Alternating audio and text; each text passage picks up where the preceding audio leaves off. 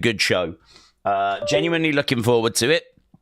I think we've got some really interesting matches. We got like Tony against Stacks, and I don't have a preview because unfortunately WWE on their website are still shouting about Saturday night's main event, so there isn't like a preview like we normally enjoy.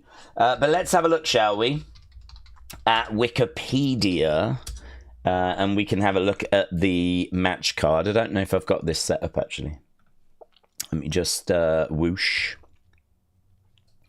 and go here. So, NXT Battleground Tampa. Oh, is that the venue?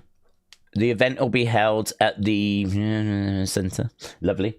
Okay, so matches. We've got 6 matches. So we've got Ober Femi against Myles Borne for the NXT Championship. Weird one. I don't think anyone's expecting Myles to get the win. It's really, I think, for me, it's a way of NXT saying, we really like this guy. We do see something in this guy. He might not win it this time, but this is someone that should be on your radar because he's on our radar. Because they could have had anyone challenge him for this championship, but they've given that honor to Myles Borne. And so I think it's just a way of them letting you know that we really like this person and they want to have a look, see how he does in a singles match, on a PLE, on a big special. You know, how does he handle that pressure? So it's you know, checking out a few things to do with Myles Borne. How does he feel kind of being in this position? Is he going to sink? Is he going to swim? It's a big night for him, even though he's not going to win, or I certainly don't think he's going to win. It's a big night for Myles Borne. Then you got Stephanie against Jordynne. This is interesting because obviously if Stephanie loses, a lot of people will say that she's on her way to the main roster. If she retains, then I don't know what would be next for Jordynne Grace. I don't know if this would be a feud and we would do a rematch. I mean, there's every chance that Stephanie wins here and then loses it to Jordynne at a later date. I don't know, honestly. I mean, they've kept Stephanie in NXT, I think, because we've already lost Roxanne and Julia. I don't know that they want to get Stephanie out. The thing is, the unfortunate truth is, main roster is obviously priority. If they think Stephanie should be on the main roster, they will just pull the trigger, won't they? They'll go with it. I could imagine Shawn fighting to keep Stephanie, though, because you don't want to lose Julia, Roxanne, and Stephanie all at the same time, because that's just going to decimate your women's division. It's going to rip the heart out from it. So I could understand Shawn being like, take those two. You can have this one in a few months. So I don't know that she loses here and then gets called up. She absolutely could. Not saying that she can't, saying that she could. But I don't know that that's the play. I don't know that that's what they're going to do. They could just as equally have her retain and she get called up in the draft, which might be next month, or it could be, I don't know when the draft's happening. Still no word on the draft. It was meant to be at the end of this month, but that's looking less and less likely, isn't it, considering we've only got 5 days left. So, yeah, that's a real tricky one, honestly. I think Ober Femi wins. Stephanie Jordynne, really tricky. Joe Hendry, Trick Williams is tricky as well because they've kind of hurt Trick quite a bit. I mean, I'm a Trick fan, and the pops that he's getting now are not as strong because half of the crowd are rooting for Joe Hendry because Joe Hendry is really popular, right? He's been in the Rumble. He's competed at WrestleMania. And the reason that he's done all of that is because he's got this great momentum. He's got this great support. And so, you know, I don't understand the feud. I sort of feel like it's let's put these two hot commodities against each other and see if we can just generate something. Let's just see what happens. Let's like smashing 2 atoms together to see what kind of reaction you get. And it's a head scratcher because Trick Williams was like really popular and now he's still popular, but half the crowd are going to be with Joe Hendry. I mean, it's going to be a let's go Cena sucks type situation, really splitting the crowds.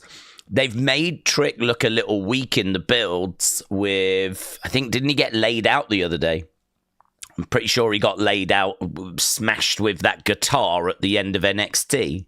So there is a chance that Trick Williams gets this TNA World Championship. I think there's a chance because that crossover between NXT and TNA, it's not stopping anytime soon. So, you know, has Trick been chosen? Because this would make more sense. If they've said, okay, let's really shake it up. Let's put the TNA title on an NXT star. Our biggest star is Trick Williams. So let's do that. Let's shake the world up. And NXT talent is going to win the TNA championship. And if you was going to do that with anyone, Trick would make sense. The only problem is the TNA champion is really popular and is Joe Hendry. Hence why we've got the feud we've got, which doesn't really make sense. But the bigger picture is Trick wins the title. And maybe that explains what's been going on. Maybe that would then explain why we've flipping been doing this in the first place. Because Trick wins the TNA World Championship. If Trick loses, I just won't understand. I just really won't understand. I mean, I can only imagine that someone is going to attack Joe Hendry and Trick's going to kind of come to his aid and we're going to try and use some of Joe's popularity to further enhance Trick. But that's not going to massively work because you've reduced Trick's popularity in this feud. So then you're having to try and go back up. Oh, God, it's a mess. I don't like this story at the moment, but if Trick wins, it'll make a lot more sense. If Trick becomes the TNA World Champion tonight, it'll make a lot more sense. Then I'll at least understand why they did the feud. So, yes, there's an answer in there as to who wins. Tony D'Angelo against Stacks. I think it's got to be Stacks, hasn't it? You can't have the underboss rise up and then lose. So surely Stacks wins. But, yeah, what about Riz? Everyone wants to know about the Riz. Where's Luca? He was took out to the desert, never to be heard of again. So where's Luca? Are they going to make an appearance? Is Luca and Stacks going to get involved? Are they secretly now working with Stacks? When Stacks took Luca to the desert, did he kind of say to him, listen, I could have you bumped out here, but actually I want you working with me because blah, blah, blah. And so is the twist that he's actually got Luca working for him? Is the twist that he went round the safe house to go and see the Riz, but when we saw him, he'd already been, and he'd already spoke to her, and she is on his side. I wonder if that's the swerve. That'll be interesting. Sol, Ruca, Kelani, Jordynne. Now, these two had a match that really irritated me before, right? These two had a match that a lot of people had a lot of praise for, and I found very irritating because I've said before, when you do all the flips and everything, that's lovely, but it's that final connection that's the most important thing. You can do a million flips, but if when you land a bit skew-if or whatever, and the impact's not very good, the whole thing was ruined. The whole thing was ruined. It's a little bit like doing a really amazing run-up at the Olympics for the flipping hobby horse or whatever it's called, right? And you're about to do this massive run-up, and then you get on the springboards, and you just sort of then just jump in the air and land, and it looked rubbish, right? It doesn't matter about the big run-up. It's about that moment. So for me, all these flips and all this stuff that people are doing, lovely, it adds, but it's meant to add. It's not meant to replace. At the end of the day, what's that final connection? And I just found in their last match, there was all these flips, there was all these things, and then that final connection just absolutely was not there. It absolutely sucked. And it was just all this eye-catching stuff, which I think is what people enjoyed looking at. But I was looking at that final connection, and it was not good enough. And I was just getting frustrated with their match because you can see that they're trying to do all the eye-catching stuff, but at the expense of the basics. And I'm looking for that to change in this match. And this shirt is really annoying because it looks like there's like a little bit of dust or something, but it's actually a little hole. So I might even have to go and change this shirt because it's annoying me. Hank and Tank in our final match here. See, it's been annoying. Hank and Tank against... Oh, hang on. Hank, Tank, and Josh Briggs against the Culling. No one cares. No one cares about that. So, yeah, that shouldn't even be on the show. That's just... I don't even know why they've put a 6th match on the show, honestly. So I'll go with the Culling. Why not? They're a proper unit, so go with them. Right. Where do we want to go? We want to go here, we want to go here, and we want to go here. Smurfy Tunes, hello. Hope you're doing well. Nightmare said we'll let a developmental wrestler win our main title if one of our wrestlers wins a WWE developmental title. That doesn't make sense. Why? Why doesn't that make sense? I think the TNA relationship is meant to be quite a deep relationship. I think it's meant to be a relationship where, you know, it's a multi-year relationship. And actually, we're seeing on a regular basis NXT stars over there. I mean, Ariana Grace is a liaison officer for NXT over there. She's been based over there more than she's been based in NXT. And we've had Trick going over, had Cora Jade going over. I mean, there's been Wes, Tyson, Tyreek, Gigi, Tatum. You know, we've had a good, steady supply of talent going over. I think there's a few boxes that we likely are going to look to tick before this relationship ends. And to be honest with you, I don't know when this relationship ends. I mean, I think this relationship keeps going for at least the next couple of years. So I don't know when this relationship is gonna end. So I think one of the boxes you tick is you do a pay-per-view. That's what a lot of people are waiting for. The best of TNA against the best of NXT.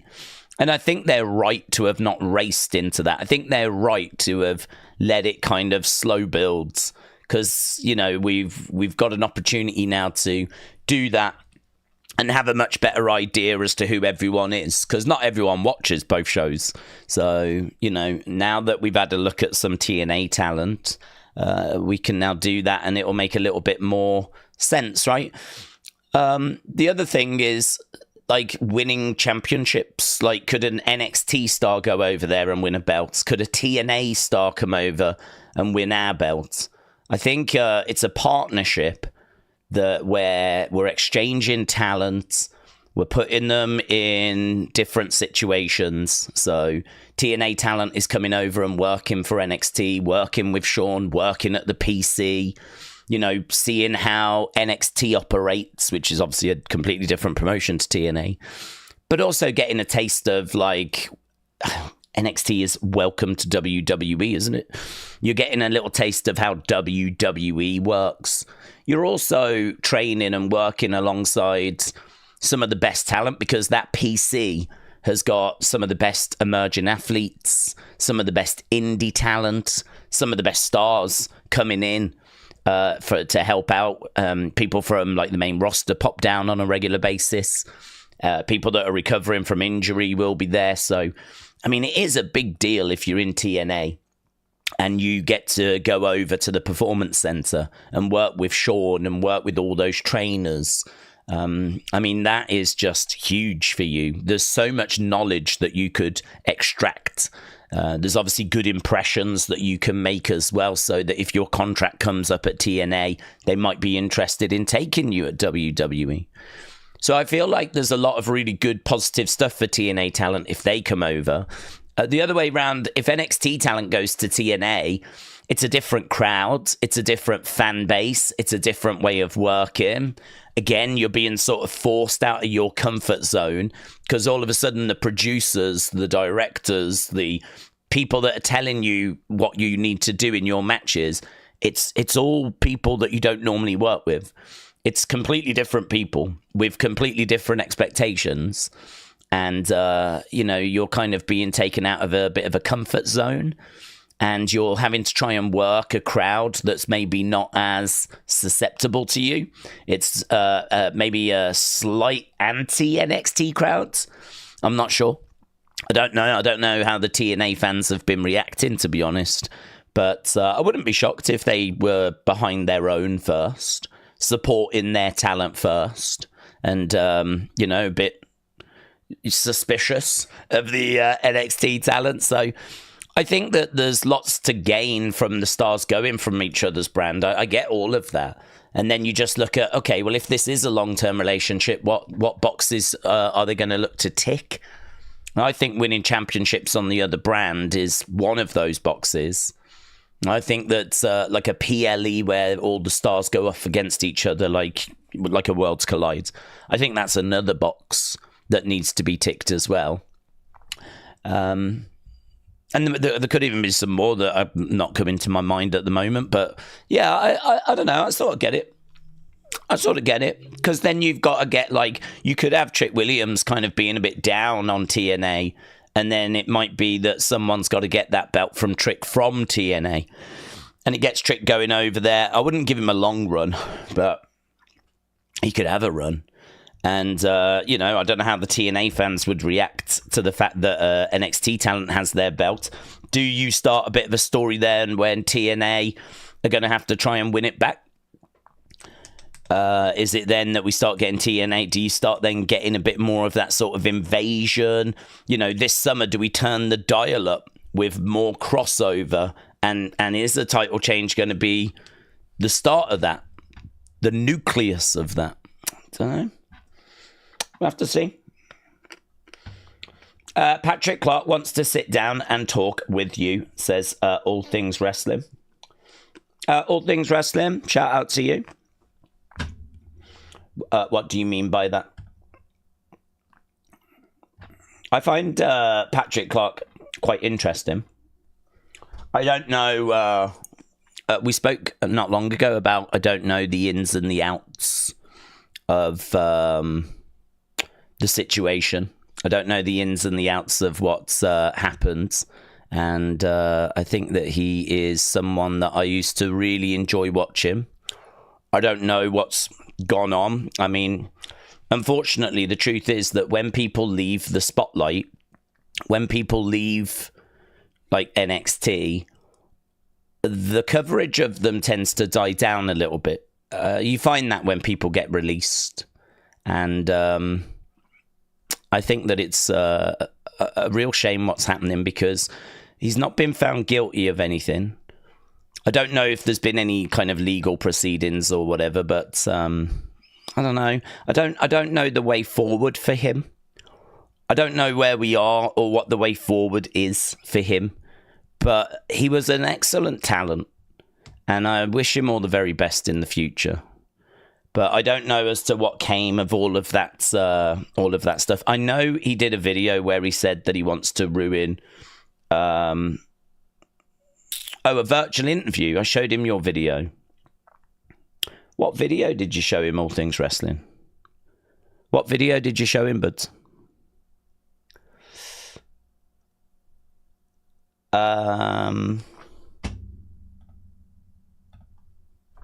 Yeah, what video? But I'd be interested. Is it the one where we were talking about? I don't know the ins and the outs of kind of what had happened.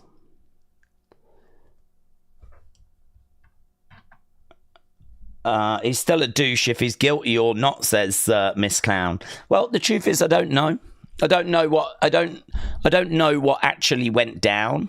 I mean, what I know is that he is on the. I know that he is obviously on the out of WWE, and I don't know how he gets back in. I mean, I feel like the way for him to get back in is for him to work on the indie circuit, and whenever he does interviews, to actually get the messages across, because my honest answer is I don't know what has gone down. I don't know. People can be like, what was he guilty of? And I can tell you what the allegations were, but I can't tell you exactly what he's guilty of doing and what he actually did wrong. I mean, like, he might have lost his job with WWE because there was a lot of smoke in the kitchen. He might have lost his job because there was too much heat. And WWE just don't need it, right? They don't need it. And they can afford to just go, okay, we're done, and part ways with someone and then move on, right? So he is someone that I enjoyed watching. I know many people did. It was very disappointing when all the allegations came out. What he was actually found guilty of, I mean, to my knowledge, he's not been found guilty of anything, but I don't know quite where.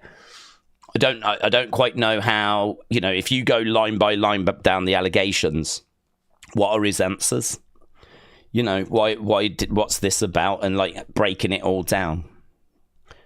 All Things Wrestling said he wants to share his story. He's now in MCW. Well, drop me an email, buds. Drop me an email. Isn't there proof he said some inappropriate stuff to minors? Well, this is the thing. I don't know. I mean, I remember the allegations, and I remember seeing like some evidence. But there was a D pic that was sent to minors, but he was claimed that he was hacked. Right. Yeah, you see, I didn't know that because I remember hearing some audio. I remember there was like some audio that did the rounds, and I remember there was some other things that did the rounds. But yeah, I didn't know about that. I don't know. I liked him. I don't know where we are with it now. I don't know what the situation is, but All Things Wrestling, shout out to you. Drop me an email on that. Tazamori said, do we trust the booking for the Wyatt 6? Yes. Do you know what? I'm going to change this shirt because it is really, really bothering me. Give me 1 second.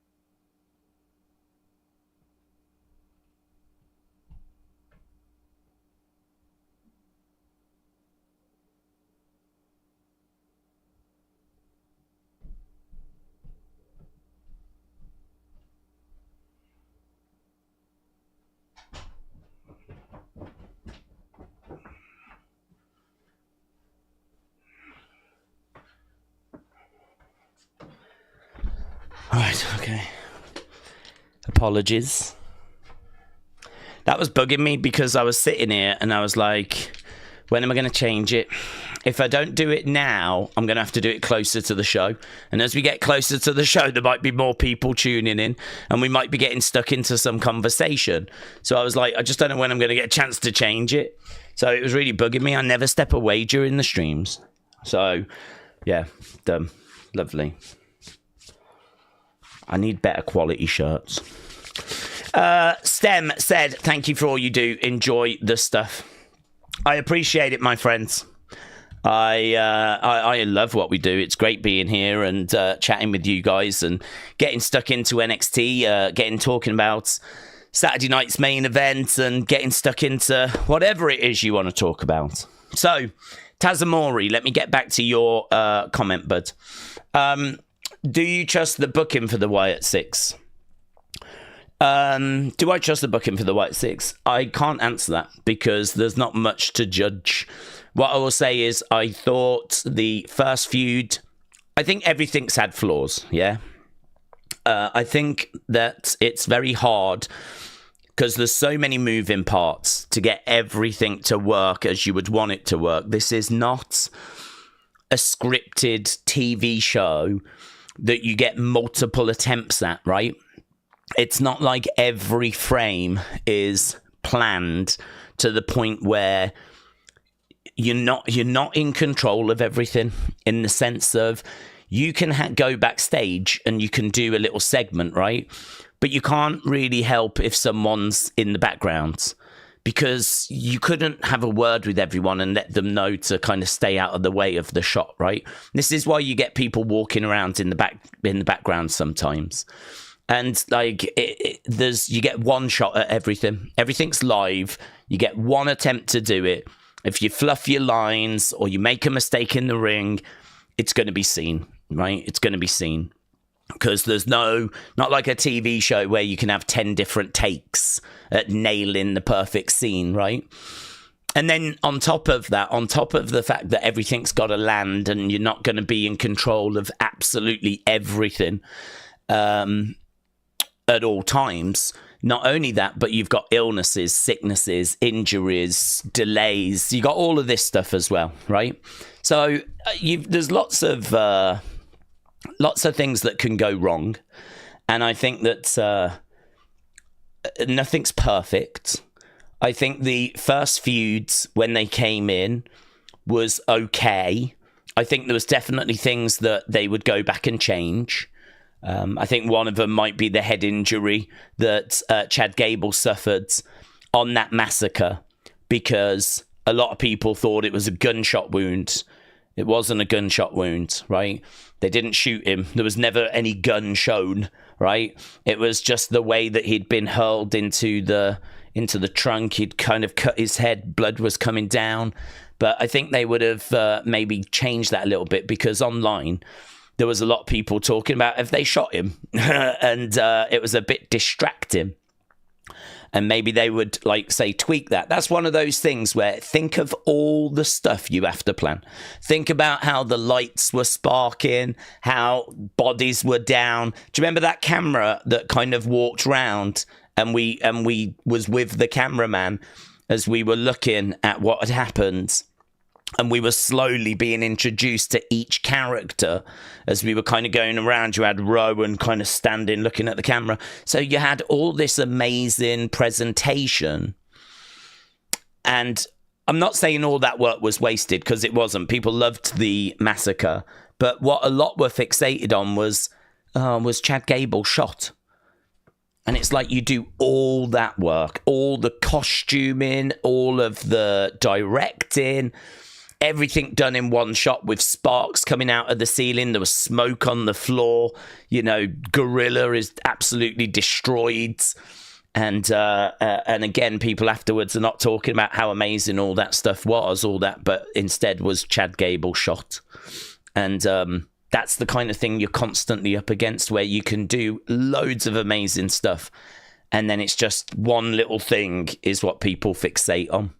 And so the massacre, I thought, was great. Really enjoyed it. I think they might tweak that, though, so that people don't fixate on that, right? Because I saw quite a few people in my notifications and online that were talking about that point. I think it even got mentioned in the chat the other day, actually. And we also then did a feud with Chad, which was a little bit flat. Didn't make loads of sense, I didn't think, because... well, I don't know. Really, Otis and Cesaro had sort of moved on. Like, Chad went up to Otis and he was like, I need you back to help me with the Wyatt Six. And he was like, no, I'm not doing that. So he'd already sort of stood up for himself. So I don't really feel like he massively needed the Wyatt Six. Chad was even trying to get Otis back to help him with the Wyatt Six. But the whole reason as to why the Wyatt Six were there was because of how he had treated Otis. So I don't know, that, again, if you really want to dig into it, if you really want to get into the weeds, If you really want to tear stuff apart and go, well, that doesn't really fit well, you can do that with that first story. But I was like, look, we're bringing them in. It's just a way of introducing the group. The first feud will be the next feuds. And then they move on to Final Testament. Now, I don't know that there was loads of amazing stuff in that feud. And obviously, that's the feud where Uncle Howdy gets an injury. So we never get the final showdown. We never actually get that final showdown. We never actually get that final big battle. We get the little battles going up, but we don't ever finish the war. And that's it. That's all I've got to judge them on. So I cannot say if I'm confident in their booking or not. I cannot say because I really have not seen a great deal. I can certainly pick fault with what I have seen. I don't think when they wrestle that they are doing anything that special. I don't think I've not seen any new moves, or I've not seen any chemistry between them that has kind of blown my mind. It just feels like a group of people wrestling, and the matches are okay. I mean, 3.5 stars, 3.75, something like that. I mean, I've not seen a 5-star. Oh my God, this is just, do you know what I mean? But it's so unfair to say that because how many matches have they had? They haven't even had that many matches. So it's like, I just don't even feel... This is why when everyone was like, they're dead, they're buried, they're done. I was like, I don't even feel like we've got started with them. How can they be done if we haven't even got started? We did an introduction feud, and then their very first proper feud, we never even got a chance to finish. So, I mean, I don't even feel like if we're going on a journey with this group, I don't even think we've left our drive. I don't even think we've left our house. I think we've got in the car, we've started backing up, and then the car stalled. And we haven't even got out of our road. So if we're going across America, right? If we're going to do a long journey with this group, then to put things into perspective, we ain't even left our road yet. So this is why, for me, we weren't done, we weren't dead, it wasn't over, because we haven't even started. Unless the car is knackered and we just can't do the journey. But I didn't believe that. I didn't believe Bo was done forever and he was never going to come back from this injury. So he has. We're now up and running, and now we can start to see what this group's really about. This group needs to get going, to be honest. We need to get going because they've lost a lot of time.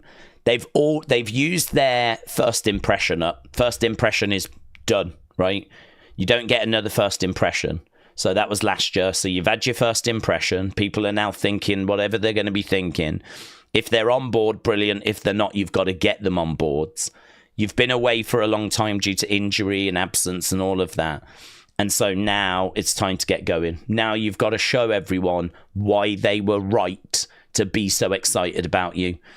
That frustration that they all would have felt this year, because Nikki would have been frustrated, Joe Gacy would have been frustrated, Dexter Loomis would have been frustrated, everyone would have been frustrated. Even Bo, who was just injured, would have been frustrated, because this isn't how he would want his brother's legacy to be continued. All of them would have been frustrated. You've got to use that frustration now. You've got to really make sure you've got that in your hand, that frustration. You've got to use it to now make magic out of it. And you've got to show us why we were right to be so excited about you. And not just them, but WWE as well. But listen, if I'm Bo, I am taking the reins on this. I am taking the reins. I'm the captain of the ship. If I'm Bo and Bray was my brother, I know all the conversations I've had with him. I know the direction the group's going to go in. I know the dynamic of the group. I know how we all interact. I would maybe sit down with Triple H if I could get 5-10 minutes, and I would say to him, I want to do videos on social media. I want to do stuff away from the show, but I need to know that the stuff that I'm doing is going to fit in with the stories coming up. So how do I approach this? Because I can drive this narrative even away from the shows. I can flesh out all these characters. I can build out the lore, right? I can connect the dots. I can do all this work, and I can do it largely away from the shows, with key things coming into the shows as and when I get opportunity. So how do I do that? Can I drive it and have input with creative, or can I flesh the characters out and communicate what I've done to creative? Or how do I marry up WWE creative and what they're doing with what I want to do on social media? And I don't want to do just little stuff. I want to do you know what I mean? I want to dig into these characters. I want to give people that have stuck with us something very satisfying. That's the exact conversation I would have with Triple H. And I would want to steer this ship. I would want to take the reins. I would want to drive this, because I would believe that I could drive this. And I believe I could make something out of this. Which is why, to me, this was never buried. It was never done. It was never over. Because whilst I can still sit here and think about what I would do and how I would direct it and what I would do with it, that if I can find an answer to that question, then I know that it's okay. And I can. A lot of what I've just said. I think, like how Bray had the Funhouse, this group really needs a base. They need a home. They need a location where everything is launched from. They need a location that can be attacked, but they need a location where they can express themselves and they can, it's their base. Bray and the Fiend and the Puppets, they all had the Funhouse, and that was key for them. The Bloodline kind of had their locker rooms. You'd see the Bloodline in like Roman's changing room, and that's kind of where their base was. And a lot of the time, there was kind of strategy. You'd have Roman sat there in the chair, and you'd have the others kind of sat next to him. And that was kind of a base for them. I don't think you would have the Wyatt Six just sat around backstage in a dressing room. So you can't do that. And I don't know kind of where you would put them. I mean, I in my mind, it would be a cabin. It would be a compound. It would be something along those lines. But that's a whole separate conversation, isn't it? So, have I got confidence in the creative? Can't answer it. I've not seen enough. But I know there's things we can definitely do. And what I saw last year was a mixed bag once they arrived. There was some nice moments, of course there was. But I mean, I would say lovely having the cake in the ring. That's a nice attention to detail that was very well received by people and, downtrodden and being wronged. So why have you gone after Nathan Frazier, who's brand new to the main roster and is a babyface and is part of an exciting tag team? And there is, to my knowledge, absolutely no reason as to why Uncle Howdy should be putting on a mandible claw on Nathan Frazier. And it could be, well, it's a message to everyone. Well, it's like, well, it's not really a change in the MO, but it is a little bit of a change in the MO. We had this conversation the other day about with the massacre. They at least sent a warning out. And the warning was, if you get in our way, it's on you. It's not our fault if you get in our way. You are being warned. Do not get in our way. They sent that message out before the massacre. So at least that way, if any nice people got caught up in it, you should have heeded the warning. But there was no warning this time. Nathan Frazier and Fraxium just had a match with the Street Profits. There was no warning that we had the Wyatt Six imminent. There was no warning of when we arrive, make sure you get out of our way. Plus also, Nathan Frazier was sat in the corner. He wasn't actually doing anything. Like, he didn't attack them. He didn't go after them. He didn't try and save anyone. He was just sat in the corner like this. And Uncle Howdy came over and went after him. So it's like, the detail of the cake was lovely. But the detail of why he attacked Nathan Frazier, if the answer is because he could, then I'm like, well, that's not good enough. That's not good enough. That's too lazy, because he could. because he wanted to send a message to the roster. Okay, well, what was that message? That they're going after everyone now. Is that the message? Because that is a change in the group. That is, and if that's the message, it's a big message. And if that's the message, I don't know that it's a message people have received. I don't know that it's a message that everyone has understood. Because some people, I think, are sort of dismissing it as a bit of a, it doesn't really matter. It was just to make an impression. It's not really a message. It's just a visual. It was just a visual. Well, my response to that would be, well, couldn't it have been a visual on a heel? Couldn't he have done that to Tommaso Ciampa? Wouldn't that have made more sense? That would have made more sense. And if we're going to have a conversation about booking, these are the little details that are going to get in the way. These are the little things that are going to grow to be big problems. Because if I sit here and go, you know, again, it's very similar, isn't it? So the massacre backstage, loads of people were talking about Chad getting shot in the head, and he hadn't been. And then they return, and, you know, you got the cake and all that stuff. But a big thing that was in my mind is, why did you go after Nathan Frazier? So the details really matter, because that was the big kind of thing I was trying to figure out. And then we're having a conversation about, the booking. Well, if the booking is that you're just going to do random things from time to time, it's this group, it doesn't have much flexibility. It doesn't have much. Everything is meant to have meaning. Do you know what I mean? They put out cryptic clues. Everything gets read into. Everything feels like it's done for a purpose. So if you do something and it doesn't really have a purpose, then it's just not a good look. So that's not a big problem, but it's just a potential warning flag. That's it. It's just a potential little warning flag of like, I don't know what that was. It could turn out to be storyline connected, and I really hope it is. But that was a bit of a, I'm not keen on that bit. I like a lot of the other stuff, but I'm not keen on that bit because it doesn't fit the group's mission objective. Or at least it doesn't feel like it does. But maybe that's changed.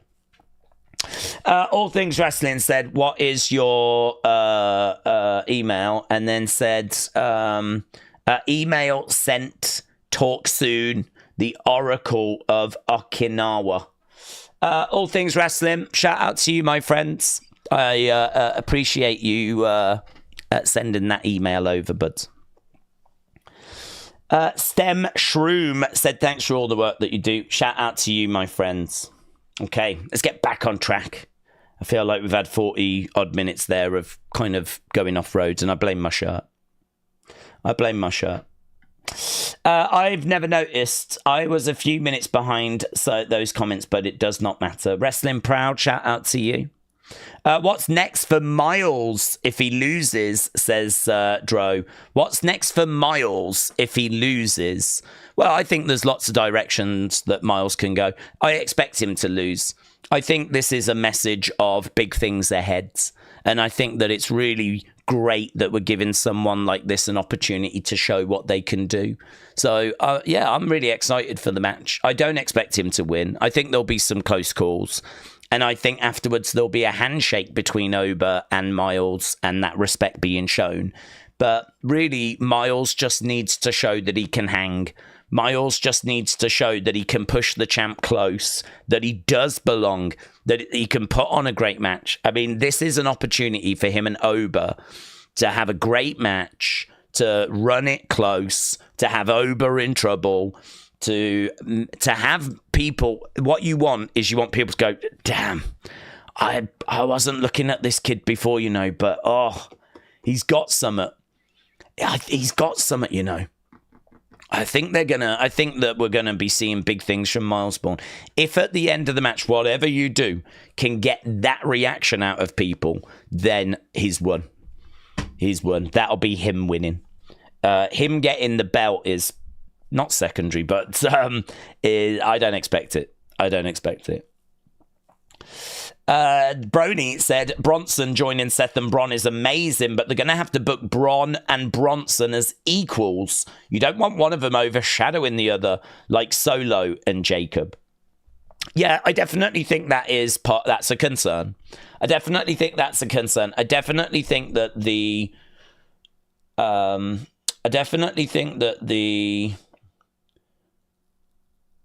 dynamic of this group is different to what we usually see. So, sometimes you have like an enforcer in a group, some sort of powerhouse, whereas in this one we do have two.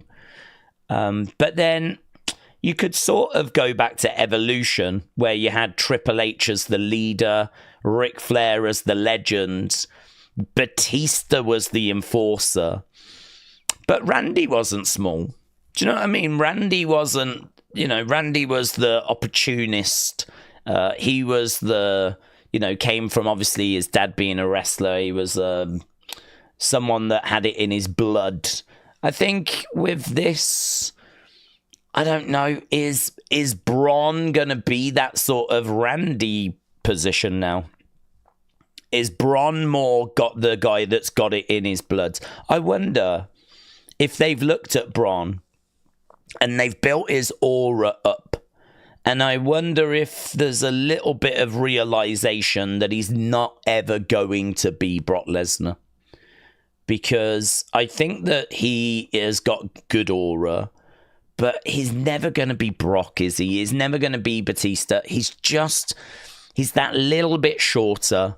And I think it's about as jacked as he's going to get. I mean, Batista and Brock were just genetic freaks. I mean, they could really put muscle mass on, really put size on. I sort of feel like Braun is about where Braun's always going to be, which is explosive, great speed, agility, but also power. He mixes in everything really well. He doesn't just have power. He's got agility, he's got speed, he's got all of those things. I wonder if there's a redefining of his role where we thought he was the enforcer, but he isn't. He's the kind of Randy Orton role, which is he doesn't need to just be there to be the heavy. He doesn't need to just be there. There's more to Braun than that. Whereas with Bronson, Bronson's got some agility and athleticism, but nowhere near the level of Braun, of course. And he now can be the more enforcer role.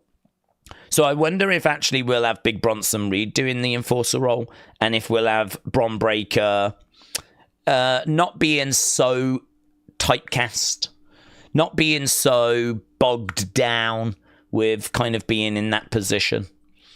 I think it's a very interesting shift in the dynamic, because you're absolutely right. Bron Breakker was that role, and now adding Bronson, you kind of go, well, they've either got two, or we're going to slightly change how Braun is presented. And I'm not sure which one they're going to do yet. I'm not sure which one they're going to do. But those two as a tag team in the short term is very exciting. And when this group falls apart, because every group does, them having matches. I was thinking about Bronson, Seth, Bron Breakker, Seth, Bron Breakker, Bronson. We that'll be good. We're nowhere near that, but that's, a year, 2 years down the road. You build them up and then you've got all those matches. I think Triple H is trying to get some new stars through, honestly. He's using this group as a way of highlighting Big Bronson Reed and highlighting Bron Breakker. There's probably room for at least one more, isn't there? I like factions of 4. I think you can do 5 if you have a guy and a girl. But I'm not a fan of 5 if it's all guys.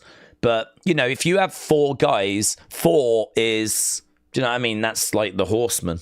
That's absolutely fine. You can get away with 4, no problem. It makes me think of Undisputed Era, who had 4 guys. You can always chuck a girl in there as well. So 3 guys at the moment. I think there's room to add 1 more, and you could add a woman as well if you wanted. I would not go any further than that. That's my absolute maximum. When it comes to groups and factions, that's it for me. I think then you start to reduce their promo time, their TV time. I think then, we start to see it becoming a problem. I would very much I would very much be interested to see this dynamic. I'm very interested to see how this is going to go. I'm very interested to see how all of these are going to interact and how Bron's character is defined. Matteo said, Daze, yesterday was amazing. Who do we predict could be the third member for this new group?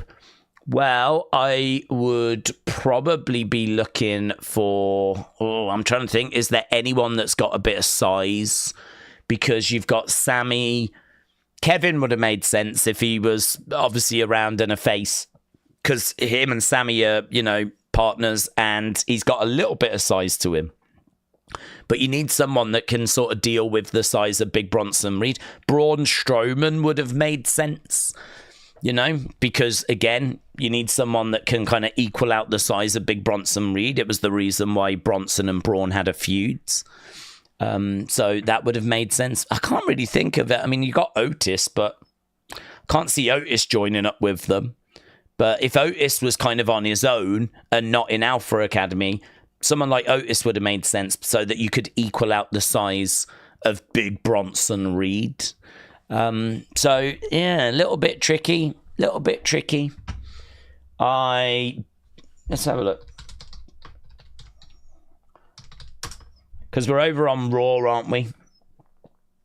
And I can't really think of anyone that's got that size. So we might maybe not go down that road. We might have to go a different direction. Yeah, I mean, I'm going down and there is no one that has kind of got that size. You got Ivar, but I can't see that happening. Otis, but I can't see that happening. Rusev's a heel. Rusev would have been good if he was a face, but Rusev's a heel.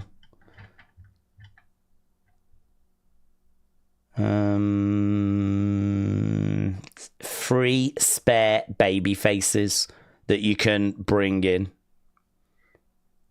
Very limited. Jay's a champion. Carrion's a heel. Kofi's a heel. Logan's a heel. Ludwig's a heel.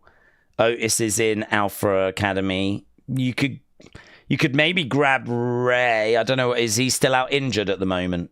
You could maybe grab Penta to maybe get him into a story. He's kind of off on his own, isn't he? He's got a problem with Legado, with El Grande. So I don't know that would be the right direction. Sheamus? Maybe? Sheamus? Yeah, maybe you could get Sheamus. He's a free... That could be pretty fun, actually. Sheamus could be pretty fun. But honestly, just going down the roster, I've got the whole roster in front of me. People are either already in feuds or they're heels. So we're not drowning in options, let's put it that way. Daze, awesome stream yesterday. We saw the return of the Timeout Tribal Chief. It's apparent that there aren't any disparaging remarks about Cardi B. It gets someone timed out. Yes, that won't be tolerated. We're a very pro Cardi B community. Brony said, we saw with the Bloodline how Roman's opponents would have to go through the Usos to get to Roman. Will people have to go through Braun and Bronson to get to Seth? I'm not so sure about that. Well, yes. I mean, I would imagine they will, because Raw has got a lot of TV time that it needs to eat up. So, I think they'll do it, but they'll do it in a way that is going to try and protect them. It's going to be done in ways where I could see Bronson on the outside of the ring being put through a commentary table, him being down, and because of his size, struggling to get back to his feet before a count out, So he gets counted out and loses the match. And, it's not, he wasn't pinned, he wasn't submitted. It was just that he was counted and he could be livid about it, but it gets this person the match with Seth, right? When it comes to Bron Breakker, he can grab a chair, he can get DQ'd, something along those lines. I think you're right. We have to be very careful with not having these guys getting just jobbed out. You do see that. I mean, to get to Gunther, you had to go through Imperium. To get to Roman, usually you had to go through Sammy or Jimmy or, one of those. We wasn't really jobbing out Solo, was we? We were protecting Solo. So we weren't jobbing Solo out. So I think it's hard, isn't it? Because there's not a guy in that group that's going to sort of be to get, like, with Judgment Day, you've got like JD McDonough that'll take the pin. You got Carlito that'll take the pin, right? Those guys take the pins really in Judgment Day. I agree with you. There's not really anyone in this group that you want to see or can see taking the pin. No one wants to see Bron Breakker losing loads of matches. No one wants to see Bronson Reed losing loads of matches. Perhaps there is a need for a fourth person that sort of joins and lets that group down a little bit. You put Austin Theory in and he's just struggling and he loses, and maybe Seth can speak to him and say, listen, I know how hard it is to get going and to find your feet. It's okay. We're going to get there. I see it in you, or something like that. But whilst you're doing that, he can be losing and people can be getting at Seth as a result. Eventually, he does work it out. That door then closes. And, then, of course, you can start doing some proper work with Austin Theory. It does then give you a bit of a problem as to, okay, well, if Theory is no longer going to job, who in the group is? But to be honest, at that point, you might have a Bronson Reed breaking away or a Bron Breakker breaking away, which then frees up a vacancy for a new member to come in. And then they might be in the spot that Austin Theory was in, where he's not getting wins. And he's the one that's then letting them down. And then Theory can speak to that person and say, I was exactly where you was. So you are totally correct about that dynamic. You do normally see these. I mean, to get to Jinder Mahal, you had to go through the Singh brothers, to get to Edge, you had the Edge heads, and it is kind of normal to get to Seth when he was the authority guy. You had J&J Security. Like, you do get this where you have to go through these people to get to that person. I think Gunther and Imperium's a really good recent example. And so, if people want to get to Seth, then they're likely going to have to go through the others to get to him. But you don't want to see them jobbing out. So that dynamic's going to be interesting. I would like to think they've got this planned. I don't mind Bronson joining, but I think the chat makes some great points. The dynamic of the group becomes very interesting because now you've got two enforcers. But then, as we said, do you just slightly change Bron and have Bronson more as the enforcer, meaning that Bron's a little more free?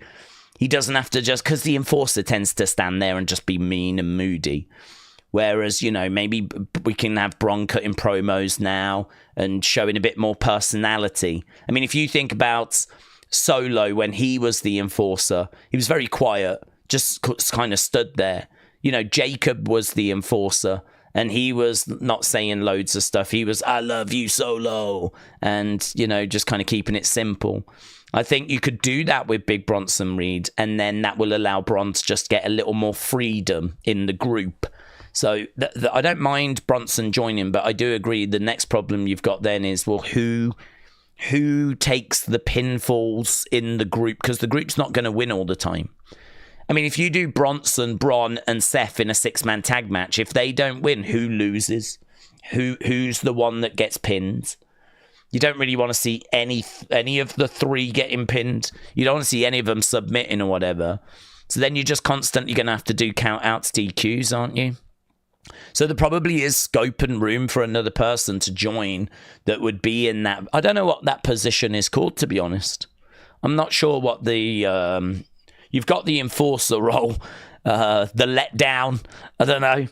I'm not sure that we've got a name for that role of the person that's in the group but is the one that usually, takes the pin, is the one that usually lets the group down. We need a name for that. Aaron, hello, said, how dare Damien go through the door of a cage? I know, yeah, Jesse was livid, wasn't he? Jesse was livid. I mean, to be honest, I don't really know why, because Jesse was kind of acting like that's something that has never happened. But to my knowledge, it's always been a rule.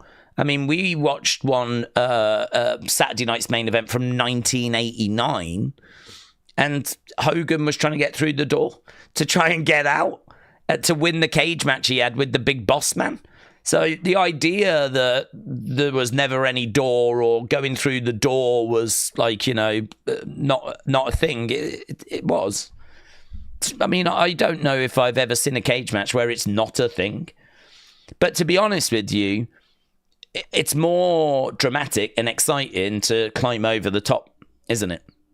It's more exciting to go over the top, and you see a lot of people doing it that way because back in the day it was more dramatic.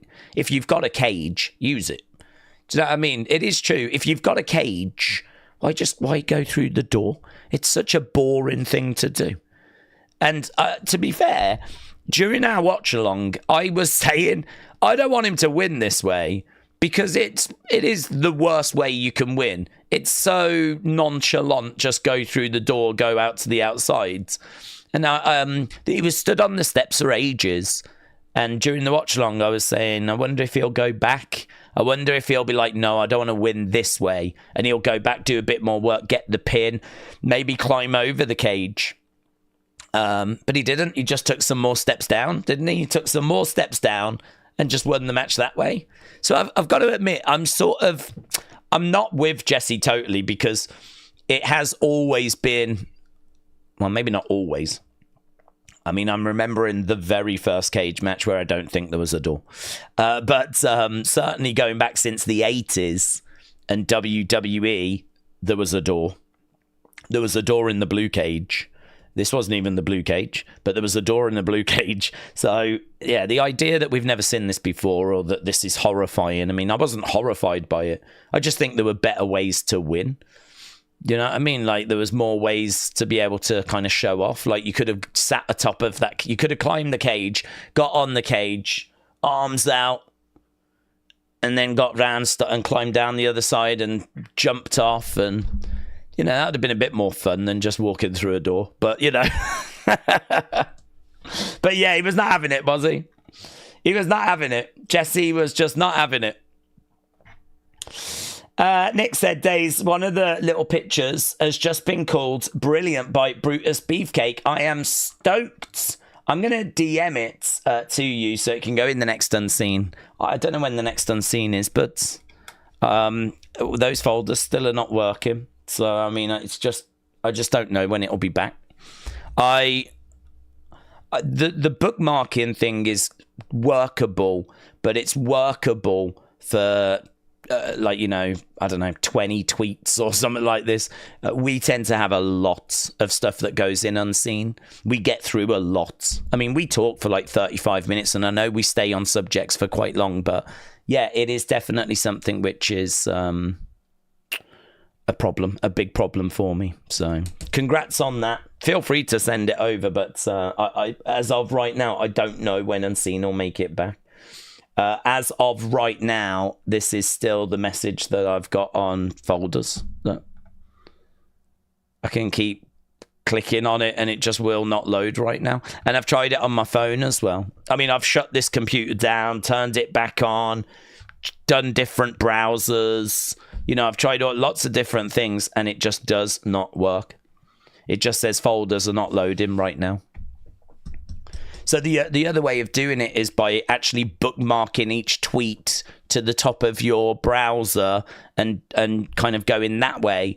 But as I said, like doing that on a regular basis is a lot harder. I mean, with folders, you just like delete off the folders and they're really easy. All the tweets are there. You can just go through them. It's just so much easier. So, I mean, if this is going to be back tomorrow, then amazing, let's go. And that's kind of what I'm hoping for. Because this can't be down forever, can it? I mean, people have said that DMs are back now, but this bit has not been fixed. So, yeah, a real flipping bind. Have you tried farting on it, says Miss Clown. No, that's a good shout, though. I'll give it a go. Big Time said, Daze, WWE has got Stephanie blasted all over Worlds Collide posters for NXT and AAA. Got to imagine, considering she's Latina, they're going to want to keep the title on her. As for Jordynne, what is there left? Well, I mean, I think Jordynne could win and then Stephanie could try and get it back. So I don't know that changes my mind. My mind is this could go either way. That's where my head's at. I don't really have a strong pull. In fact, we'll do a poll. I think that's a good shout. Let's do a poll, shall we? So, who wins? Who wins? Who is going to leave as champ tonight? Is it going to be Stephanie or is it going to be Jordynne? Is it going to be Stephanie or is it going to be Jordynne? I think you're right. It makes sense her being on that show. Does she go in as champion and defend, or does she go in and try and win her championship back? It's not that far away, is it? So I'm still a bit split as to which way we go tonight. Triple A said, Daze, what's the thoughts regarding this? Okay. Cena, Cody is SmackDown. Jay, Logan, Raw. Since they're doing a tag match, how are they going to do a build? How are we getting Punk and Cena? Okay, so Cena, I think, has got freedom. I don't believe, I mean, he's not part of any drafts. So he's over on SmackDown, but we've seen plenty of him on Raw in 2025. I know that he has got the SmackDown Championship. I know that he's got the WWE title, but I would not say that he's tied to SmackDown. If John Cena was announced for tomorrow's Raw, I don't think anyone's going to go, like, I don't think people are going to go, but he's a SmackDown star. He's got a freedom to go wherever he wants to go, right? So I think the brand stuff I really wouldn't worry about when it comes to Cena. So Cena, Logan, Travis is apparently the one team. The other team is going to be Cody. Wherever Cena is, Cody will go, because Cody's obviously dialed in on Cena.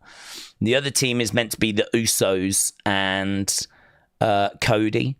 So yeah, this is going to play out on Raw and SmackDown, I would imagine. But I don't think it's not that long until Money in the Bank. So they've already sort of announced the match, haven't they? We've just got to get the missing parts of the puzzle. So, you know, Cody has basically already said, I'll see you at Money in the Bank. Find an extra partner. I'll find an extra partner. I don't really know why he said that. Because why didn't he just do a tag match? Do you know what I mean? He said, you and Logan, me and Jay. Like, that's it. You don't need to add anyone else. There's no one else that needs added. Like, that tag match is done. But he seemed to suggest go find another partner and we'll find another partner. Why? You don't need to. There's no need. Just do the tag match. But, you know, word is it's going to lead to Travis Scott joining. It's going to lead to Jimmy joining. So I don't know that you'll see actually loads of crossover. There's not loads of time to do loads of crossover. They might just tell the story using video packages. I don't know that you're going to get like loads of SmackDown stars on Raw, loads of Raw stars on SmackDown. But to be honest with you, if you do, I wouldn't think twice about it. This is the match they want to do. They're not worrying about like who's on what brand. Cena, I think, has got a freedom anyway. Cena was never drafted, so there's a freedom to him. You've seen Cody popping up wherever as well. I think when it comes to the brand split, it's a case of like, if you like Cody or if you like this person, this is the show you can find them on. This is their home. This is their base, right? That's the brand to watch. So, for example, if you like Chelsea Green, then tune in on a Friday because that's where Chelsea is, right? But if she does something over on Raw, that should hopefully be additional. You know, the whole idea of the brand split is that you tune in to see your favorite superstars on that show. So if she goes to Raw, hopefully she goes there and what she does is additional. And hopefully, you know, you don't... Ideally, you watch that, but you don't have to watch that. You can still keep up with Chelsea on SmackDown. And so for me, that's where the brand split works. I don't ever get so upset about, why are they going across each other's brands? It's like, that's not the point. That doesn't matter. I don't know why that's such a hard and fast rule. For me, I watch Raw and SmackDown, so I don't care who pops up where. I watch both, so I'm not bothered. really it's about the bulk of the roster being on the show you expect them to be on. Like, for example, next week, Judgment Day, where are you going to find them? Raw or SmackDown? It's Raw, because they're on Raw, and we know it's going to be Raw. If they pop up on SmackDown as well, hopefully that's additional, but we know they're going to be on Raw. Yeah? LA Knight, where's he going to be? SmackDown. And he'll be on SmackDown. And so that's the brand split. I think when you start getting to people going, oh, why do they keep switching over and all this kind of stuff? It's like, you get into the weeds with it. You're taking it all a bit too serious in the set. I mean, rules are important and everything. I'm not down on the rules, but like, you're being a bit, oh, they can't go there because they're on the SmackDown brand. And it's like, no, the draft is meant to give you a good idea as to where you can find everyone. And I think it achieves that.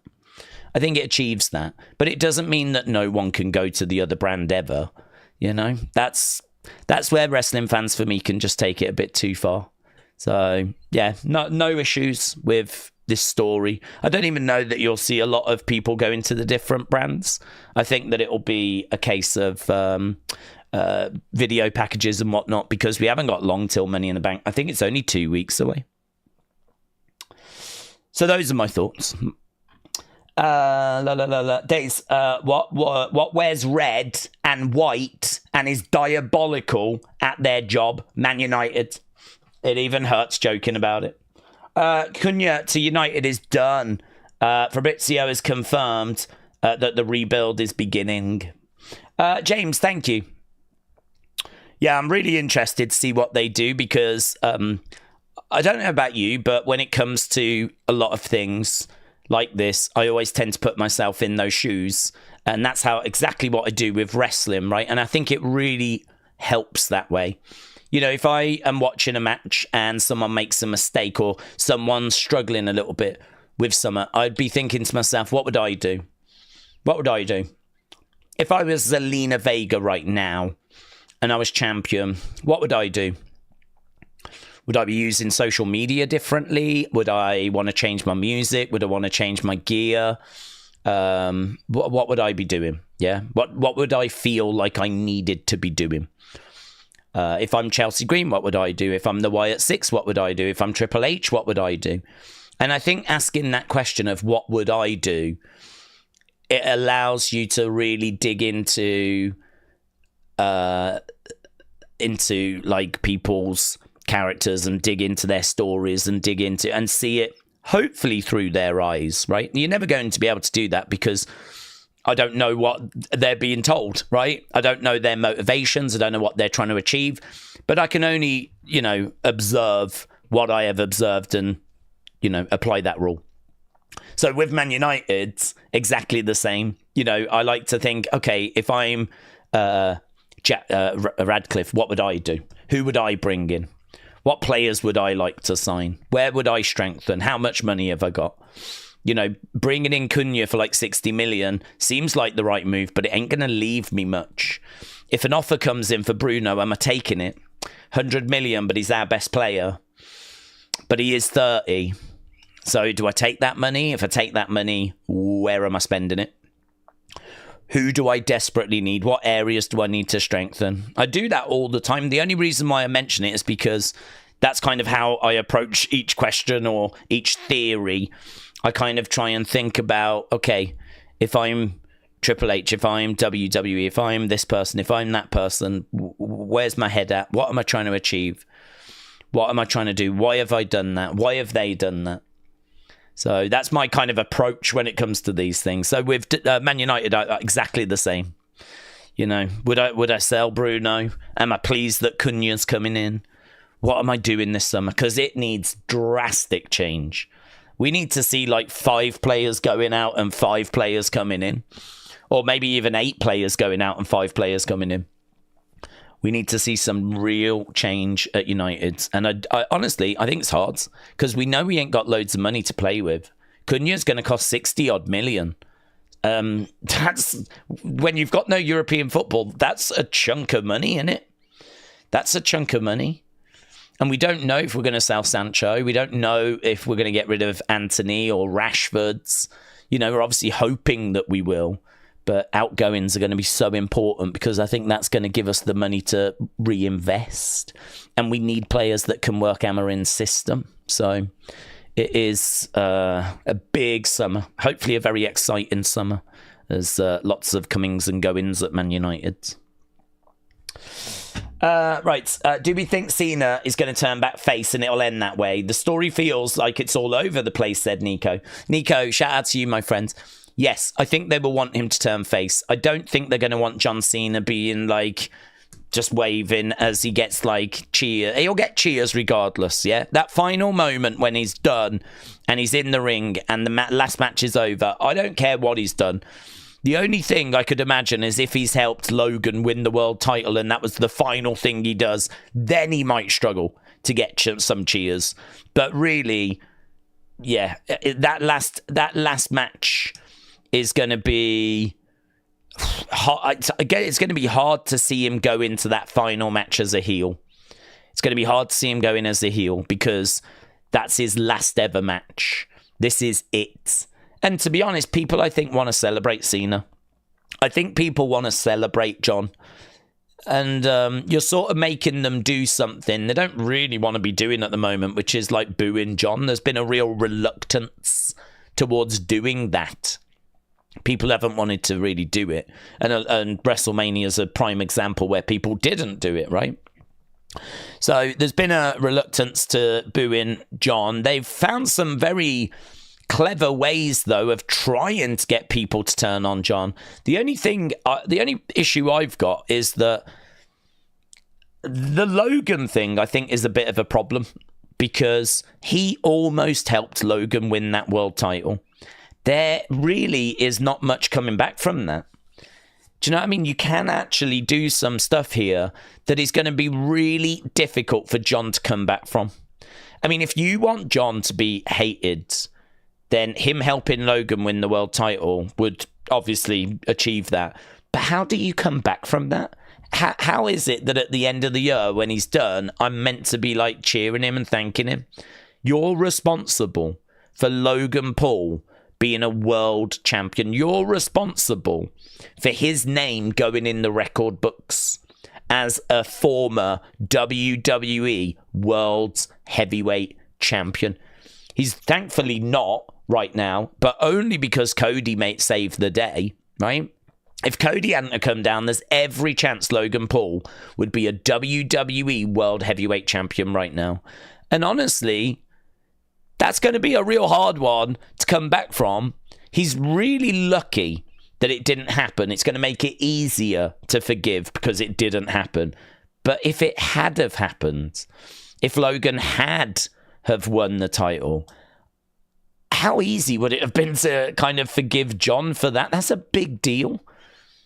That's a big deal. That is a lot of people's nightmare scenarios.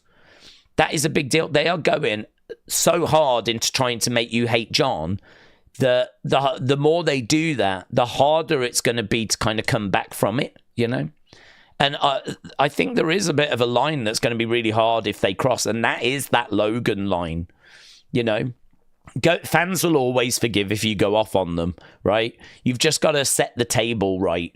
If you've got a baby face that they love, you know, R-Truth's in trouble. R-Truth's in trouble. We need someone to save the day. And if John comes out, saves R-Truth after having a good few weeks of like seeming a bit like, is he a baby face? Is he not? He seems to be showing signs that he's something's not right with John. He's thinking about something like, come on, John. Come on. And then R-Truth's being beaten up and Cena's music hit. Out he comes. He saves the day. Gives R-Truth a big hug. Like, crowd are going to go crazy for that. Even right now, the crowd will go crazy for that. But there are definitely lines that they could cross where I don't think it's going to be easy to come back from. There are definitely things that could happen where, I don't know, man, I would not be passionately cheering John that loud if at some point this year he helps Logan win a World Heavyweight title. I mean, for me, just go. You've ruined your flipping legacy. In my eyes now, you're the person that helped Logan become world champion. Just, you've ruined your final year. That would have ruined his final year. I would have no interest in seeing John Cena again this year if he'd have helped. If Logan had won the title thanks to John last night, I don't care if you come and save our truth. Do you know what I mean? The good is not going to outweigh the bad. He is so lucky as a character, right? Because it's scripted. But as a character, he is so lucky that Cody saved the day. I know in real life it was planned that way and they weren't really going to put the belt on him, right? I know. But I'm just saying, as a character, he tried to get the belt on Logan. And as a character, he's lucky Cody prevented it. Because, yeah, there's just some stuff you can't come back from. So, yeah, I think they will try and make him a face. I hope they don't drop the ball before then and do something that he can't come back from. And I hope that... I hope we look back on this year and we go... Do you know what? That was fun. I hope we say that. I mean, at the moment, I think the heel turn is a mixed bag. Some people are really enjoying it. Some people are like, this is not it. This is not what I was looking for. I think the R-Truth match was fun, honestly. I enjoyed it. I know that Saturday night's main event got a real mixed reaction. I personally enjoyed it more than WrestleMania, Saturday night's main event. I genuinely did. I mean, we said yesterday, WrestleMania scored 5.6 out of 10 for Saturday and 5.7, I think, for Sunday, or the other way round. I mean, it's basically, was Saturday night's main event better than a 5.6, 5.7? I would say yes. Many people would say no, but I would say it was. I would say it was better than WrestleMania.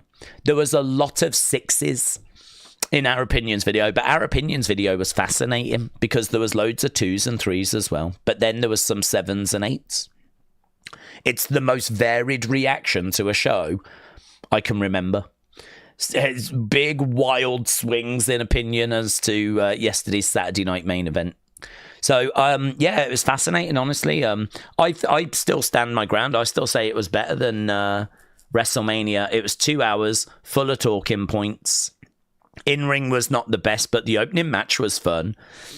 Main event got given a great rating by the community. I'm not sure I agree, but, you know, I mean, the matches were probably WrestleMania level, actually. WrestleMania was full of matches that were just goods. And this show was full of matches that were just goods. But the opening match had a bit more to it. And then, of course, on top of that, you got Bronson Reed being the third man. You've got Cody coming in. You got Cena trying to help Logan. That's given us a talking point. You got Chelsea Green busting her nose. You've got the announcement of Evolution. Like they got legends there. The old school retro styling. I think what really ruined yesterday for people was the commercials. I just kept reading too many ads, too many commercials, Saturday night commercials. Why do they keep interrupting the commercials with a bit of wrestling? I think that really, really annoyed people, upset people. And I think it ruined the show for many people. Was actually not the show itself. It was the amount of commercials. But that's a whole separate conversation.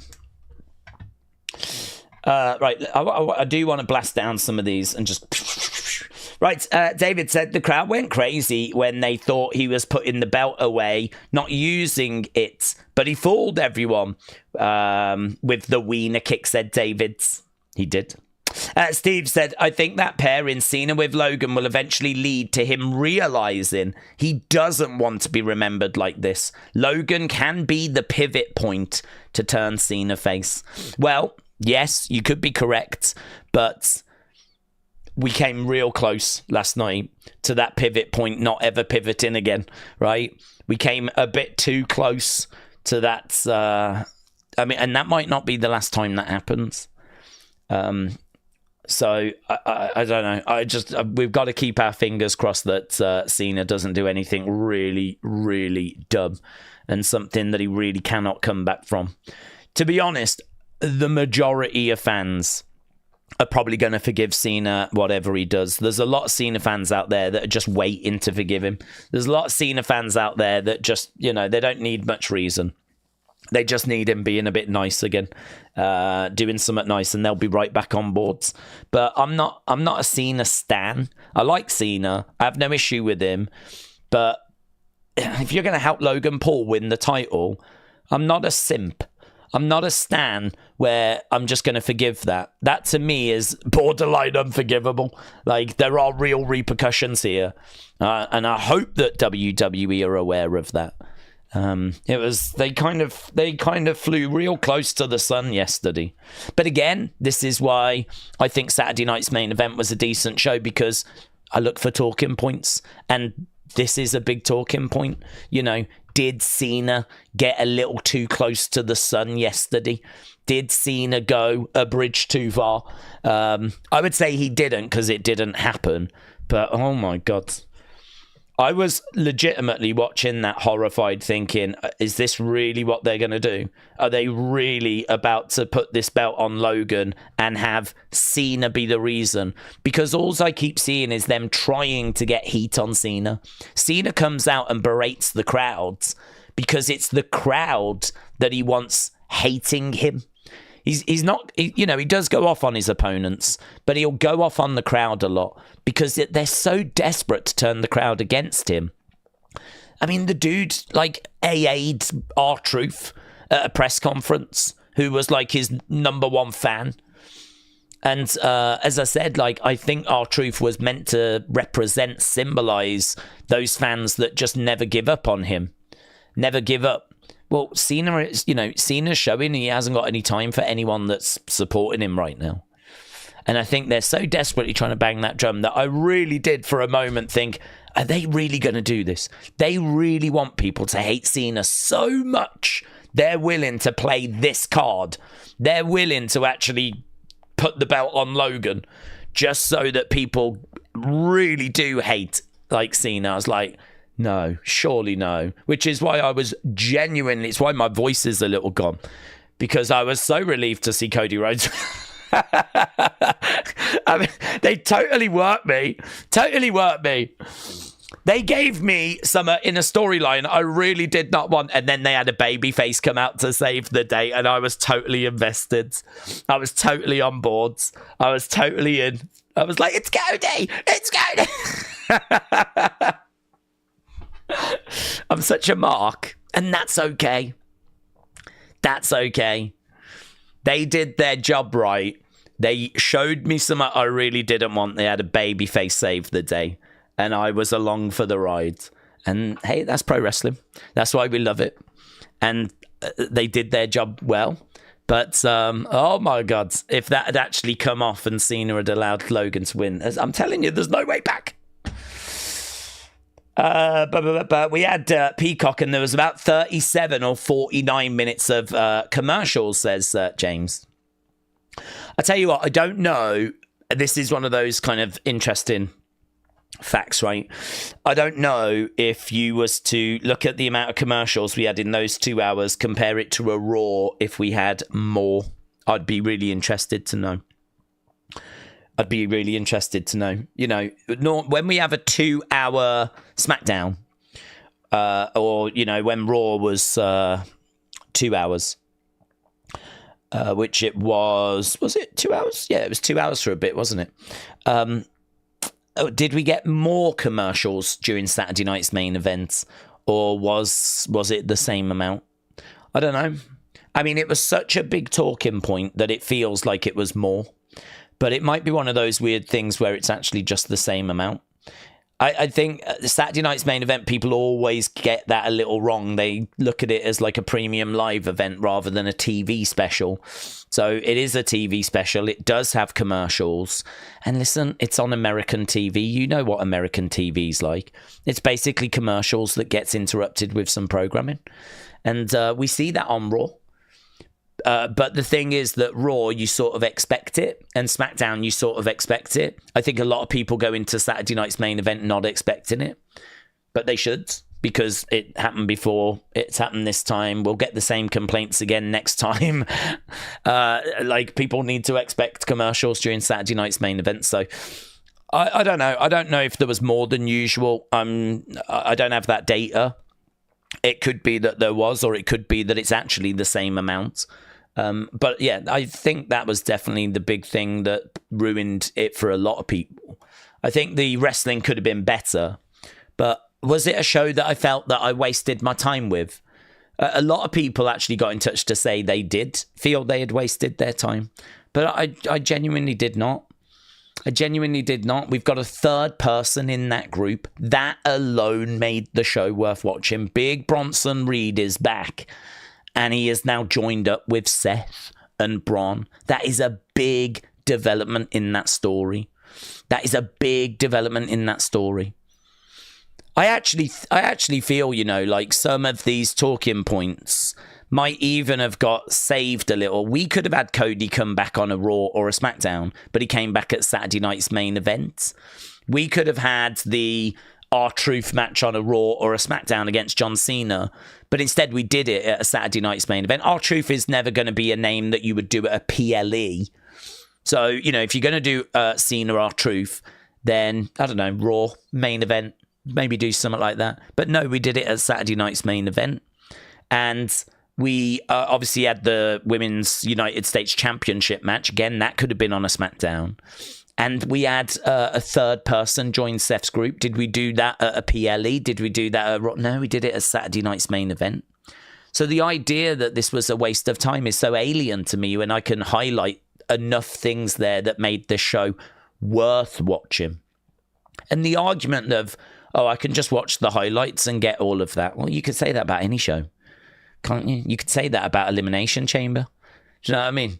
You could just watch the highlights of John Cena's heel turn. You could watch the highlights of who won the chamber matches, and then you could skip Elimination Chamber. That doesn't work. That's not a clever thing to say. I could have just watched like the highlights instead, because it's like, well, you could do that about any show. I could watch the highlights of WrestleMania 17, but it doesn't stop it being one of the best WrestleManias.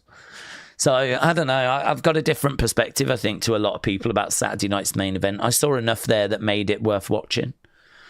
And I do agree the wrestling was Raw standard. I do agree that there was no match that blew my mind. Hence why I was not getting carried away with the score. But I'm struggling with everyone that's so down on it. And people are down on it, by the way, because you know me. I love cage match. I'm a cage match stan now. And whilst we're on the subject, this is where it's at. Not bad with votes. I mean, still a little low. You'd like to see that in the hundreds, but 94 votes. 94 votes. And it's got a 3.71. So at the moment, it's tracking below WrestleMania. WrestleMania 5.6, 5.7. Saturday night's main event 3.7. I was reading the comments at the bottom, and it is a lot to do with commercials, to be honest. So I was reading some of these to see what people were saying. But yeah, I mean, you can see none of the matches really delivering. I mean, I was actually a bit disappointed with this cage match, honestly. I think that I wasn't as low on that match because I didn't go into it with crazy high expectations. I wasn't that low on that match either because, again, I just knew what it would be, and so it did what I was expecting. So I wasn't really down on that. I actually quite enjoyed it. I thought it was fun for what it was, and R-Truth, and it was fun. Main event, I think it's got a lot of bells and whistles at the end, but the match itself was whatever. I mean, I agree from a wrestling point of view, it wasn't amazing.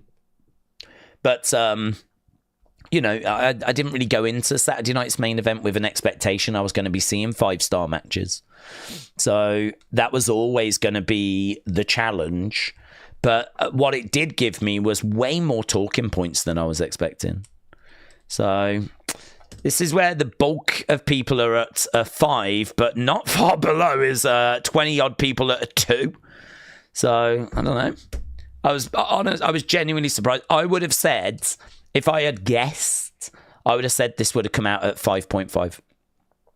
I think this is better than WrestleMania, but I think there's enough people that think it wasn't, where before I clicked on this, if I was to predict what I would have thought the score would have been, I would have said, I bet it just comes in under WrestleMania. I think it's a bit better, but I think enough people have said it wasn't that I think it comes in just under. So 5.2, 5.3, 5.5. I think it'll be below 5.6, 5.7.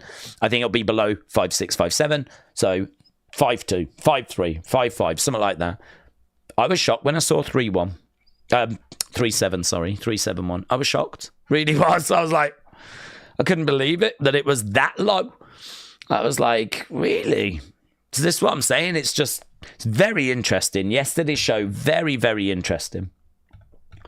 It's really divided opinion. Oh, hello, Shockwave says, look at Kathy. Oh. Guys, Kathy Kelly here, look.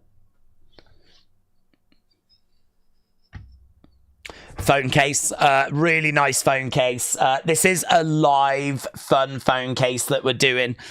So here you can see, just bringing it back for a one-off, just to pick the moods up, as obviously there's a little bit of people being down. Yes, don't be down on yesterday. It's okay. It's over now. We've got NXT Battleground to look forward to. So just to lift the mood, we'll do a live fun phone case. And here we can see, we do this from time to time in Unseen. It's where we have a look at pictures and we judge people's phones. And yeah, here you can see a very, very exciting picture. One that I know is going to have people's blood racing, pulsing. Yeah. It's going to be a lot of excitement out there, and rightfully so, because that is an absolute treat. Look at that. Wonderful. Lovely little floral number, and lots to kind of, see that's going on. I think it's sort of the same image, just sort of like adjusted around a little, but really good, really strong. Lovely strong offering. And I love how she's spacing the fingers so we can get a real good look. I mean, drink it in. Really have a good look at this, because she wants you to look at this, because she's got her fingers like so spaced out, so you can really see the pattern really, really well. So yeah, great. Just a lovely little palette cleanser. Even Tracy, look at this, guys. Kathy has sent this picture, and I've already got 3 people tagging me in it. This is a cool phone case, said Tracy.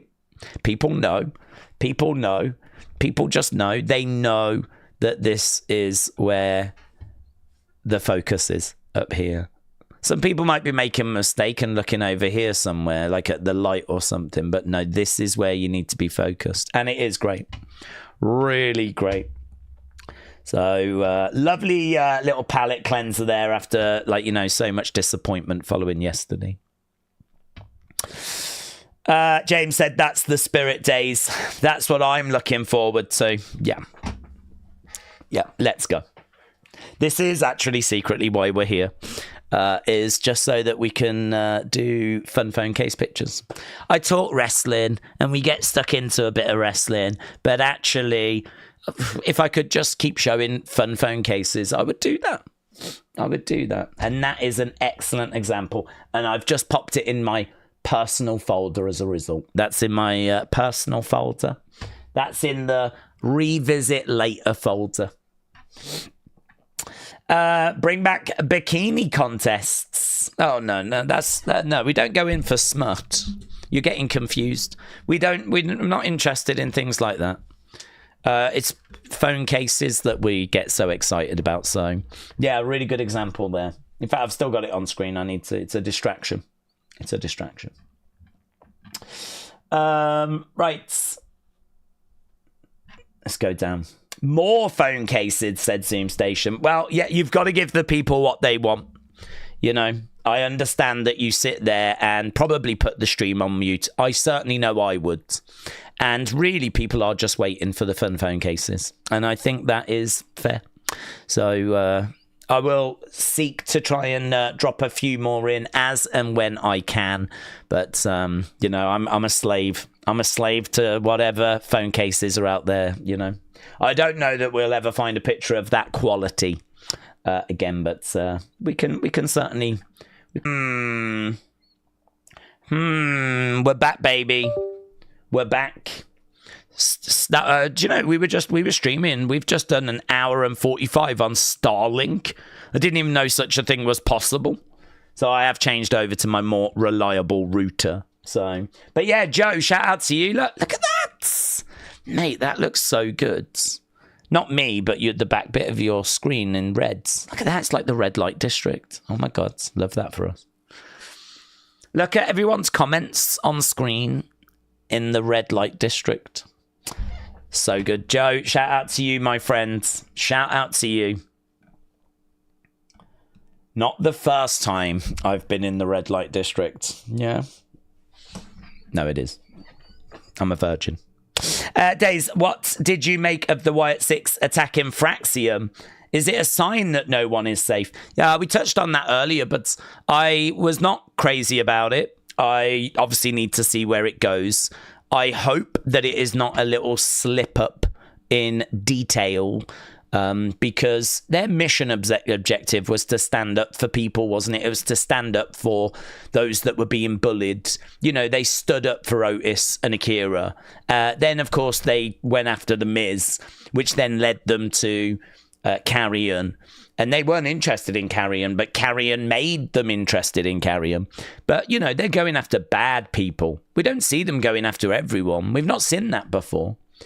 The massacre, there was a warning. We're coming.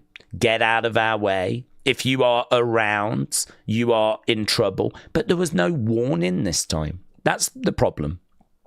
If they had said and teased they were going to be on the show on Friday and they said when we arrive, get out of our way, then you could at least say, well, Fraxium should have got out the ring. Fraxium should have gone. Fraxium should have got out of there and they should have got out the way. But there was no warning. Fraxium were in the middle of a match. Do you know what I mean? They were just doing their own thing, like trying to win it. And then, of course, flipping Wyatt 6 arrived. People start getting beaten up. I mean, you could make the argument they should have just got out the ring and left. But to be honest, I can kind of forgive them. Just so, I mean, like Nathan was in the corner not doing anything. So, I don't know. Is it a change? Have they changed the group? If that is the message, at the moment, it's not a very clear message. Because at the moment, it could also have been a bit of a, not a botch, but like, just, you know, they just came back and wanted to tell everyone we're back, and they weren't really thinking about who they're attacking. They just wanted a load of people to attack. That, like, honestly, that could be true. But if that is true, I think that's lazy for this group and for how long they've been away. I think that's lazy. I think there should be more thought into who they're attacking, because that matters. That is important. Like, everything the group does, they do for a reason. So if it is, let's just get a load of people around for you to attack so that it's a big fun return, I would say, yeah, I kind of get that. But, like, can we make sure it's not baby faces? Because otherwise that just won't make any sense. So, I don't know, I'm split on it. We need to see where the story goes. But that was the only thing, really, that I was like, no, I'm not crazy about that. Not crazy about that. But maybe it'll fit into a story. Perhaps they have changed. Perhaps they are different. Perhaps they are just decided that we're just going to murk everyone now. Well, do you know what I mean? They've been away for so long. They've thought it through and they've just decided, do you know what? We're just going to murk everyone. We're annoyed with everyone now. Turns out everyone sucks. So we're just going to come back and murk everybody. So, yeah, we'll have to see kind of where it goes. But the most important thing is they're back. And we can obviously get stuck into looking forward to where they're going and the future stories and everything. Daze, do we see a way that CM Punk and Sammy could get Carrion to help despite the Carrion-Sammy angle? Well, that Carrion and Sammy angle never really went anywhere. There was no issue there. So... I'm not worried about that. I think, listen, if you can have Bronson join up with Seth, do you know what I mean? Do you remember how many times he tsunami'd him? It was tsunami after tsunami after tsunami after tsunami. I mean, what I think the story will be is this is one of the toughest guys I've ever had to face. This was someone that put me on the shelf. You don't want to work against someone like that. You want to work with someone like that. And I think that's what Seth's going to say. That's what Seth should say. And so, yeah, I think you could get Carrion into the mix, but it would mean him being more of a face. That would be the bigger problem. Wouldn't be a problem him working with Sammy. The problem would be that you would then kind of turn him face. And he's not face at the moment, and that would kind of change a lot about him. So don't know that that's the direction they're going to go, to be honest. Just because he's heel, and I don't know that we're going to look to turn him face. But if they do, well, let's go. It's a way of getting him on TV, isn't it? No, Whataburger is safe with these Wyatts, says Mayor Pete. That is true. This is how Bray did it. He attacked someone with a purpose and not just anyone, says Davids. Jamie said, I wasn't bothered about Bronson until he attacked Seth, and he continues to look dangerous and is a threat. I'm glad they're going to build Bronson in that way, and him joining Seth, I'm all for it. Nathan said, could it be that the Wyatt Six are angry and that they're done playing nice? They let the Miz go and he didn't change. Is it? Well, it could be. Yes, it could be. I mean, honestly, I don't know that that's what we're doing. I've got a feeling that it could be that they just wanted a big spectacle. They just wanted a lot of people around for them to chuck around and beat up and not send a message to the tag division, but send a message to the world. We are back. And I really don't know that there was any more thought given to it than that. That's my honest answer. That's what I honestly think. I don't think the group have changed. I don't think they're now going to start beating up baby faces. I think that, unfortunately, certain segments sort of live in their own world. And I think this segment lived a little bit in its own. This was the let's bring the Wyatt Six back segment.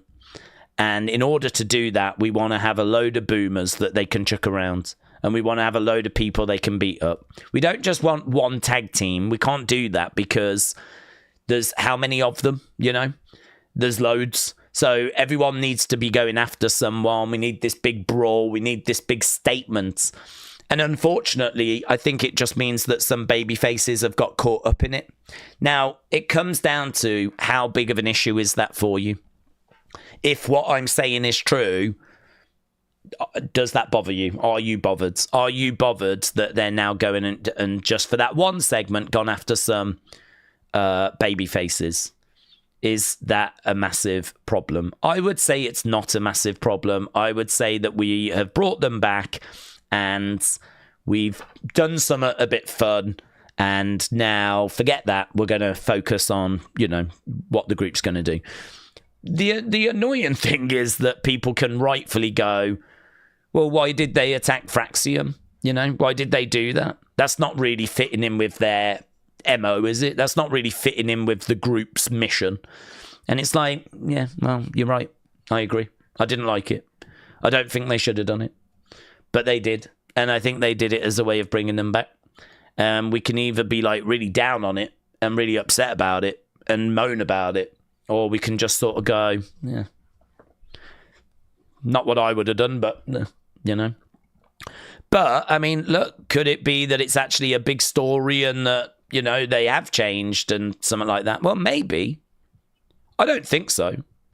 I think it just lived in its own realm, and I think that it was just a way of bringing them back. And sometimes, there might be not a lack of thought, but sometimes it could just be that, it doesn't really matter. I think this is the kind of thing that used to upset Bray, in that Bray was very protective of his creative. He was very protective of the work he did. And I think Vince would kind of just throw some ideas out there of like, well, let's do this, let's do that. And if it doesn't really fit the story, you could sort of understand Bray being like, no, I don't want to do that. That doesn't really fit what I'm doing or what I'm trying to do. And I think this is the kind of stuff that resulted in, like, you know, Bray kind of getting a bit upset with Vince. So, honestly, I wish I could give you a really satisfying answer, but on this one, we might have to just go, do you know what? They're back. Let's just take that and move on. They're back, and let's just celebrate that bit and ignore anything that's potentially is a bit... thanks for my dash, said Nita Nitro. You're welcome. What a guy. Now we need to talk about those other picks. You've sent me other picks. Dude, I'm not like Edward and the other people in your faction. You don't need to be sending those to me. I don't, honestly. That's the kind of stuff that like would get YouTubers in trouble. Do you know what I mean? He made me send him pictures and stuff like that. I didn't. I haven't. If you've sent me stuff, they have not been requested. So I would say I'll delete them. I haven't seen them, but I'll delete them and maybe just keep that within your faction. Yeah, if you're going to send those out. So shout out to you, my friend, though. You're doing God's work. You're doing... Guys, can we please not try and create our own fun phone case pictures? Yeah? Leave it to professionals like Kathy Kelly. Yeah? Leave it to professionals. I'm sure you can all do a good job. I would love to see James giving it a go. I think we all would, right? But try if you can and leave it to the professionals. So, Nita, you're welcome for the dash. But let's leave it at that, shall we? We're all good friends. Taker 1990 said, Daze, Myles has already won. Oh, spoiler! Oh, God. Well, there's no point watching now. Thanks, Taker 1990. Brilliant. He's already won. He's dating, banging Stephanie. Oh, okay, I see where you're coming from. Yeah, that's true. That was a good line, actually. That was a good line where Ober turned around and he's like, I'm going to beat up Stephanie's boyfriend. But when he said that, she was sat there because there was an interview with both champions. And she sort of like... She sort of reacted, but didn't react. It wasn't like... a kind of big reaction like that. You could sort of see it going through her head, and she was like, in my mind, she was sort of like, did he really just say that? Kind of, you could see it computing, but she didn't really give much more of a reaction than that, to be honest. I think it's going to be in about 35 minutes. I think the show starts in an hour, does it? Is it an hour? I don't even know. Pre-show in 4 minutes. Pre-show in 4 minutes. Jamie said it makes them more of a tweener group, really, after that attack. Well, let's see if it was just a way of bringing them back. I've got a sneaky suspicion it's just a way of bringing them back. I've got a sneaky suspicion it's not a big change in their dynamic. But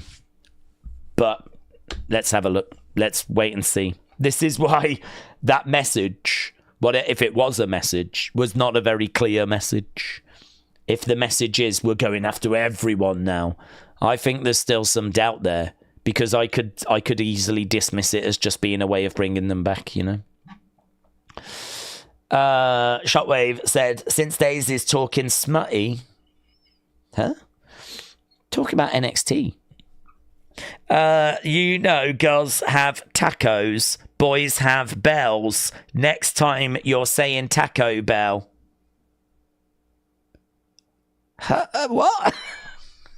Girls have I've had tacos. What are you on about? Girls have tacos. Guys have tacos as well. I've had tacos. Shockwave, are you all right? That is an interesting take, says Hannah. Daze, who do we think is going to be the one to beat Ober? Well, I like Ricky doing it. I mean, what if Ricky loses the mid-card belt to Ethan and then Ricky is free to go after Ober? So I don't mind Ricky doing it. I do wonder about Tony. If Tony gets the better of Stacks, Tony is the one that managed to beat Ober before. So, you know, has Tony got an opportunity to be that person? Trick could always be that person. If we're going to delay moving Trick up to the main roster, then Trick can always be that person. And Javon, obviously there's a lot of love for Javon, so Javon can be that person. So yeah, there's lots of people that it can be. Who it'll be is obviously an excellent question. I might lean Ricky. Daze hasn't seen a taco in years. I mean, this is true, actually. This is true. I used to enjoy tacos on a regular basis when I was in Southampton. But Market Drayton, it's just not the place for it. She would use her knowledge of human condition to control the Wyatt Six, says William. Okay. Shockwave said, my messages are taking ages to appear. Let's go up. Carla said, I've got a back tattoo. That's pretty awesome. What's your back tattoo of? Is it the Community? Have you got like James and William and Nita Nitro and Miss Clown and Heel Face and Corey and Who Review and A. Jobson and Jennifer? Have you got it all on your back? It's tattooed wing. That was a quick answer. It's tattooed wings that take up my back like a fallen angel theme. You've got wings tattooed on your back. Really?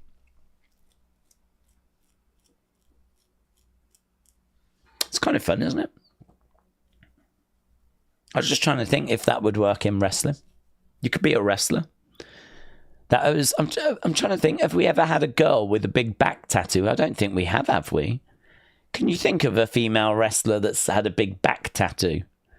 Obviously, Batista famously for the guys. I mean, there's, I think, a few that have had back tattoos for the guys. But I can't think of one for the girls. Love that, says Metal Mama. Well, you haven't seen it. It might suck, mightn't it? It might be like chicken wings. Little, do you know what I mean? Listen, I'm not going to give out praise without seeing it. I don't need pictures, though. Don't do a Nitro. I'm not asking for pictures. I don't need that reputation, right? I can mentally imagine it, right? Do you know what I mean? I'm not interested in smut, thank you. With my face in the middle because I'm an angel. Yes, you are, King Yeti. If I was to have a back tattoo, it would be of you. I'm watching Countdown, said Suzanne. Never normally anything on Countdown. How long is the Countdown on for? Is it a half an hour or is it an hour? Keep an eye on it. We'll keep an eye on the Countdown. Too late. I've sent it. I didn't, says Carla. Carla, honestly, we don't joke about such things.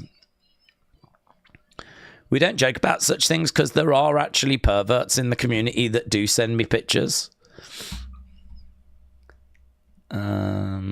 Let me go off this. Boom. Okay, there we go. We are. Oh yeah, we're at the headquarters. Is this going to be like Megan and Sam? I mean, I like them both, but it's just like normally a lot of video packages, the odd occasional interview. There should be a match on this. I don't know why we don't do a match on the Countdown show. But the Countdown show has begun, my friends. The Countdown show has begun. James said it's an hour. Corbin said it's an hour. Kenneth said, what's up, guys? I'm stuck at work. Have I missed any news? Not really, actually. It's been quite a quiet day today. Sunday is historically quite quiet. So, yeah, no, not loads of news. Just fallout to Saturday night's main event. It's lovely being here, though, isn't it? Having another show to watch. I do like having NXT do a show on the same weekend, giving us 2 shows to enjoy back to back. Let's go. I want to make sure I'm up to date with the super chats and everything. Yeah, no, I'm not. Because I suck. Nine Dog Holiday said, I did it. I finally got out of Diddy's house. I took a big, deep breath of freedom, but I went right back in. I never want to leave. 4 letters, 1 word, yeet. Oh my God, I love that for you. I love that for you. You found a place. You found a place that you call home. God bless you. There might be some change, though, because the whole thing has been blown open and it's not looking great for him. So I don't know if Daddy will be home anytime soon. But yeah, Nine Dark Holiday, shout out to you. Bradley said, are we doing anything for Double or Nothing? Yeah, skipping it. So, Spartacrow said, I'm addicted to the Wyatts and Wrestling Daze. I don't know if that was and Wrestling Days or and Wrestling Days. I'm going to take it as and Wrestling Days. Why not? If there's an opportunity to take a compliment, why not take it? Do you know what I mean? I've had that one. So, Spartacrow, shout out to you, but oh my God, 9 Doc Holiday's back again. Live from Diddy's house, said 1, Logan is a better wrestler than Jay. I don't know that's true. 9 Duck Holiday. I don't know what goes on at Diddy's house, but it might be messing with you. Logan has matches once in a while that he focuses on and prepares for. What he doesn't do is have regular matches. So it's very different what they do. So like Jay is someone that is having matches on a more regular basis. He's also someone that is more of a tag wrestler. And so him kind of trying to put together his singles matches, we've kind of been observing that over the past few years. And it has been a bit of a challenge for him. But if we was to do with Jay what we did with Logan, you would see his match quality improve, which is just really showcase his strengths. Don't worry about other aspects. Just highlight the stuff that needs highlighting and, you know, deliver matches that way. Have the other person do the work. But you can't really do that with Jay. You can't really have a wrestler that you sort of have to put kid gloves on with, you know. If you're a wrestler, you've got to go out there and do whatever. You've got to work with different styles on a regular basis. You can't have your weaknesses hidden. Do you know what you got to do? You got to fix them. You got to improve them, right? You can't just have your spots highlighted and not, you know, work and have, like, you know, make the other person look good, whatever.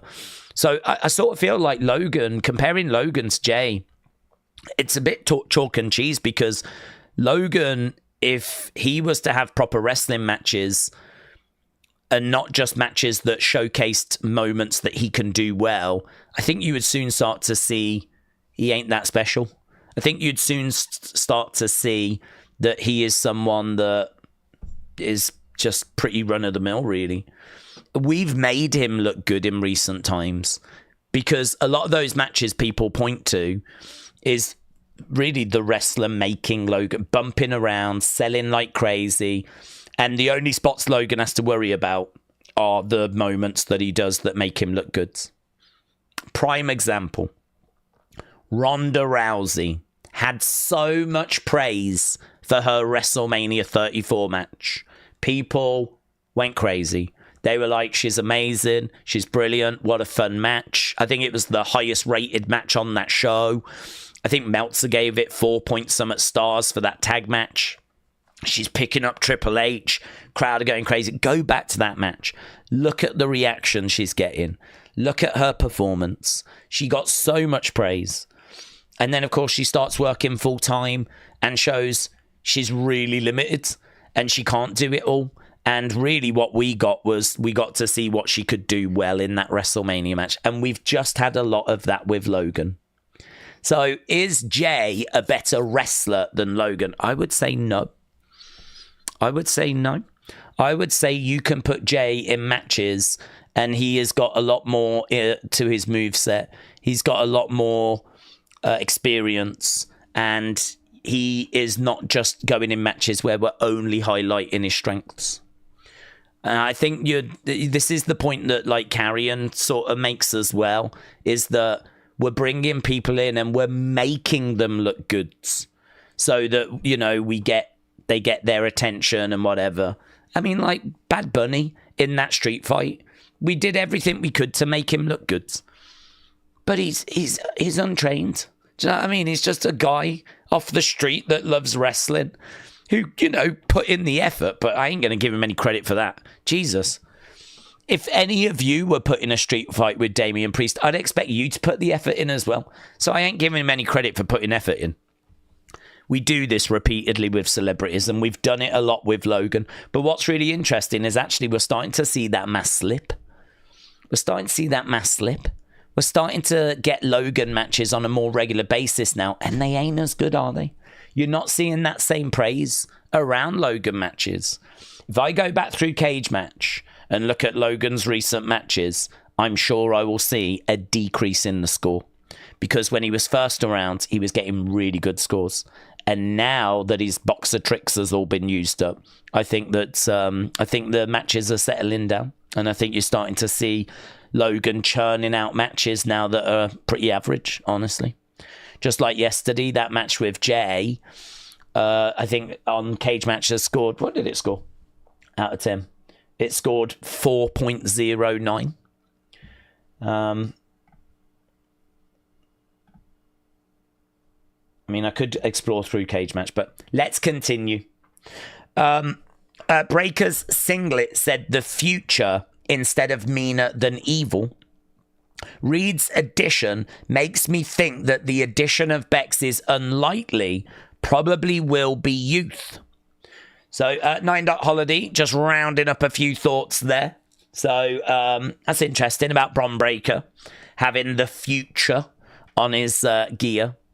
I mean, he very much is, isn't he?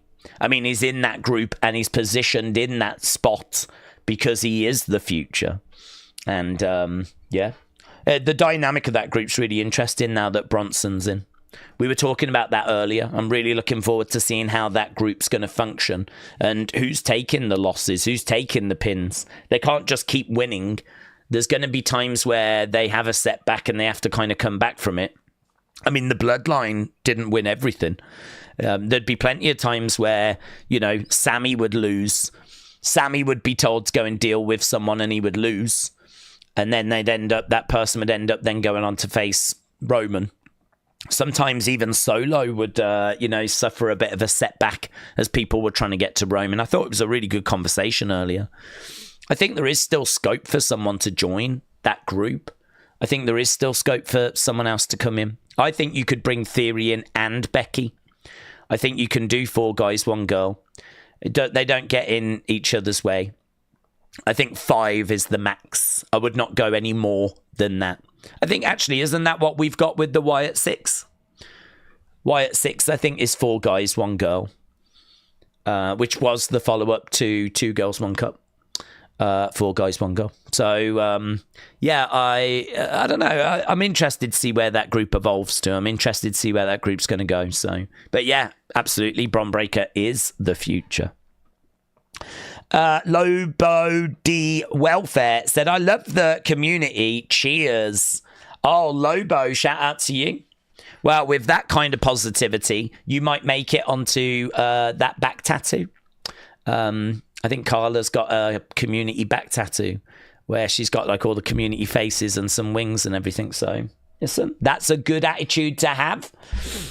You might be able to find a little spot somewhere on there. So, John, shout out to you, said, what's up, chat? What's up? Is that John or is that actually R-Truth? Coming in with a what's up. Shout out to you, buds. Shockwave said, you're talking smutty again about 4 guys, 1 girl. I don't think that's smutty. I'm just saying that it works as... Guys, it's not smutty if you talk about guys and girls in the same sentence. Come on. I'm saying that they can all be in a faction together. That's fine. That's not smutty. This is where I think we're getting some confusion. Guys and girls can work together and not have sex. It is possible.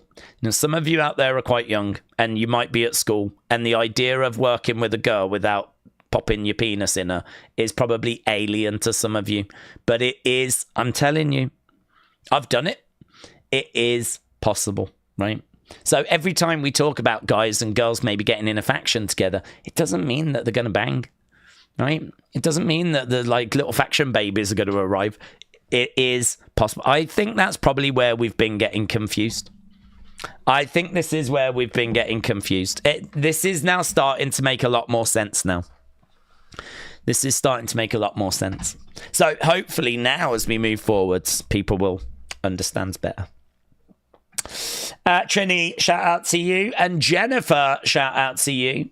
Hangman would be interested in WWE, although I still want to see Alistair's House of Black pop up. Jamie said, I'm enjoying the Solo and the Fatu stuff. What do we think about their characters right now? I think Solo is too passive. I mean, Solo needs to snap.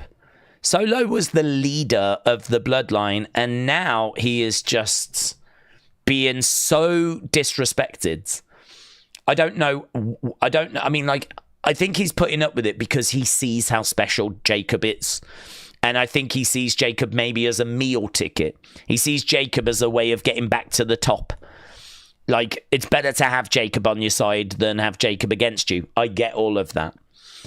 But it's just a bit difficult to see him getting so disrespected on a... Jacob really is not even doing a great job of hiding his hatred of Solo. I mean, he's saying it to his face, I don't need you and all this. And it's repeatedly.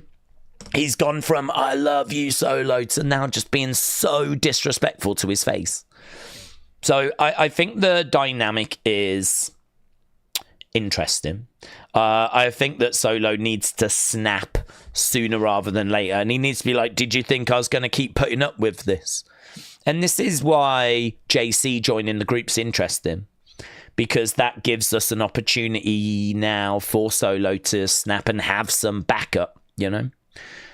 So yeah, I'm into the story. I'm not down on it. I just think that, you know, character wise, why is Solo being so disrespected and putting up with it? Well, I can justify it by saying he wants to have Jacob around. He'd rather have Jacob on his side than against him. And that's fine. That's fine. But at some point, that line has got to be crossed. At some point, you know, I would like to see Solo after Jacob walks away being like, really, you know, it's clear he's not happy. It's clear that I know I'm being disrespected, but I've got to just sort of swallow it at the moment because I don't really have a better alternative, you know. But I'm not, this is winding me up. Because Solo should believe in himself that he could beat up Jacob. Solo should believe that he could knock Jacob back into line. You've gone from respecting me to now disrespecting me so publicly. I ain't having that. You should have a bit more pride. Stand up for yourself. Stop looking so weak. Stop looking so mid. I know you want him on your side. Well, make him be on your side, you know? Make him respect you. So that's my issue with it. But no, it's a story and we're following the story. Let's see where it goes. Damn you, cringe. I'm craving something like that. Damn you, cringe. What did cringe say? Cringe Wolf. Whatever you've said has resonated. Whatever you have said has resonated. Dean said, hey, Nita, if you want to vacate the title, you can give it to me. I will give it to A.B. Jobson, says Dean. Nita, the champ is here. Dean, if you want to give it to Jobson, that's your business. Dean, you just got cooked. You just got cooked. Ah, the champ just cooked you. Ryan said, I'm hearing rumours that Ace Austin or Mike Santana might show up tonight. Have you heard anything? No, but there might be like rumours doing the rounds, but I've not heard anything from any kind of big source, main source. That's nice. That's nice. There's a real appreciation of phone cases in this community, and check that out. Jeepers creepers, look at this. Look at that. That is me absolutely loving what I'm seeing there.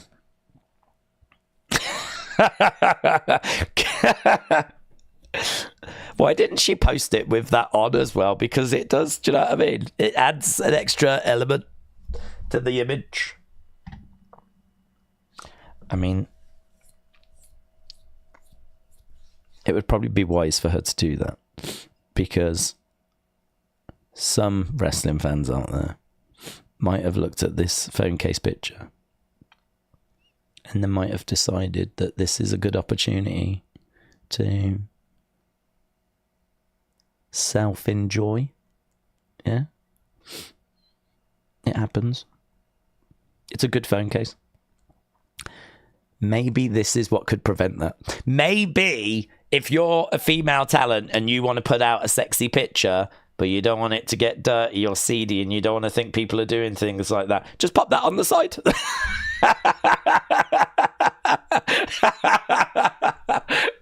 Just pop that on the side, because that will prevent it. Yeah?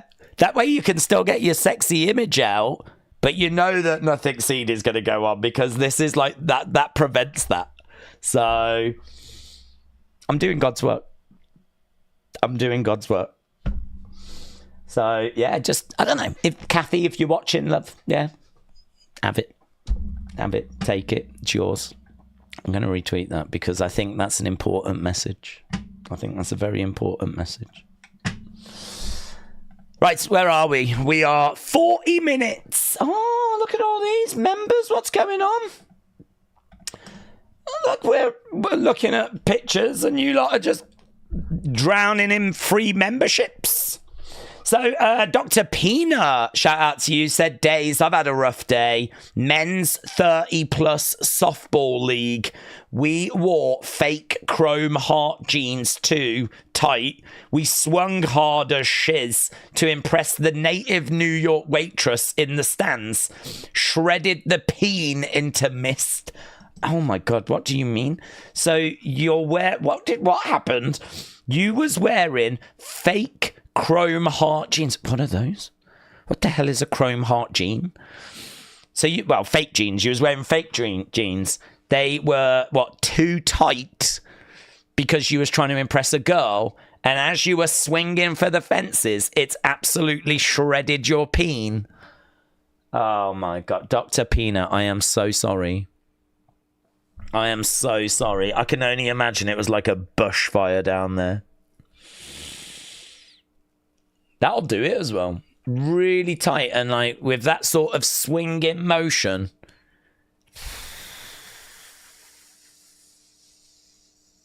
Be like a cheese grater on the gusset, wouldn't it? Like a cheese grater on the gusset. Dr. Peen, I speak on behalf of everyone in this community when I just wish you all the very best on your road to recovery. That is horrific. That is horrific. Dr. Peen, I'm blowing your peen some kisses there. Yeah, I'm sending them directly to the injured area. Phantom 67, thank you, my friend. Firing in some Wrestling Daze memberships. I really do appreciate it as always. Phantom 67, always so kind. Maybe the kindest person in this community. There's no other names that come to mind. It is literally Phantom 67 that is just far and away such a kind person. And I hope those of you that have benefited have thanked Phantom 67. Yeah. Next week, Tuesday, we've got a tag team thing. You can still enter. The poster's up. Wednesday, we got the faction game. Thursday, I'm not around. I'm actually going to watch England play in the cricket. Lovely. So no WEP, no member stream on Thursday, but there will be a member stream. I just haven't quite figured out the day, but it'll probably be next Sunday, I would imagine. So there will be one. You will not be cheated. There will be one. So yeah, we've got all that. And next week is Hall of Fame, isn't it? It's the end of the month. We always do it in the final week of the month. So we've got to put someone in for May. So Hall of Fame next week. Guys, we've got Myles Borne arriving. There is Ren Sinclair as well. Happy Ren's Day. Here we go. A sit-down interview with Myles Borne. This man's in a relationship with Stephanie. I borderline hate him. Let's see what's being said. Facts, says A. Jobson. Facts. I'm going to take you back a bit further.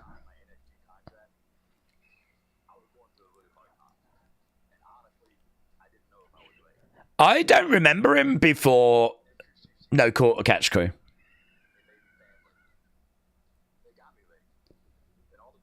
I didn't know that I was ready, but No Quarter Catch Crew got me ready. Just looking for a big showcase match out of him tonight.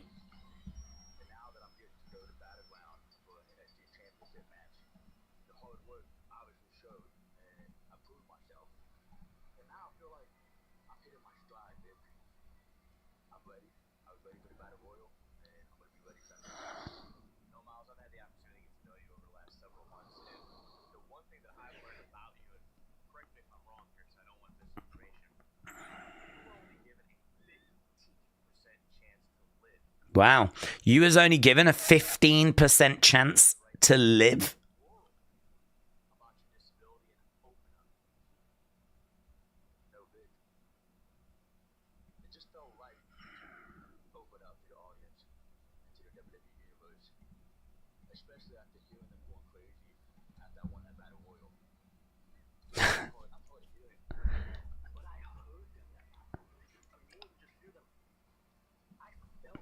I'm hard of hearing, but I heard them that night. It is amazing, isn't it, that he is deaf and that he is an inspiration.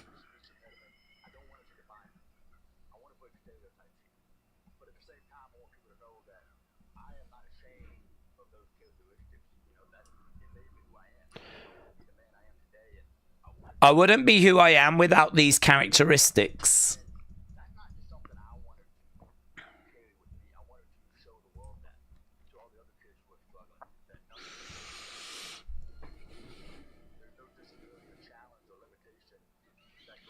These are important themes, actually. I mean, disability in wrestling is not something we really see.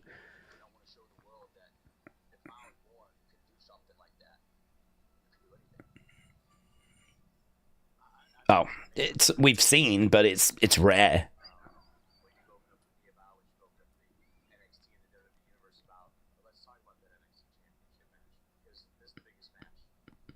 Talking about the championship match, A. Jobson said, Myles Borne never stops from winning me over. Black Mandalorian said, hopefully he loses. Even a disability won't stop him, said Jen. It's great, isn't it? Not the disability, but yeah, this is a theme that we don't get to touch on too much in wrestling. Because as we said, you don't really get people with disabilities in wrestling.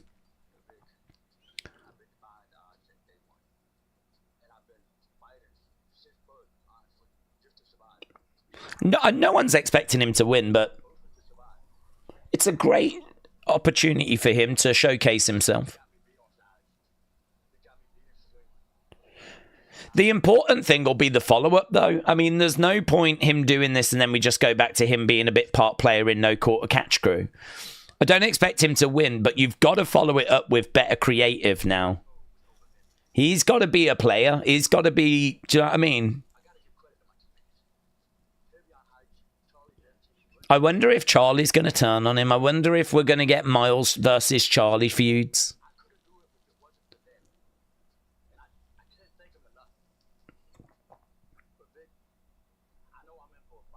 I know I'm in for a fight. But that's what I love. He's got a good look, isn't he?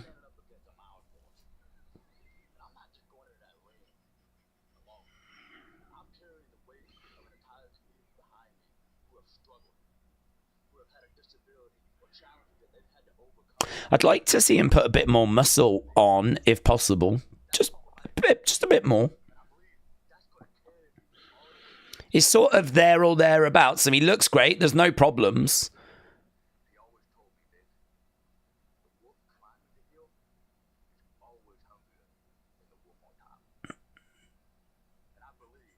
Yeah, there's no problems.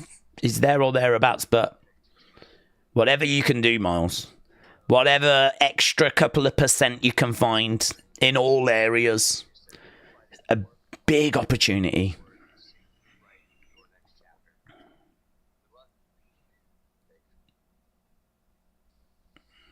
Let's go. I'm really looking forward to that match.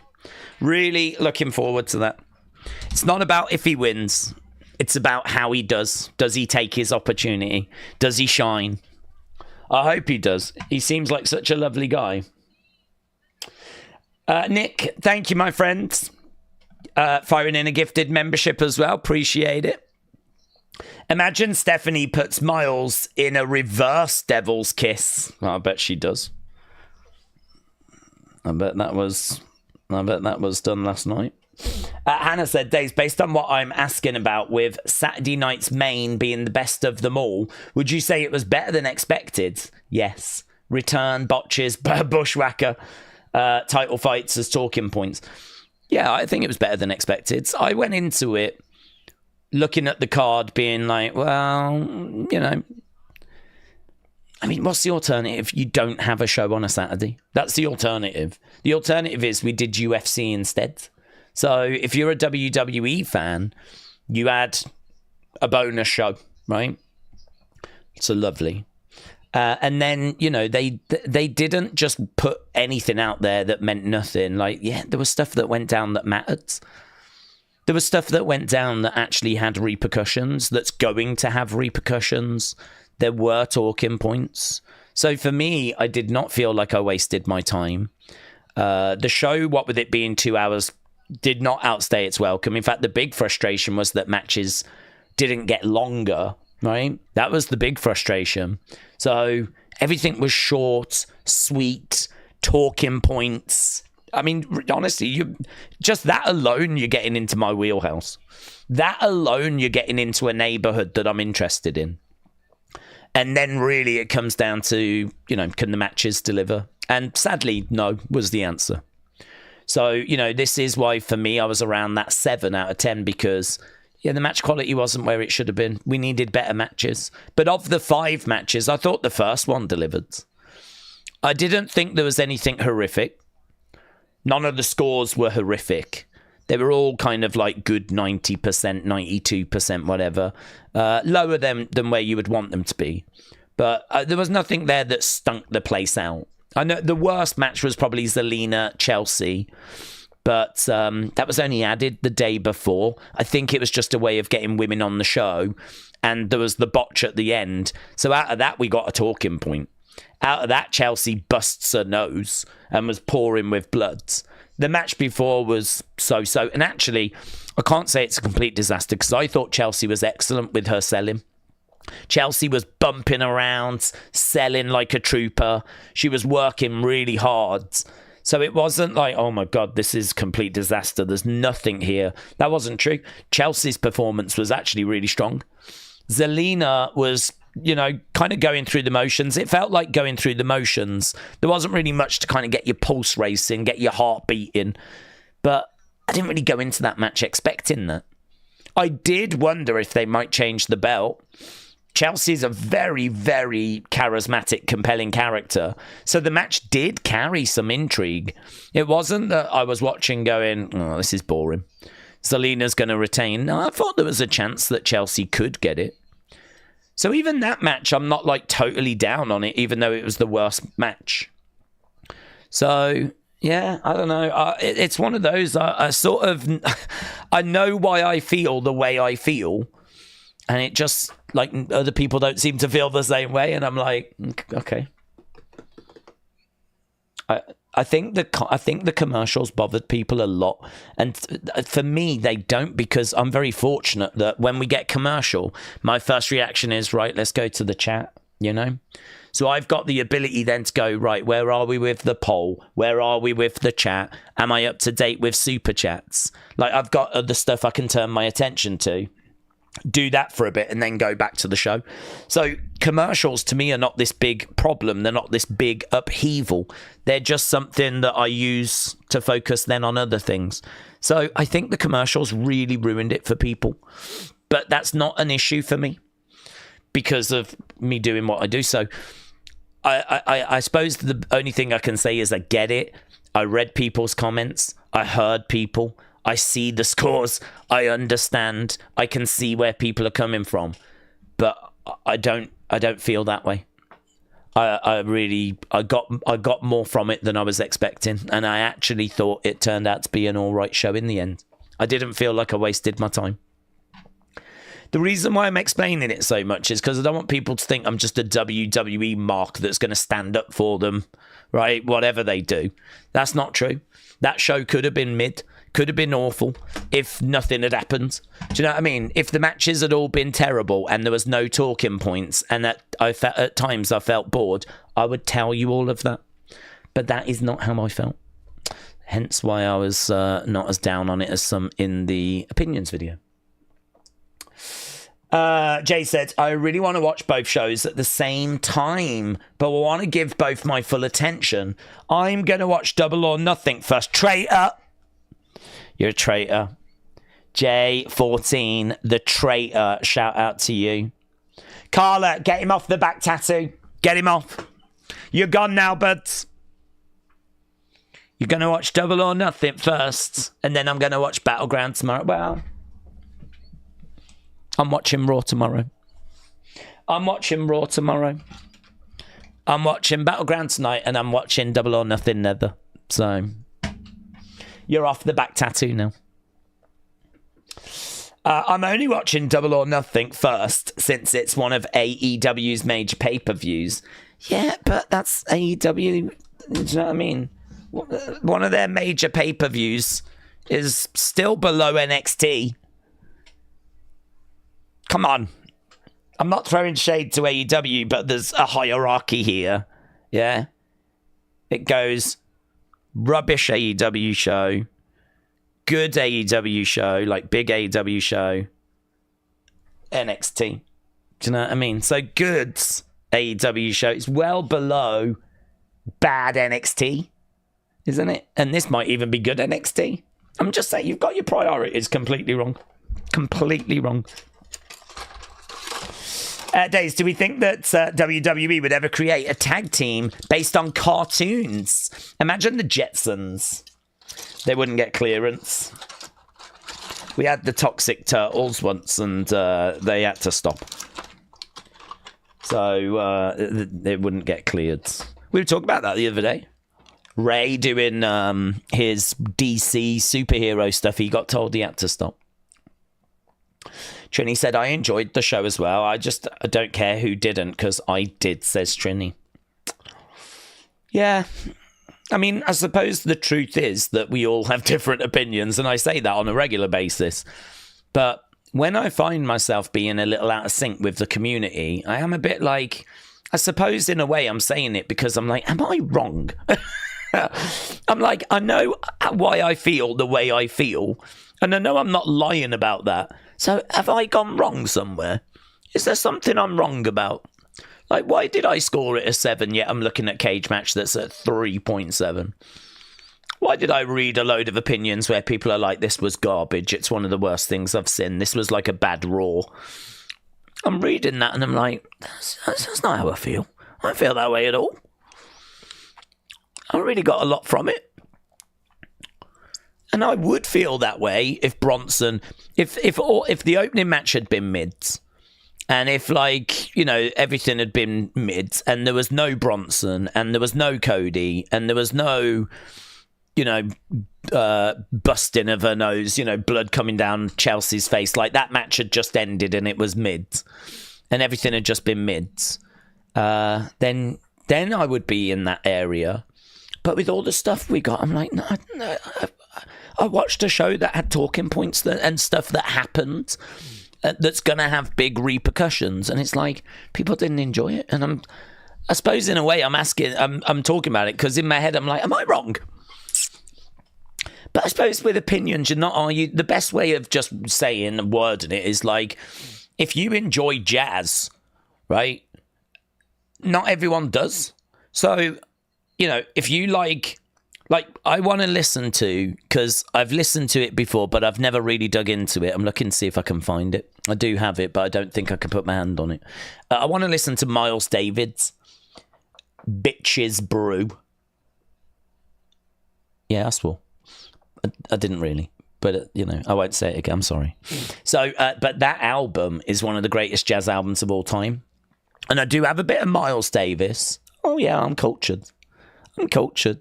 I'll pop on a bit of John Coltrane. I'll have a listen to A Kind of Blue. Dave Brubeck, a bit of Time's Out. Oh. So, yeah, Miles Davis, he's got an album called Brew. And I really want to listen to that because it is him really trying to bring rock elements into jazz, mixing it up. And if ever you look at top album lists, this thing, Rolling Stone, whatever, it's normally there or thereabouts. Kind of Blue is higher, but Brew is always up there as well. Well, not everyone's going to enjoy that, are they? Not everyone's going to enjoy that. So if we apply the same logic to wrestling, different opinions make the world go round. Spoiler, we don't all think the same. And maybe that is just what happened yesterday. Maybe yesterday was actually like Miles Davis jazz, yeah, and it just wasn't for everyone. And maybe that's the truth, and we leave it there. Ian said, do we see Carrion getting a push this year? Yeah, oh yeah, I do, yeah. He's too good to not get a push. He's too good to be ignored. They didn't cut him, did they? He could have been released. They didn't release him. That says they see something in him. Even though they've not used him, they see something in him. So, yeah, I expect him to get some sort of opportunity, some sort of push. Don't ask me when. But, yeah, I expect him to get something. A. Jobson cheering for AEW. Mackenzie said, Daze, I'm running off 1 C4 energy tonight. I don't know if I'm going to make the whole show, says Mackenzie. Well, Mackenzie, shout out to you. You do your best, buds. It's better to try and fail than not try at all, or completely go and watch a different show. It's better to try and watch NXT but fail rather than go and watch a completely different show. Isn't it? Isn't it, Jay? C. Jonthway said, I forgot to do this yesterday. I hope all is well. C. Shout out to you, my friends. C. Jonthway. Jonthway? Is that how you pronounce it? C. Jonthway. Shout out to you, buds. I don't know quite how you say it. I'm just going to go C for short. Nice and simple. Shout out to you, my friends. Right, the best music videos are the ones that can be enjoyed with the sound muted, says Jim. Adult films. Is that what you mean? I think he means adult films. Octavia, hello. Shout out to you. I believe in Joe Hendry, says Cringe Wolf. Makes you wonder how AAA will impact AEW if they deliver on Lucha Party matches just the same. Trini said, when I said I don't care about other people's opinions, I mean, I don't respect it. I just mean that your opinion will never change my own of anything, especially wrestling. Hang on, let's break this down. When I say I don't care about other people's opinions, I don't mean I don't respect it. I just mean that other opinions won't change my opinion. Yeah, okay, I hear you. Yeah, I can vibe with that. I think other people's opinions can change my opinions, but I think it's quite rare because I normally really give thought to a lot of stuff. Obviously, I don't just say things for the sake of saying them. And normally I can, hence why I talk so much. It's because I can back up everything that I'm thinking with some sort of backup, right? Some sort of supporting evidence. And so most things will have been considered, you know? So, for example, I don't think it's brilliant that Howdy attacked Nathan Frazier. Could it be that it's a change in the Wyatts and they're now going to go after anyone? Well, it could be. That wasn't their mission objective before. So if that's a change, that's a big change. And that's going to need a lot of explaining. And I don't know that's where we're going. So at the moment, I'm not keen on it, right? I think that it strikes me as being, let's just go and make a big impression. Let's come back and just do a big murking of everybody, right? Don't matter if they're face heel. We're just going to murk everyone. We're just going to send a statement. We are back. And I think it was just a one-off segment thing, right? I think it was just a one-off segment. I'm not crazy on that because I think this group deserved to be a little more detailed. I think it needs to, it deserves to be focused on a little bit more in the detail than kind of what they've done with that. So we can have conversations around it, but I know how I feel and people can come in with different thoughts. Could someone say something that would change my mind? Sure. Maybe someone could, but I could have my mind changed. And that does happen as people, provide their thoughts and their theories. But by and large, I know where I stand and I know why I stand there. And I'd imagine many of you are the same as well. I'd imagine a lot of us are in that boat. So, yeah, it's an interesting one. That's why I was kind of, debating yesterday's show so much because there has been such varied opinion. We've only got 15 minutes left, kids. We've just got 15 minutes left. C said, it's CJ. Okay, that's better. I can work with that. But CJ is fine. My bads. No, not at all. CJ, I can work with that. So, CJ, shout out to you, bud. Daze, put your bloomin' finger up, says Brony. Which one? I don't know what we're doing. But there we go. I hope that... shout out to you, Brony. I hope that helped. It's also Bo Dallas's 35th birthday, says Angel. Couldn't find any other emojis, says Pooter. Daze, you're missing the whole match. There is no match, but right now we've got Kelani talking in an interview. We've got 14 minutes to go. If Shelley sold seashells on the seashore, how many seashells would Shelley sell on the seashore, says Josh. Depends how many he finds or brings. Mystery Deck said, can you see my comment from 9 years ago on a Daze figure video? If it's there, I could, yes. Mystery Deck, has it got the 9 years next to it as well? That's cool. If you leave a comment back then, it will age, won't it? You can't cheat. You can't leave a comment now on an old video and it showed that it was from night. It's going to say that it's from now. So if you've left a comment 9 years ago and you was on the channel back then that's really cool. That's really cool. How could Daze miss a match that's not happening? It's just a highlight from last year, says James. I know. I'm on it. I'm like a hawk, James. There ain't nothing's getting past me. Yeah. I'm here. As soon as Myles Borne had his interview, I was on it. I was straight there.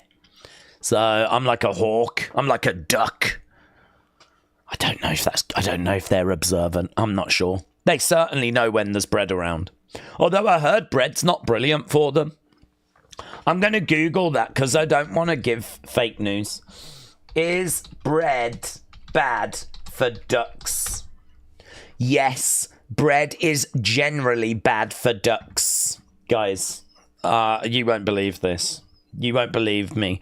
But look, this is AI. Yes, bread is generally bad for ducks. While ducks can digest bread, it lacks the necessary nutrients for a healthy diet. It can lead to malnutrition and even deformitis. So here's why bread is not good. It's not good. Stop doing it. What should they have? Say no to bread for ducks. Stop doing it. Feeding ducks bread, viral sign sparks anger and confusion. Oh my God, we need to look at what this sign is. Look at her. She's a killer. She's killing them. Oh my God. Where's this sign? It's okay to feed us bread. No, it's not.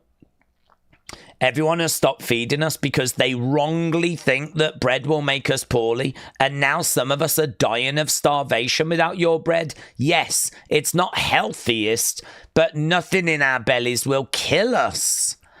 Oh my God, this has took a turn, hasn't it? This has took... So now, because of what we've just said, no one's giving the ducks any bread. Don't give them bread, but give them something.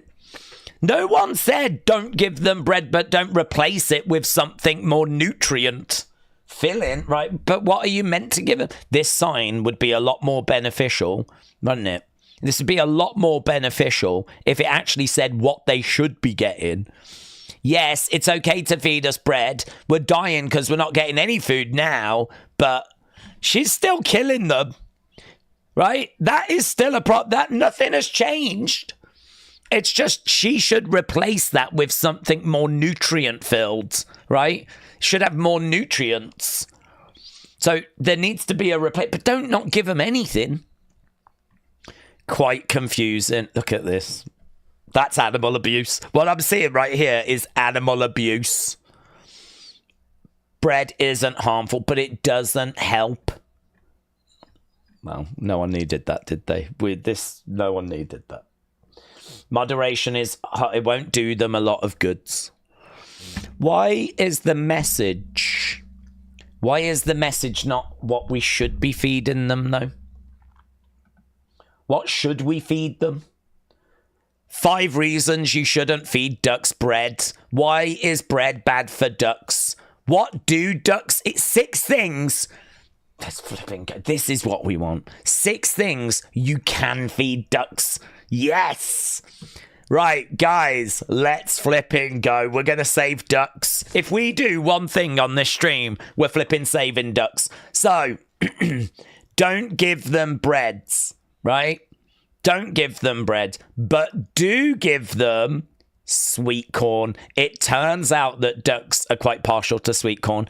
Tinned, get them out the tin. Don't throw tins of sweet corn at the ducks, right? Frozen or fresh, but remove the tin first. You have to say it.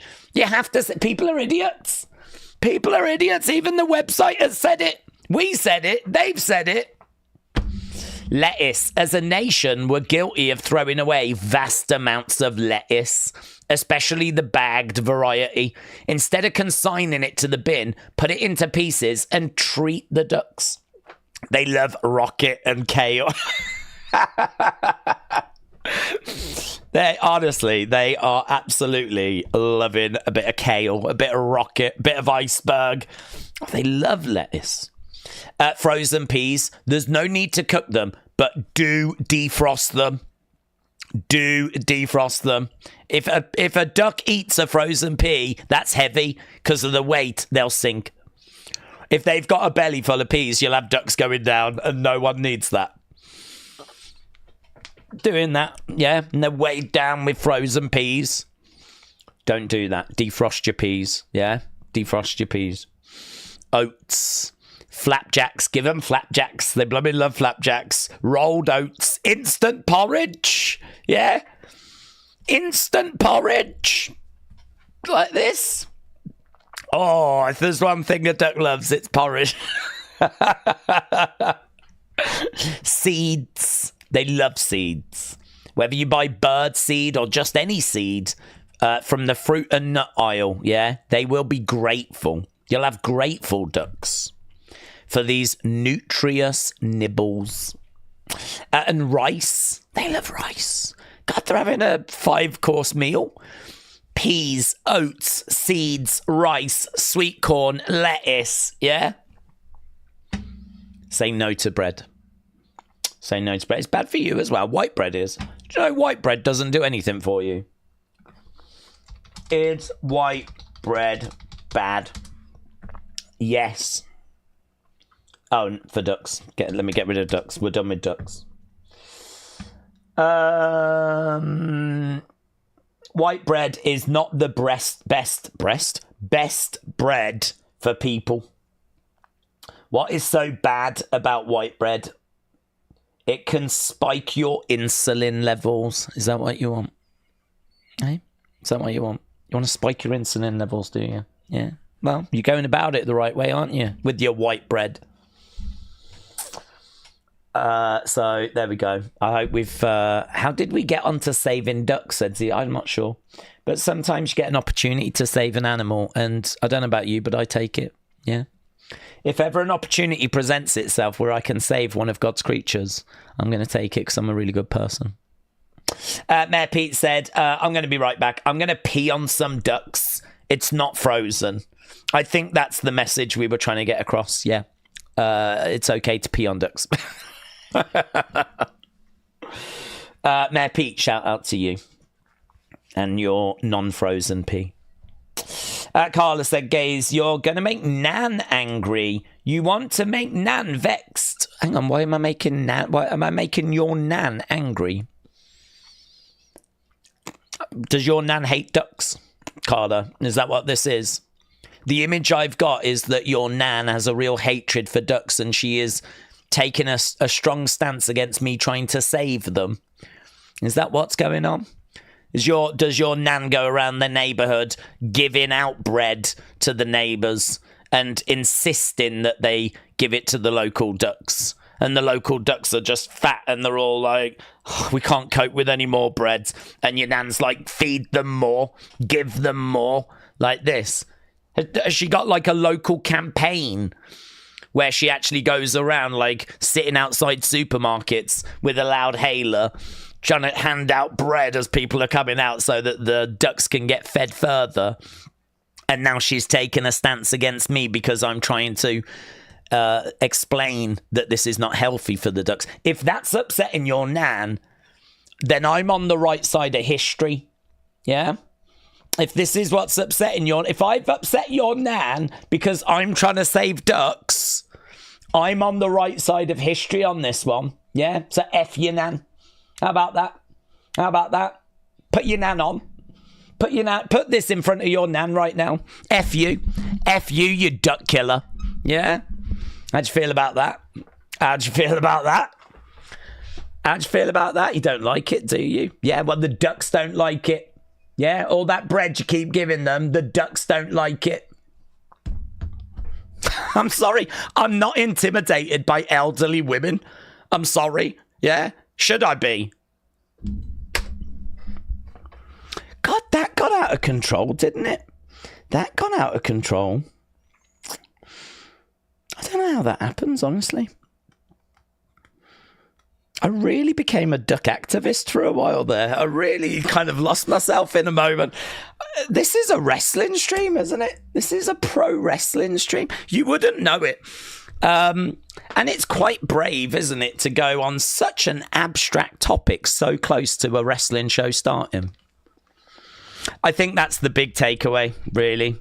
The big thing we should take away is just how brave I am to actually do such a non-wrestling related topic so close to the wrestling show starting.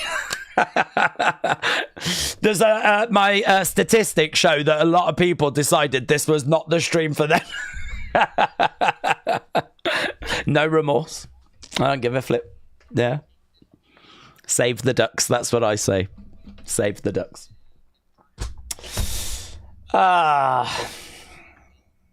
Daze yelling at Nans more than him getting excited. He's hitting on a Nan.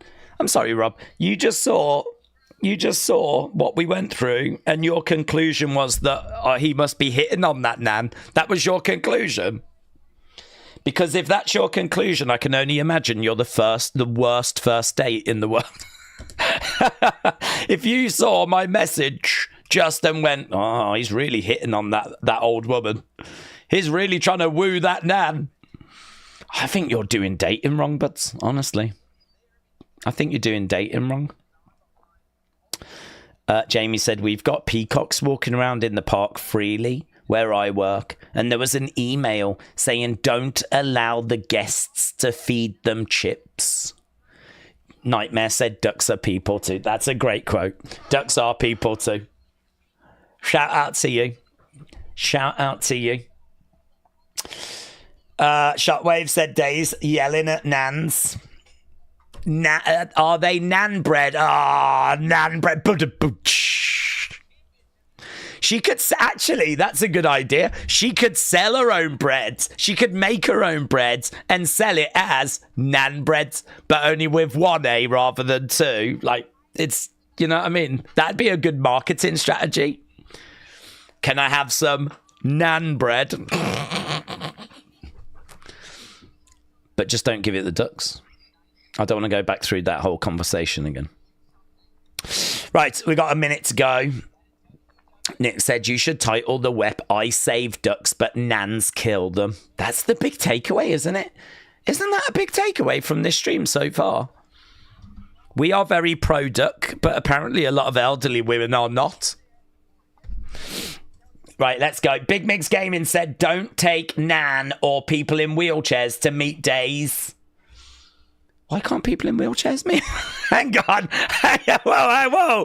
Hang on. Why can't people with wheelchairs meet me? What's going on? Hang on. There's a picture being painted here that I'm not very comfortable with. Because that list is going to start growing, isn't it?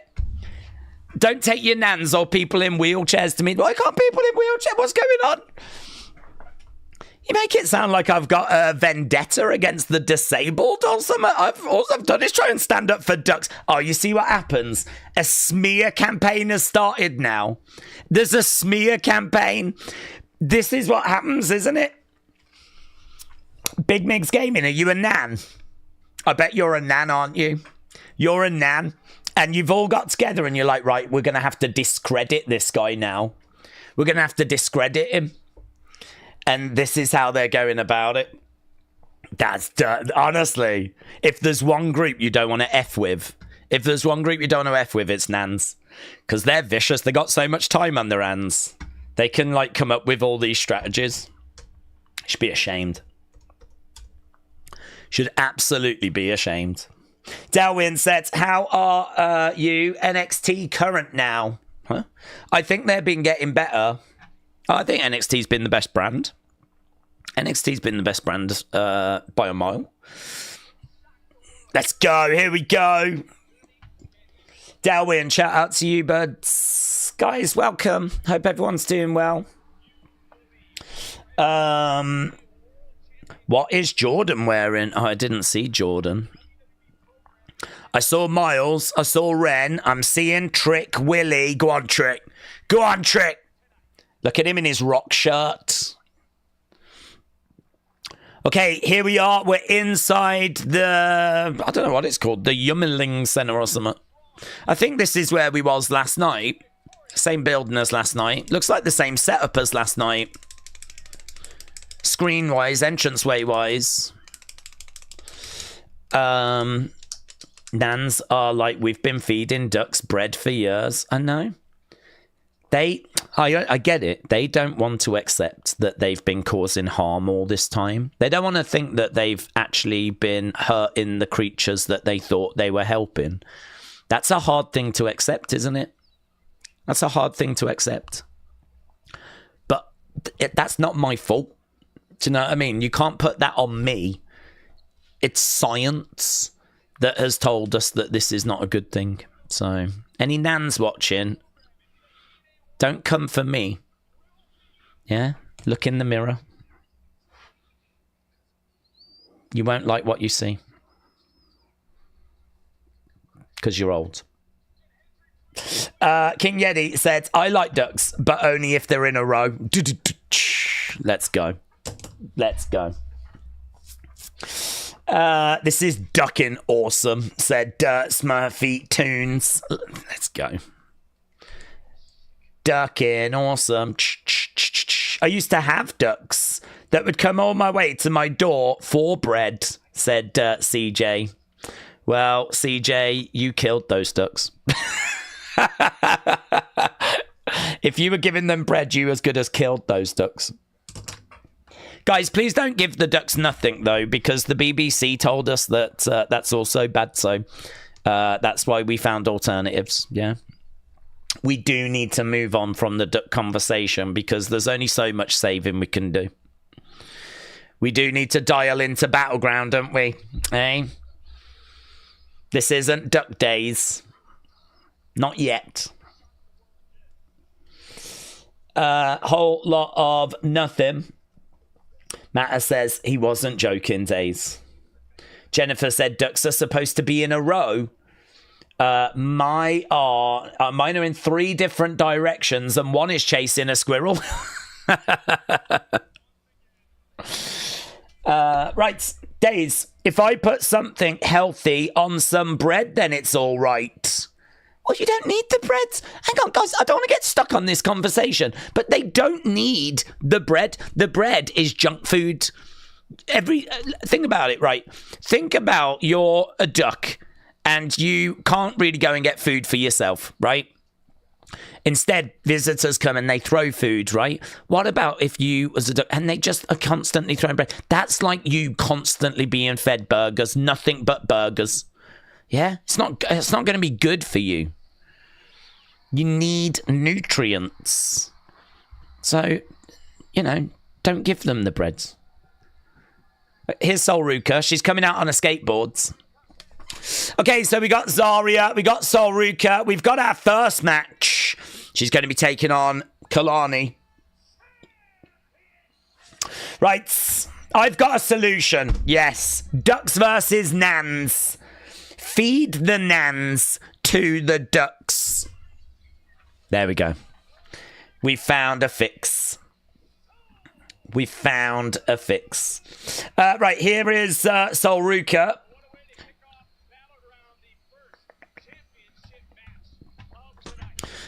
Snatch my soul sign. There is Soul Ruca versus Kelani. Now, what am I looking for in this match? Me personally, I'm looking for a match where that final connection is going to be good.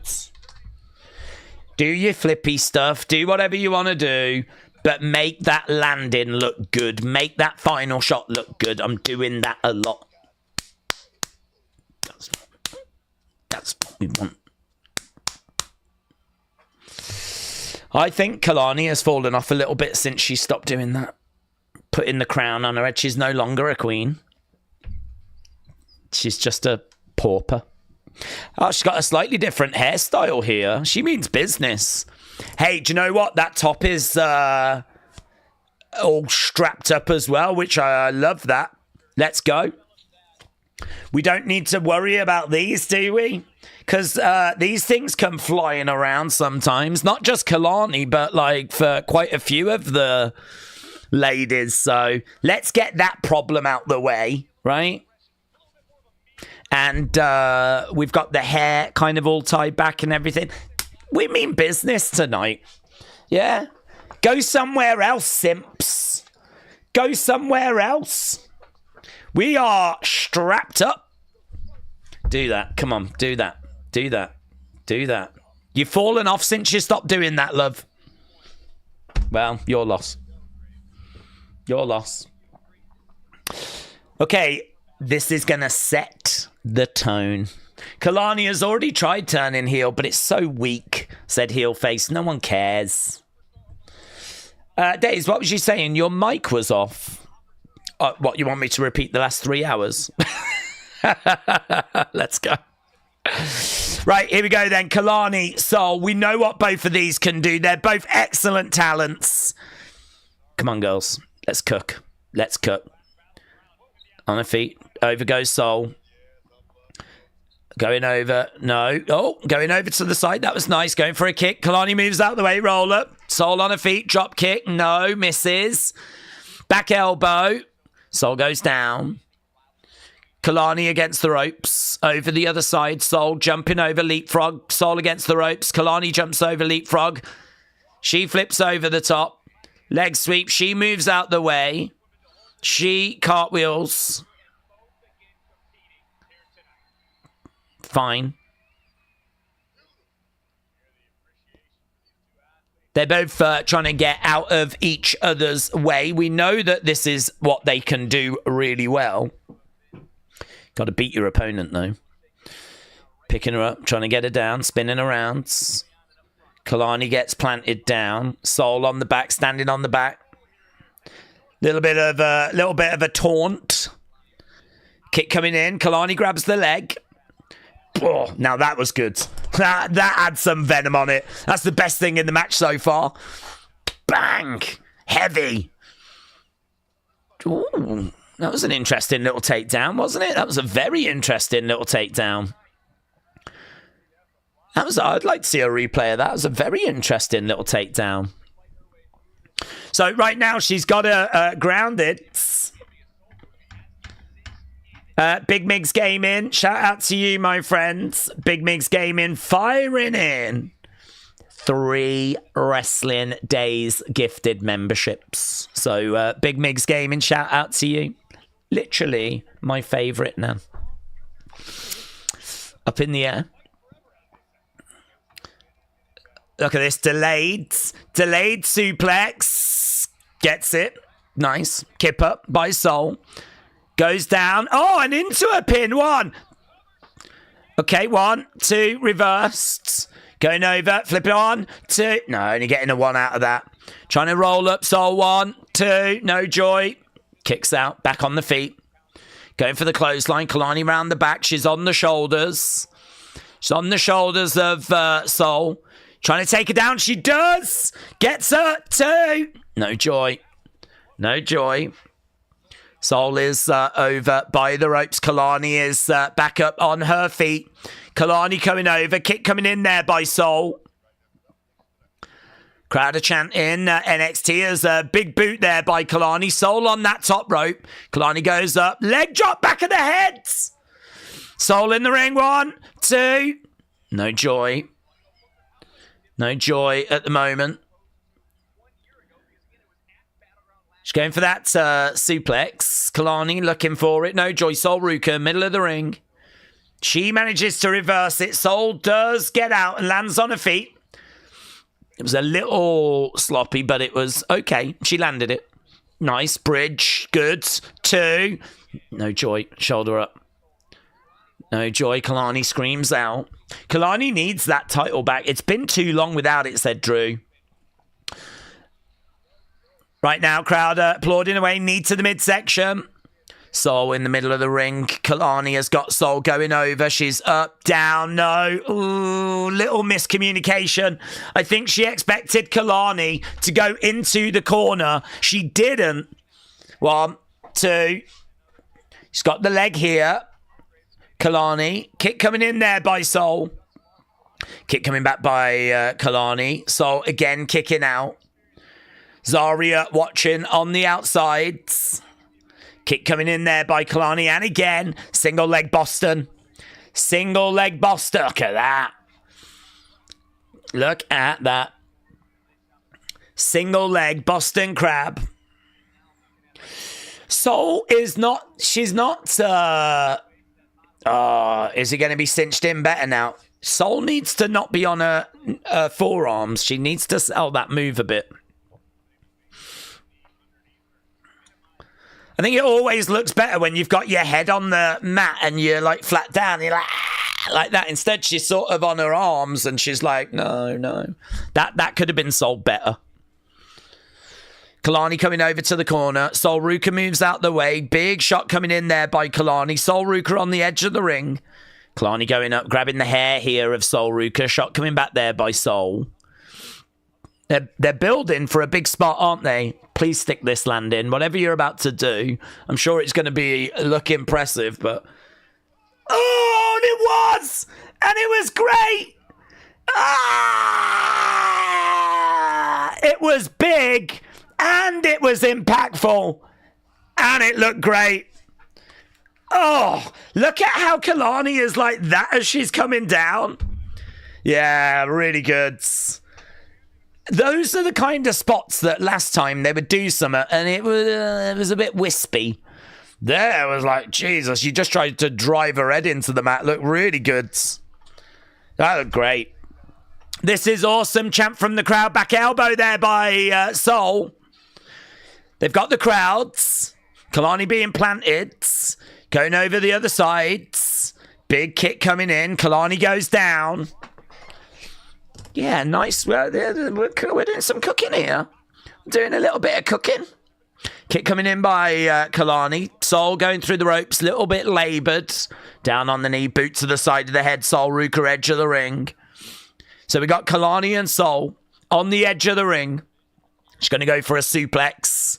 She's got the leg hooked. She's trying to... No joy. I got a migraine just watching this match, said Sis. There's a lot of wrestling this weekend, said Lee. Do we think there'll be any debuts or returns? I'm not sure who's out, to be honest, who could return. And we've not seen... Oh, kicks. Oh, Ruca goes to the outside. Yeah, who could return? Who's out in the NXT level?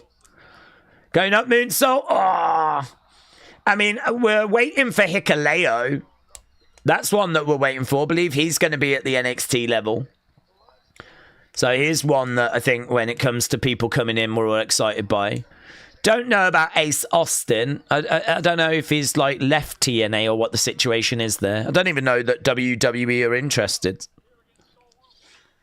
I'd imagine they would be. I can't see why they wouldn't. Oh, she's been caught. She's been caught. She's picked up. She lands on her feet. Back in the corner. Charging in. Caught again. No. On her feet. Round the back. Sol. Ah, to the back. Kelani goes to the outside.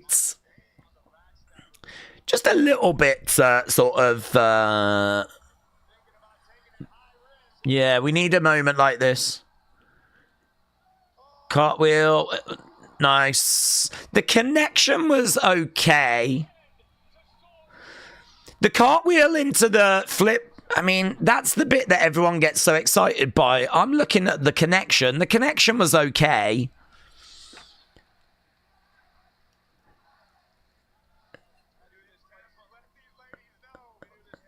Without that final hit, it's just gymnastics. Looking for a splash. 1, 2... I tell you what, a load of these fans would flipping wet themselves if they went and saw the gymnastics at the Olympics.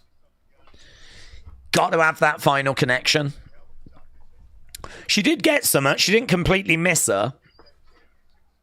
She's got Kelani on her shoulders. She's looking to reverse. Again, went for that kind of DDT, but it was rolled. Kelani is up in the corner. Looking for a big... That was nice. Look at that. Really impactful frog splash. Great. 1, 2. Kick out again. 1, 2. Kick out again there by Sol. Really nice. Kelani trying to go back. Up top again. Perched. Coming over. Forearm shot there by Sol. Sol going up. Another shot coming in. Nice splash, said the Beach Cat. It was really good. Yeah, I agree. And I think this is a better match than their last one they had. She's going for a poison Rana, a reverse Rana off the top. But she might get electric chaired. She's gone for it. Sol flips over, lands on her feet. Kelani comes over. Spear! Big spear! Great spear! 1, 2. Oh.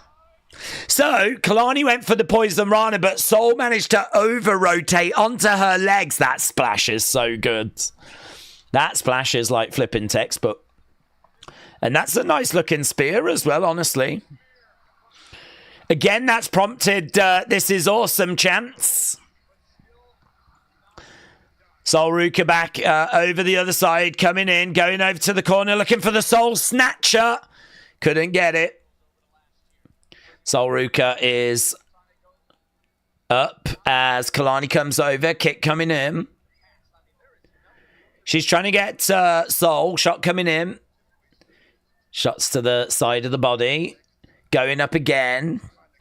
Spanish fly. Spanish fly. Spanish fly. Gets it. 1, 2. No. Soul Ruca kicks out.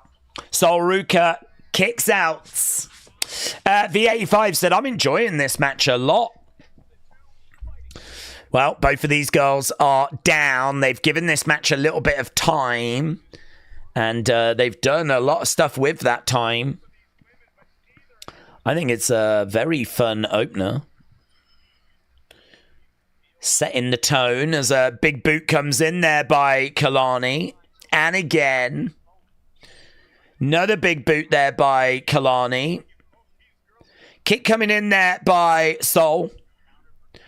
Kelani with another big forearm shot. Soul coming in with a strike back of her own. Chopping away, these two chopping away at each other. Another chop there by Soul Ruca. Kelani with a big forearm. Soul Ruca with a kick. Kelani goes down. Soul Ruca back in the corner, charging in. Kelani gets her legs up. Down goes Soul Ruca. Kelani looking for a split leg. Zarya actually rolls Soul out the way. You're out of there. You out of there. You're out of there. I think the ref could have done a little bit more. Oh, Kelani. So Soul was distracted as Zarya has been removed. Na na na na. Hey, hey, hey. Goodbye. Soul Snatcher. Nope. No. Crowd is singing, but they almost missed their Soul Snatcher. They're saying goodbye to Zarya. Shots coming in. Out of there! Jen said, is this cooking? Well, they're cooking in the sense of they're trying to cook some stuff up. Some of it's landing, some of it not for me. But it is... Oh! Soul Snatcher! 1, 2, 3. I sort of feel like that match is a really fun opener. The crowd really enjoyed it. We had This Is Awesome chants. You know, if I'm giving it out of 5, I'm at a 3, 7, 5, 4 type range. That's kind of where I am with that as an opener. I thought it was good. I thought it was fun. I thought it had some moments. I thought it energized the crowds. And it's Soul Ruca that has retained. But what did you lot think? What did you lot think?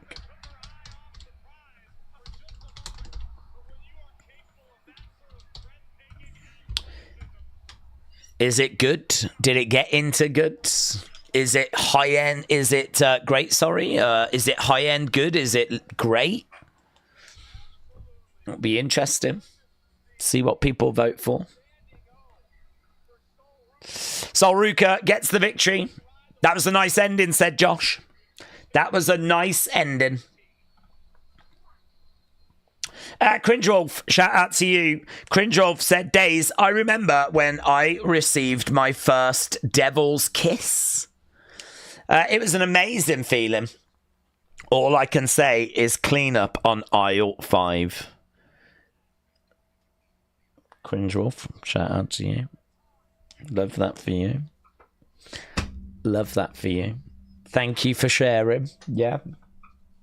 Thank you for jumping on to this wrestling live stream and sharing such information. Appreciate it, my friend. It's probably me that had to clean it up. Phantom67, thank you, bud. Firing in 10 Wrestling Daze memberships. So 10 lucky people benefiting. We do get a lot of people like, how do I get these memberships? You have to turn it on, don't you? You have to turn, there's an option you have to turn on. I don't know where you do that or how you do that, but someone in the chat will tell you.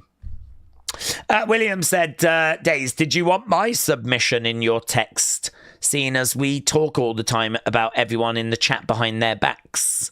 Do you want my submission in text to your... What does this mean, Willie? I don't know what you mean. I don't know what you're on about. I mean, we do talk about everyone behind their backs, but I don't understand the other bit. And we are lovely about you all. Yeah. We just talk about who our favourite is. Heelface said, really rate those two, but I don't want them to be called up and just wasted on the main roster. I've turned mine on, said Jen. Wrestles Lambs, shout out to you. Zoom Station said the AEW ladies match is better right now. There's no way of knowing. I have no way of knowing if what you're telling me is true. If your channel is a branded account, then you don't get gifts, says Love the Bearded. Oh. I think Kelani is going to be brought up to the main roster.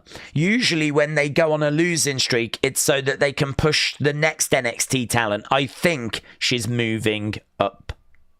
Made by Dawn said, I don't have a membership option due to the country where I live. I'm not eligible. Oh, really? Is it not? It doesn't work in your country? Well, you're not missing out, honestly. You know me.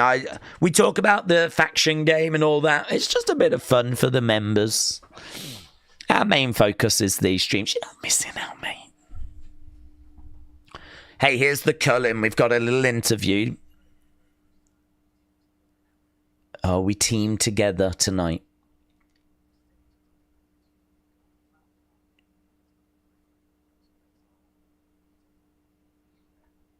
Tonight. You can rely on my experience. Let's go. Let's go. It's going to be this 6-person tag match. Please don't bring up Kelani. She's barely interested in NXT, said Dr. Lucha Lala. Dr. Luch, said Zoom Station. What is the women's match on AEW, says Dan. I think it is Eva Marie taking on Brie Bella.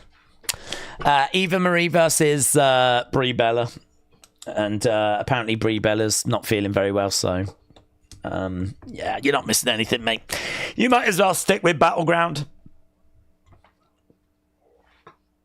It doesn't... I've got it on right now, and there's a lot of people booing. There's a lot of people. A lot of people have left, actually. A lot of people are leaving. So, yeah, very flat. Wrestlandy said, I've tweeted you the latest development with the Save the Ducks movement. I didn't know there was a movement, and I wasn't ready for a development. But let's have a look. Let's see where we are. Oh, well, that is a development. We do actually have developments. There's quite a few things going on in my chat at the moment. There's me with an Arby's. I mean, it did look good. Listen, I'll be the first to tell you, feel free to take these pictures, do whatever you want with them. These highly embarrassing, cringe YouTuber reaction things that for some reason do seemingly result in more views on videos. I have no idea why, but there's a reason why people do them.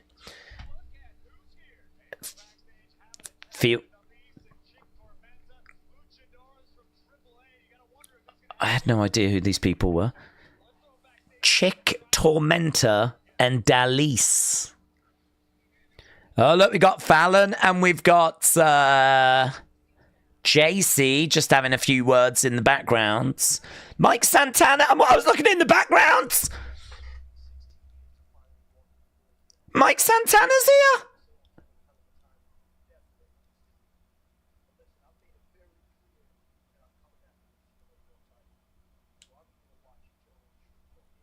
So he's here to... he's not joined.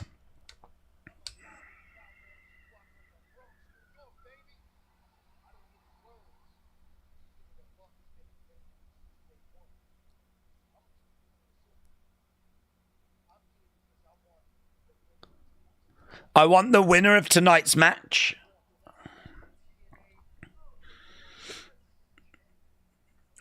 Charlie Dempsey.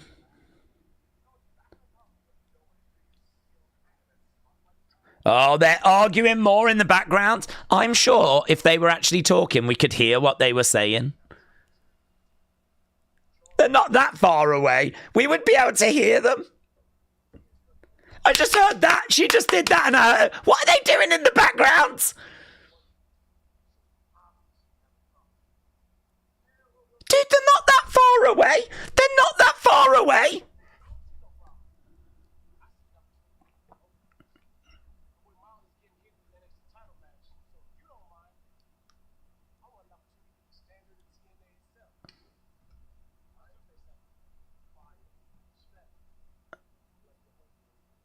Respect, unlike your homeboy here. Okay, so we're going to get Mike Santana against Tavian Heights. But I was so distracted by the girls in the background, like... And then the worst bit is where JC goes. And you could hear that loud and clear.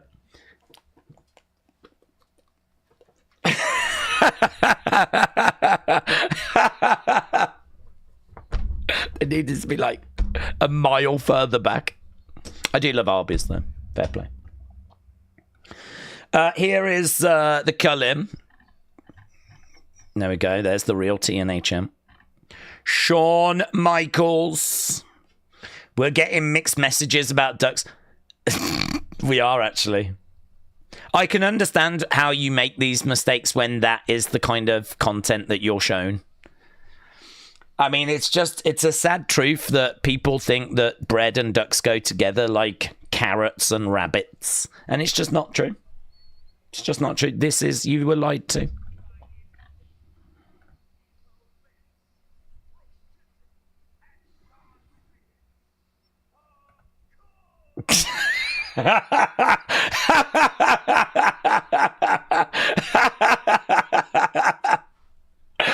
Do you know what? It's all worth it, innit? A lot of people would have sat there and gone, I don't really know where this is going. And I'm going to, honestly, I was in that boat. Even I don't know where we're going sometimes. But sometimes it leads places that you could never have imagined. Sometimes the reward is so satisfying. And I look at this and I go, do you know what? Wrestle with Andy, well done. Because you have managed to get us somewhere with that conversation that is so deeply satisfying. I am so deeply satisfied with this image. It's perfect. If anyone goes, can you sum up what it was like to stream in 2025? I can just show them this, can't I? I can just show them this. What was it like streaming in 2025 with John Cena's retirement? Yeah, and I'd be like, well, I think this says it all. That's getting retweeted. I'm retweeting that.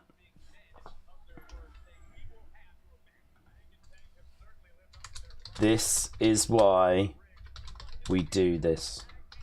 This is why we do this. This is what it's all about. I just need to start doing that in real life. Oh, God, so deeply satisfying. Right. 6-person tag match. New merch, said Ian. I mean, it would look beautiful on a shirt, wouldn't it? Okay, let's go. Boomers for Life said, props to Wrestle with Andy. That is great. Well, you all better be supporting Wrestle with Andy, but I would imagine you all are anyway. But if anything is going to make you go and show him more support, then it should be that image right there. And the great content he puts out. Probably the great content he puts out first, but then that image after. Tank coming in, colliding. JP Ville said WWE finishers in 2035 will be triple backflip corkscrew Spanish fly over rotation DDTs. Yeah, but the DDT part will be really rubbish. The DDT part will be they'll miss that bit. Do all this, and then they'll just miss the head. Hank and Tank doing Hank and Tank things. So JP Ville, shout out to you. My finishing move is going to be called the Duck's Curse. It's a sliced bread that I'm going to rename the Duck's Curse. Is that not brilliant? That is wrestling related. I'm taking the sliced bread move and I'm calling it the Duck's Curse. Oh my God. That's like, this is like, honestly, this is high art. At this point, this is high art. At this point, this is like, they should teach this in schools. Hank is down after colliding with the ring posts. Getting thrown back into the ring. Oh, big shot coming in there by Brooks Jensen. Brooks Jensen again with a uppercut. 10, we got 10 chants. Loud 10 chants. 1, 2. Shoulder up. Let's end this poll, shall we? Boom, boom, boom. Picking him up. He's got Hank into the corner. Okay, so it did get great. It's done really well. It's got great 72. So it's not just great, it's great. You lot really enjoyed it. There's a lot of taints that have been tickled with that first match. Boom. Roll up. 1, 2. AEW updates. They've turned the show off. Oh. Just like the other day when Collision was cut off. Oh. That's a shame. Oh, there we go. We're in the right place. Right, we've got more 10 chants. It only seems to be half of the crowds. The left-hand side, as you're looking at them, are not doing anything. The right-hand side are all going 10, 10, 10. I wonder... he's going again. I think there's one guy that's really leading the chant. 10, 10, 10, 10. He's desperate, that guy. I can see him. Look, he's had a few, isn't he? Shawn Spears in there with Hank. Shawn Spears was looking over in the corner going, honk, honk, honk, honk. Going over to make a tag. Any thoughts about Raw tomorrow and the fallout for Saturday night's main event, said Drew. Honestly, I've not seen the lineup. So we'll have to tackle that with the couple of hours we always start early. But yeah, I mean, the big thought is I'm excited to see what we do with Bronson and Braun. And I'm excited to see the dynamic of that group. So that's the big thought. Trying to go over, trying to make the tag. I think we've got another Money in the Bank qualifier, haven't we? Clothesline. Big shot. Coming in. Big shot again. I don't expect the 6. Oh my God, lights out. What's going on? Oh. It was just a technical glitch. Against the ropes. Just as I said, Wyatt 6. I literally just said Wyatt 6 and then the screen went black. That is crazy. That's like some Joe Hendry type shiz. Cannonball. I'm not going to say him again. Getting back in the ring. Duck underneath. Tank over the other side. Bang! Collides into Shawn. Tank is off the charts. He's got Shawn Spears in the corner. I remember at the Cardiff clash, an Irish bloke was above me. He randomly started shouting about Harry Maguire. He had had about 5 drinks, said CJ. That's random.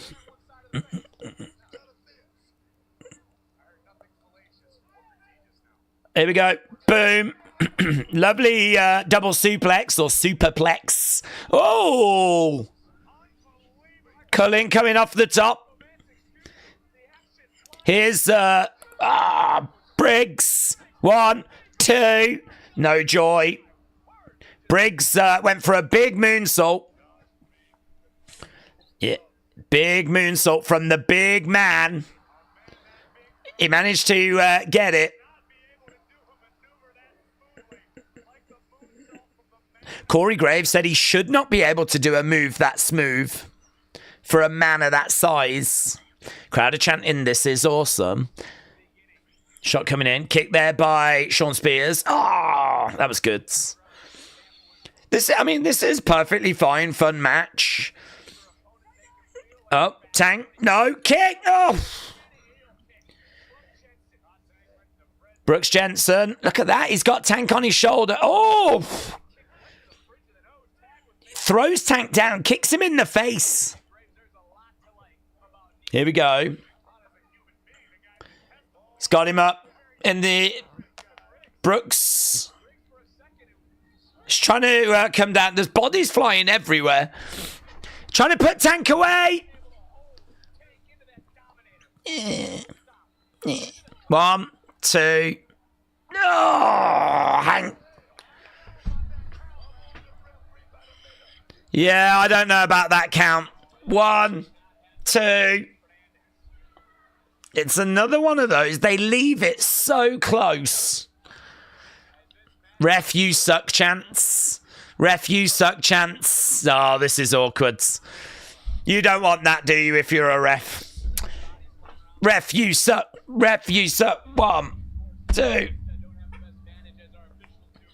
I've seen worse recently than that. I've seen worse. It probably was a 3, though. That's a botch, said David. I don't know what. I don't know why the refs don't count it. I don't know why they don't count it. They're told to count them. 1, 2. You count it.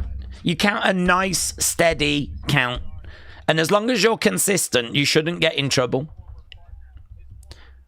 They shouldn't leave it that close. It's on the wrestlers. Oh, big splash. Okay, here we go. The arm band has come off. He's grabbing Nico. This thing's been a... Oh, big boot there by Izzy Dame. Izzy Dame, 1, 2. Kick out. Oh, my God. I feel like this thing's going a bit too long. Brooks Jensen trying to go over to Briggs. Ah, that's a monstrous clothesline. He just ripped his head off. He just ripped his head off. Tag being made. In comes Hank.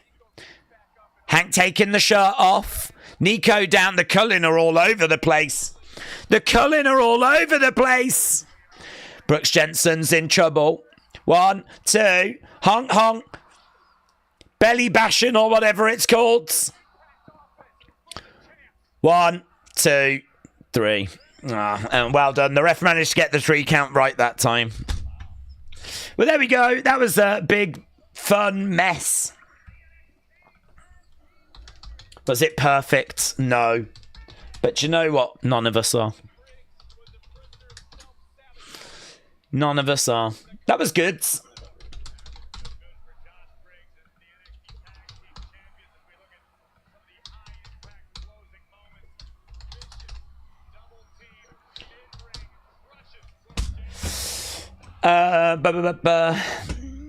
Is the chat on screen not working, or is it working? The chat on screen's not working. Let's fix this. What are the Culling going to be thinking about? Well, they're going to be thinking, that sucks. Oh. Nico hurling Briggs into the barricade. There's a big brawl. Crowd are booing. Culling are beating up. Could someone make a save? Who would make a save? Yeah. Who's that? Who's stopping Izzy? Inamura? Inamura's here. Inamura's back. Oh my God.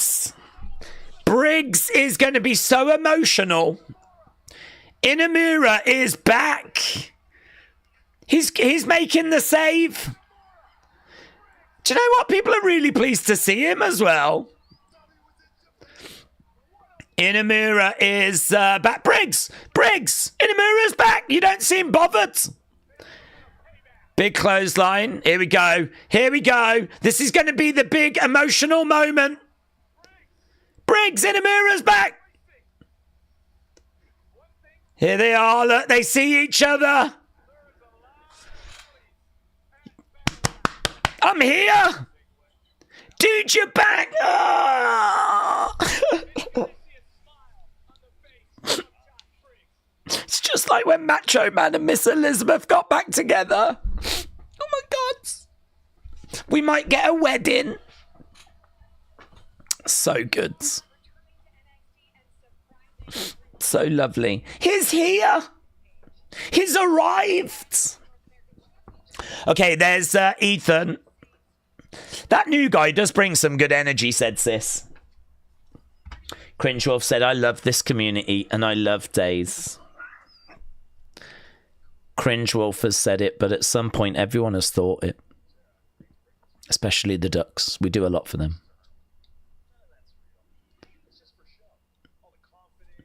Okay, so Ethan's not got a match tonight.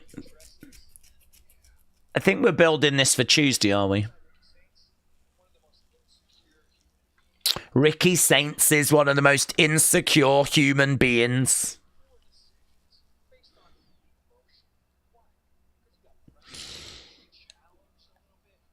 Shirts back on, please. H&T. Oh, Terry. I didn't know what you meant, but you're talking about Hank and Tank.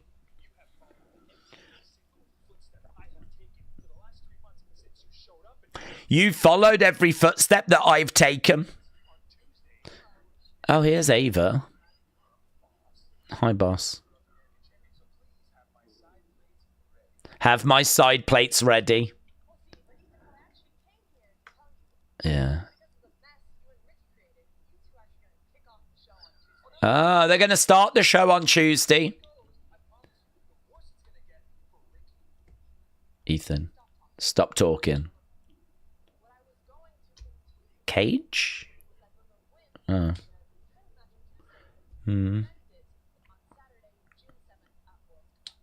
Oh.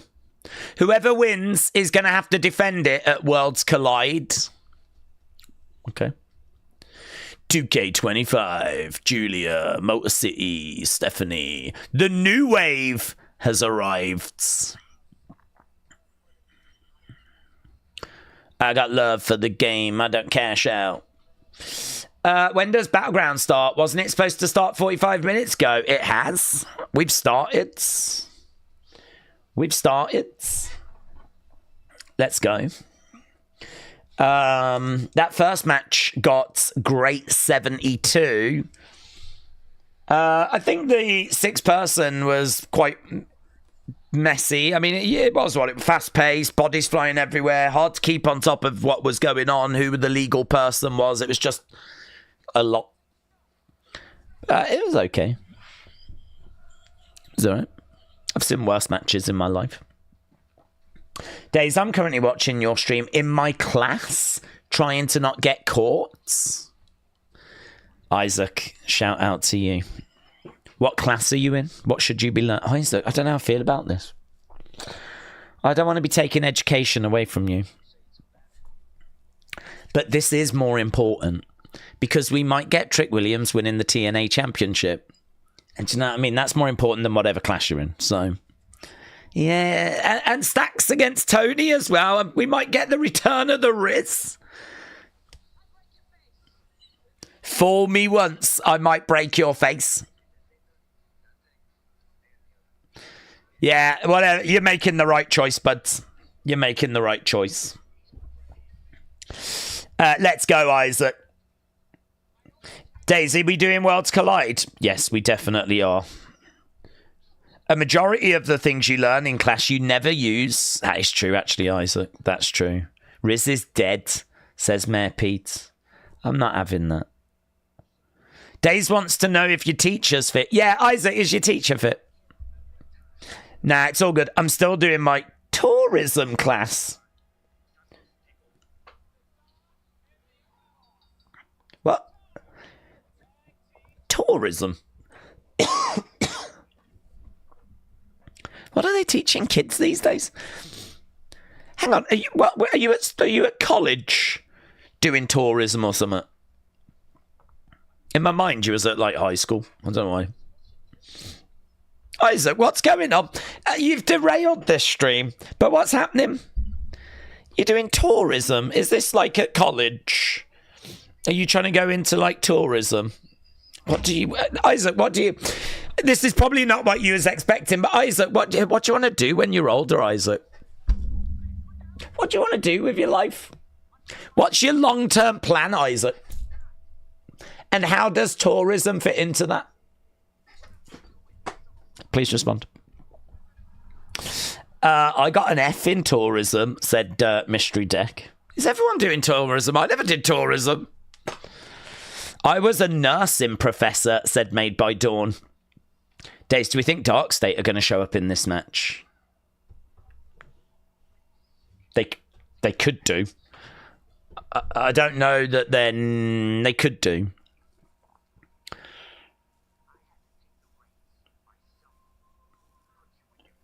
Would they back up Stacks and go after the family?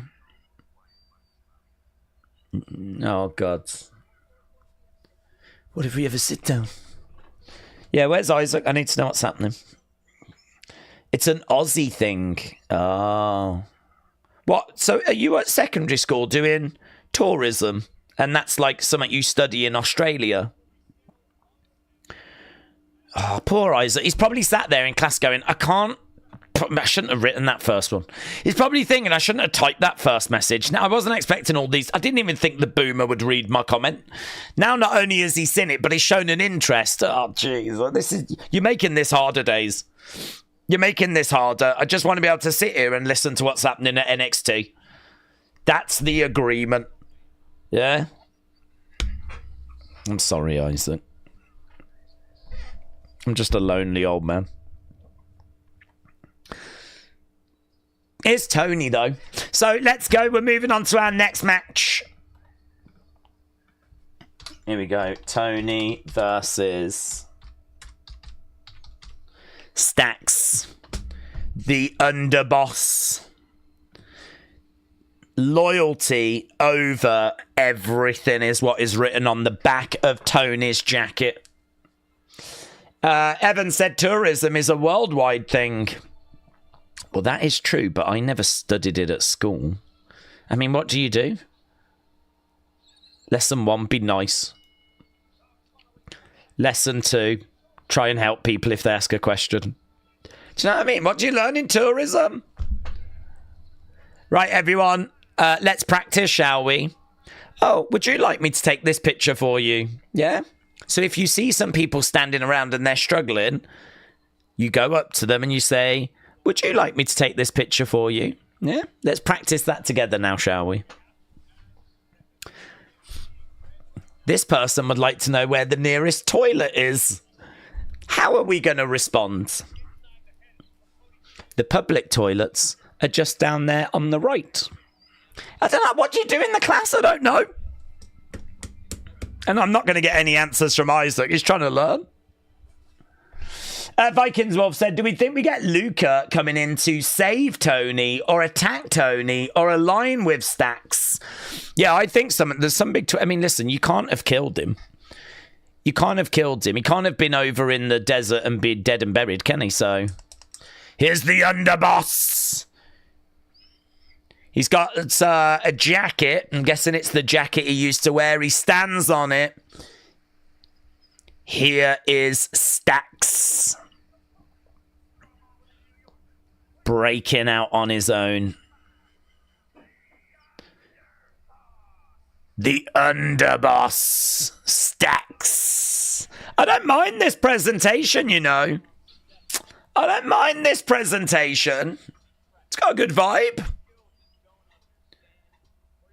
Making his way down to the ring. Villa was robbed.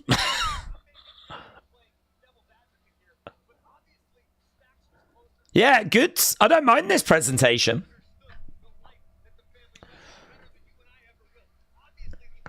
Cause King Yeti said an Aussie thing we all know. Aussies suck, but I love you, Matter, says King Yeti. Guys, King Yeti's allowed to say whatever he wants. If he insults you, you just have to take it.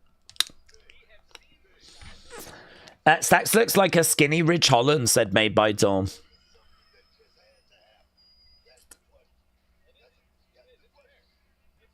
I am interested about where we're going with the whole Riz thing, Luca thing. I think there is a good chance we see them in this match, yes.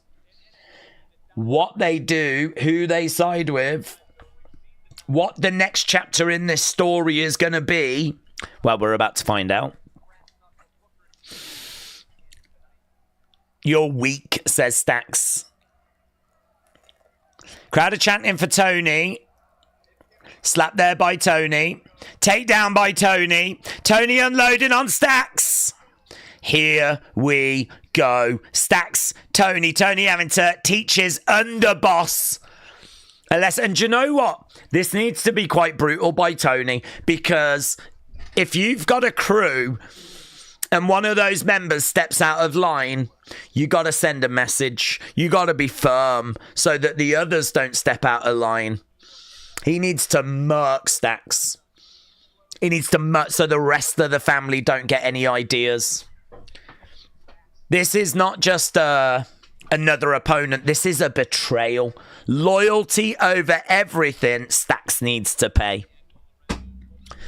This does need to be brutal. A message needs to be sent. But obviously Stacks has made his move and he can't fall short now, so it's going to be interesting. I'm interested to know how this match plays, honestly.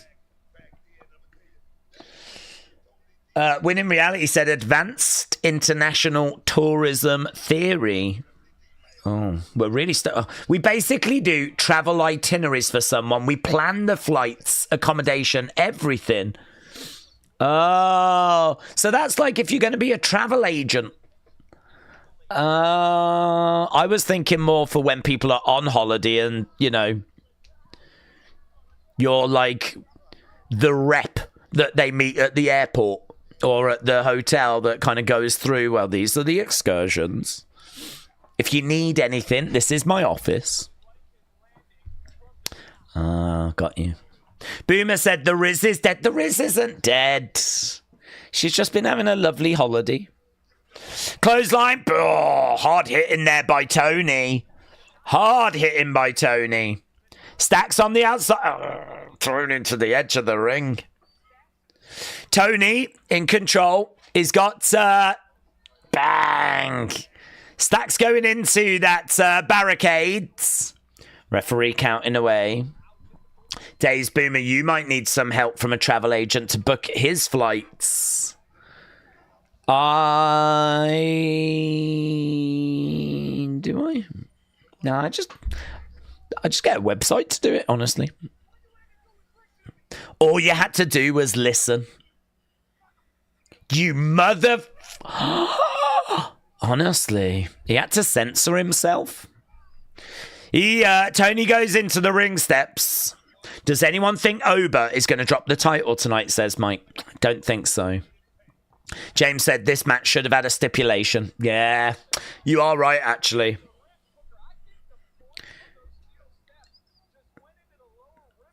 Okay, Tony's struggling on the outside. He gets driven into these ring steps. Bang. Stacks trying to get back up to his feet, going over to Tony. Counting away. Cringe Wolf, hello. Shout out to you. How do you get a job in WWE, says Davids. Well, it depends where you want to work.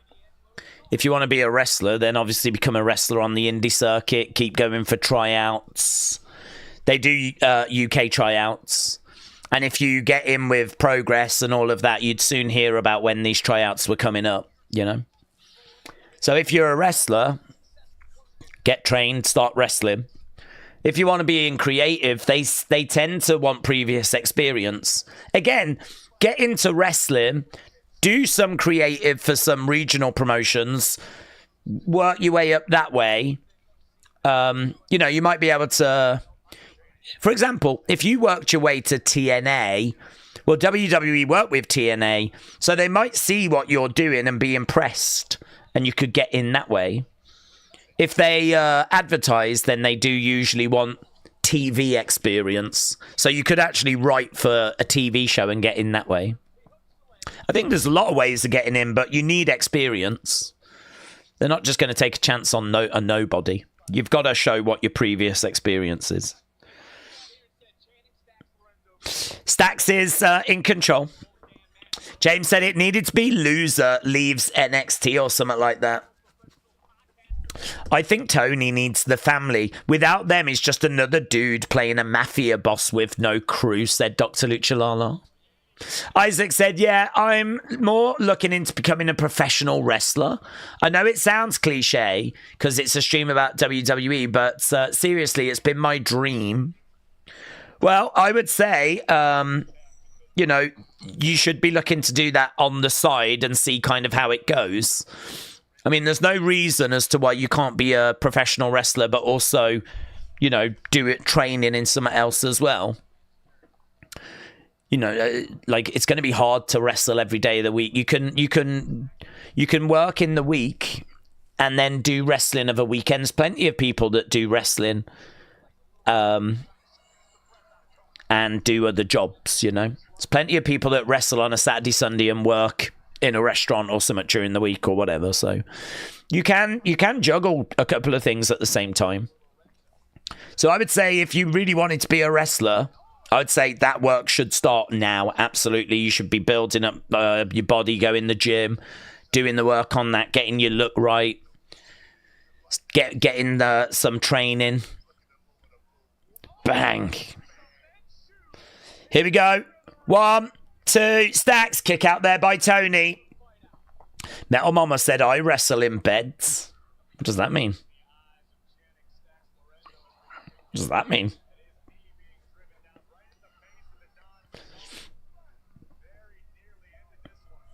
I'm just going to let that. I'm just going to leave that.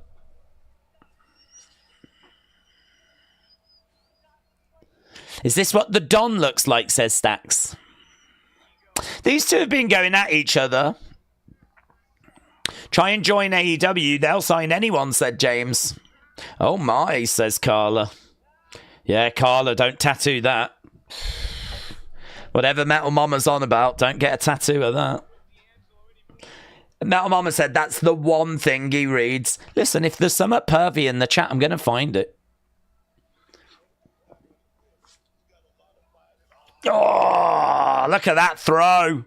Nice throw there by Tony.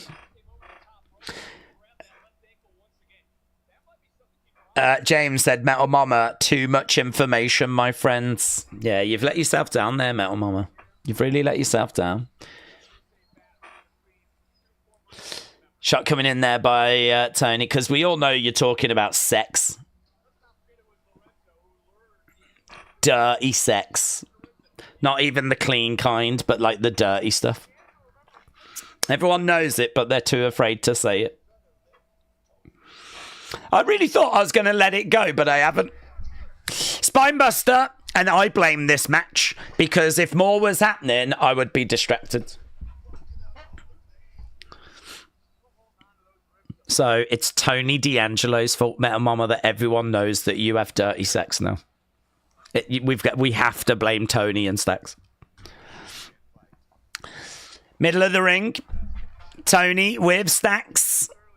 Looking for a shot to the midset. And again, big body shots coming in there by Tony. Dan said, does Metal Mama hold open challenges? We're not starting those rumours. We're not starting those rumours. Metal Mama said only for metal dads. Ooh, it's getting hot in here and it's getting spicy. Getting spicy. I have heard she does gauntlet matches. Kick coming in there by Stacks. Stacks against the ropes. Tony moves out the way.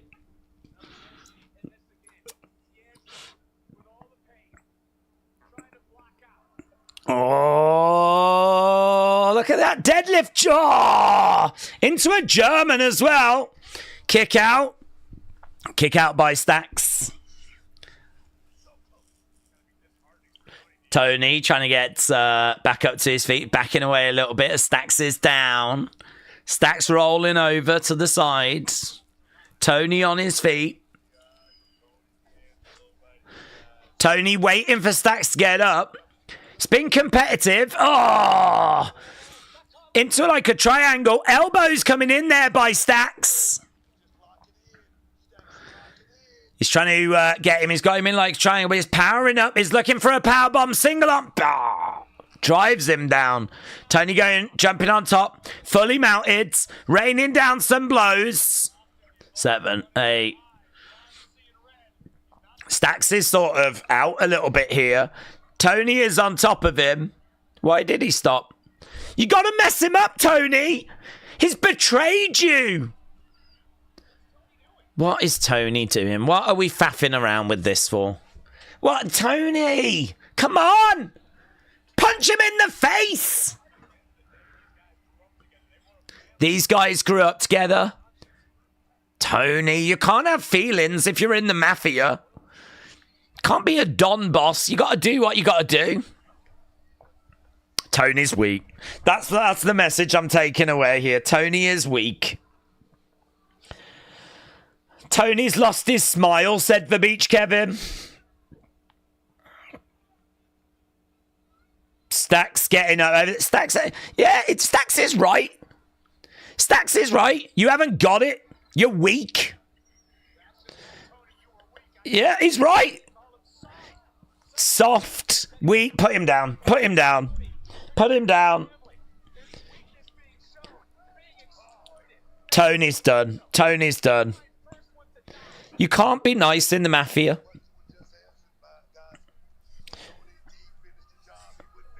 He wouldn't finish it. Stacks goes into the ring posts. If Tony pins Stacks, he might burst out crying. Drop knee. Stacks down. Has he had a word with himself now? 1, 2. Kick out by Stacks. Kick out by Stacks. Why are there so many people named Dan in here?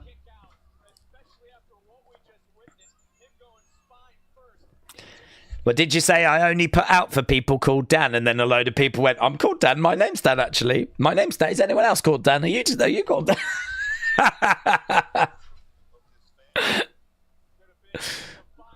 Gets the ropes. Boom, Tony to the outside. Spine first, said Dr. Luchalala. Here's Stacks going to the outside. Tony through the ropes. Here he goes, over the ropes. Oh, stomping down. Shut the days, said Metal Mama. I'm going to leave it now. I'm going to leave it now. Stacks going over to the corner. Dan said, I'm Dan. We got another one. Our time has come, Dan's. Our time has come. Dan's, get into this chat over here.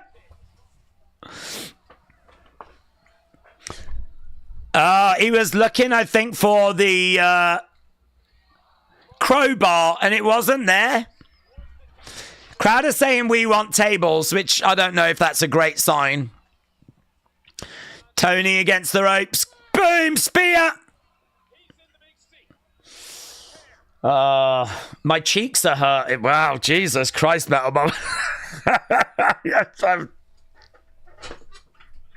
Mate, I don't know what you want me to do. You can't put a comment in saying my cheeks are hurting. You shouldn't be inviting so many Dans around. That's on you, innit? Jesus. Business is open for Dans, and then you've just had about 50 Dans be like, I'm sorry to hear your cheeks are hurting. We need to leave that. We can't. Metal Mama's just got her own thing going on. Here we go, Tony. Bang! Stomps down on Stacks. Tony in the middle of the ring.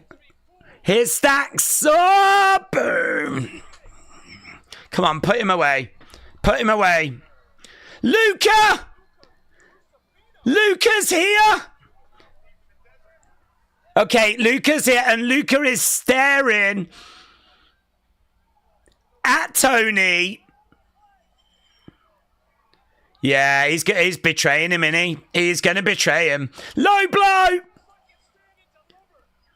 Luca's here. Luca distracts. Tony has been betrayed. He's down on his knees. Knee to the back of the head. Rolls him over. 1, 2, 3. Luca is absolutely emotionless. Still no sign of the Riz. Still no sign of the Riz.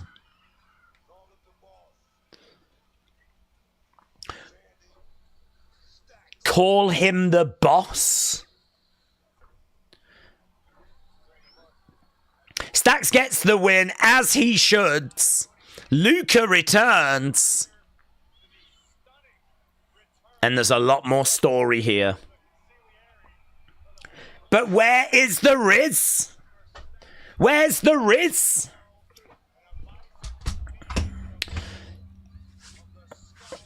Got a feeling there will be a sequel to this, says Scott. He needs some ice on his little Tonys.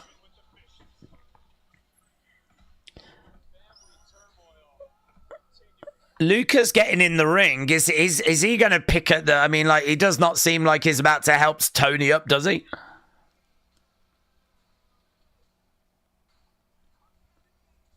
But why? Why is he turning on Tony? Look, he's coming in for the hug. Yeah, no, I don't trust you. I don't trust you. You're right to not trust him.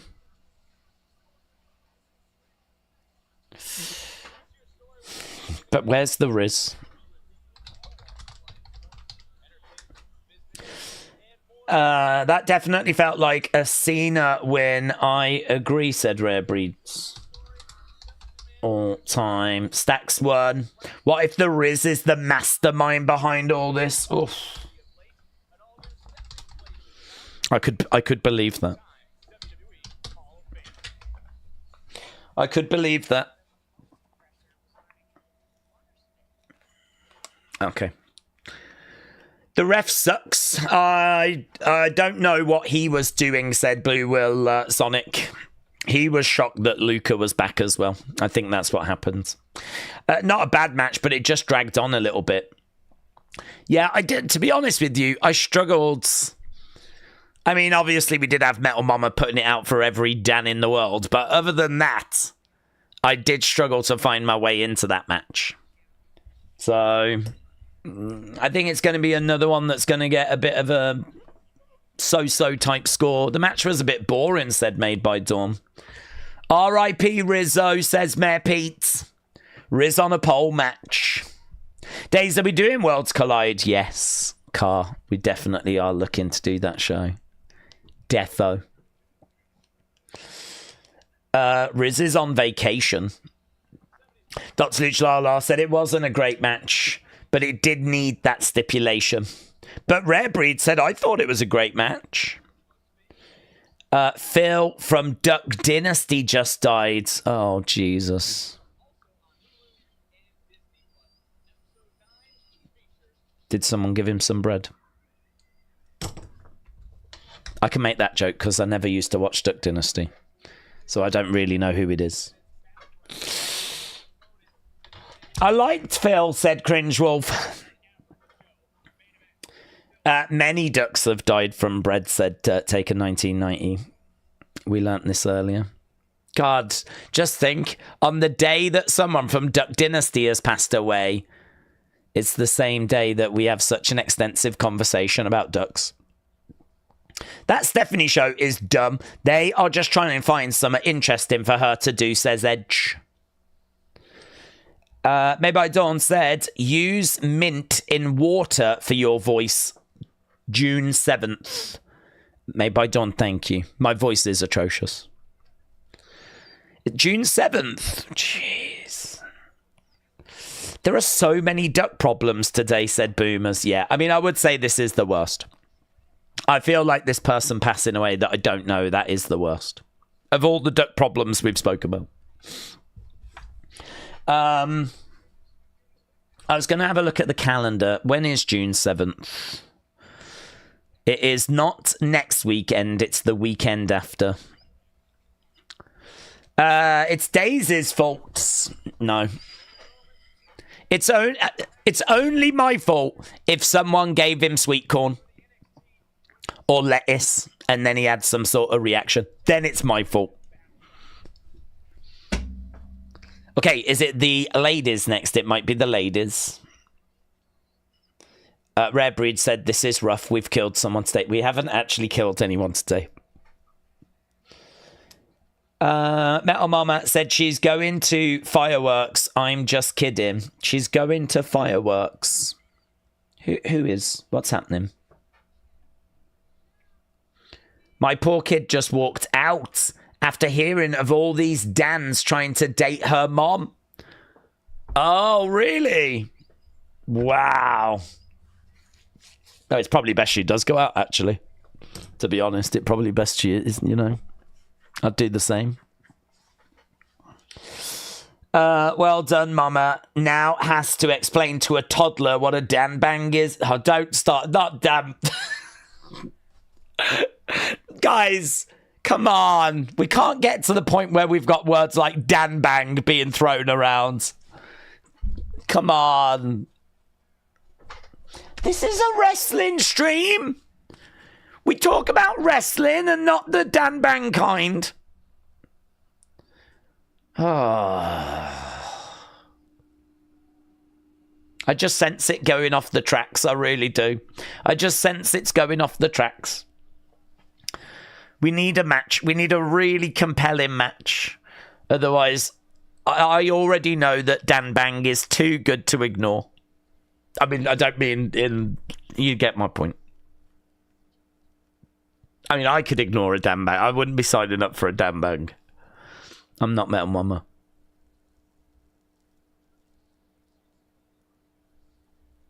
Oh, God. I can't stop thinking about it now.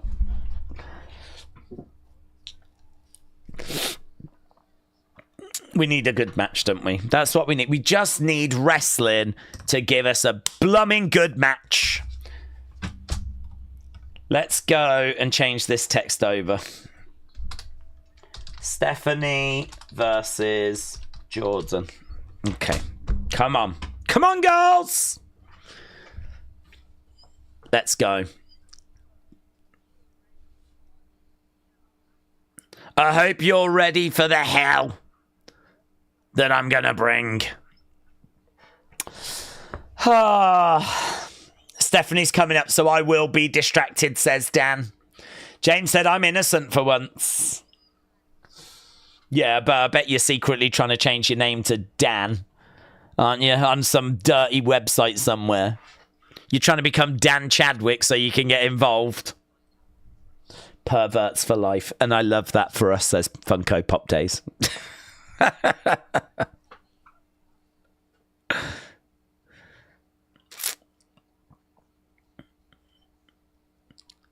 At Battlegrounds, there's no escape.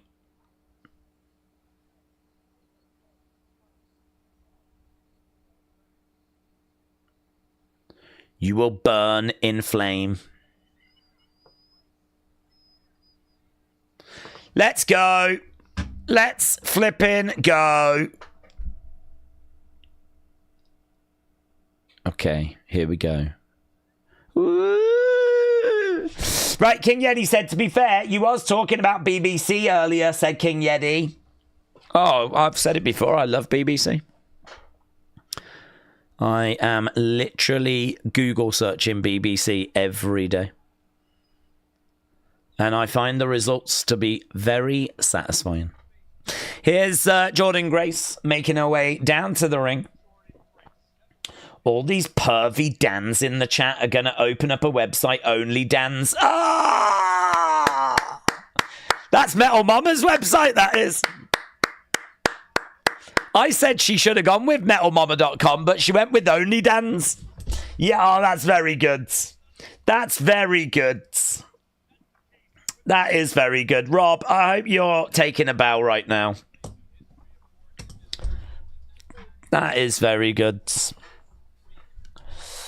Daze, as told by Sean Ross Sapp, a debut might be set for Dawn. I don't know what's Dawn. Someone that appeared on NXT. I don't know what Dawn is. It's very close to Dan, though, so you do have Metal Mama on red alert. They were so close. If that was AEW Dan instead of AEW Dawn, we would have lost her. We would have lost her. Here's Stephanie making her way down. I don't know. I don't really understand how we've got on this subject, but we're here, aren't we? And I'm working very hard to try and get us off it. I'm working very hard to try and get us off. Stephanie has made her way down. Look, that person's doing that. Look, oh, I think he got a bit nervous. He was doing that, and she sort of looked at him, and he was like...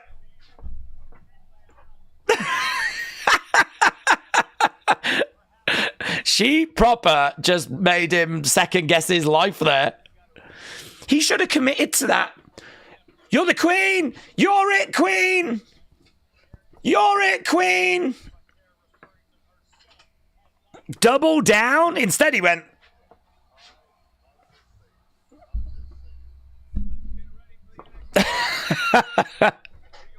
She had him all kinds of confused. Michael said, Daze doing Daze things. Question. If a dog was a cat, would it hate itself?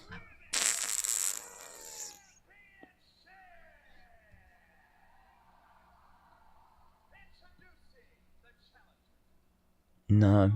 It wouldn't know that it was one, would it? Only if it saw itself in the mirror, it would have a problem. If it had the mind of a dog, but was a cat, I don't know that it knows it's a cat.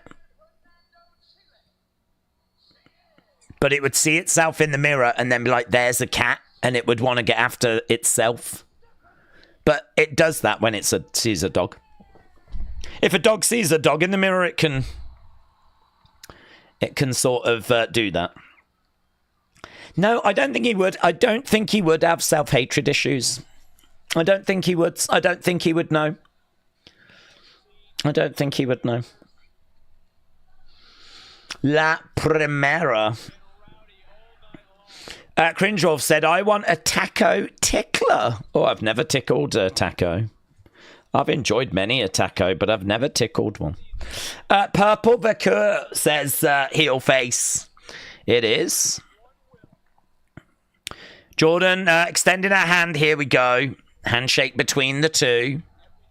Jordynne Grace versus Stephanie. And these two locking up. This should be a really good match.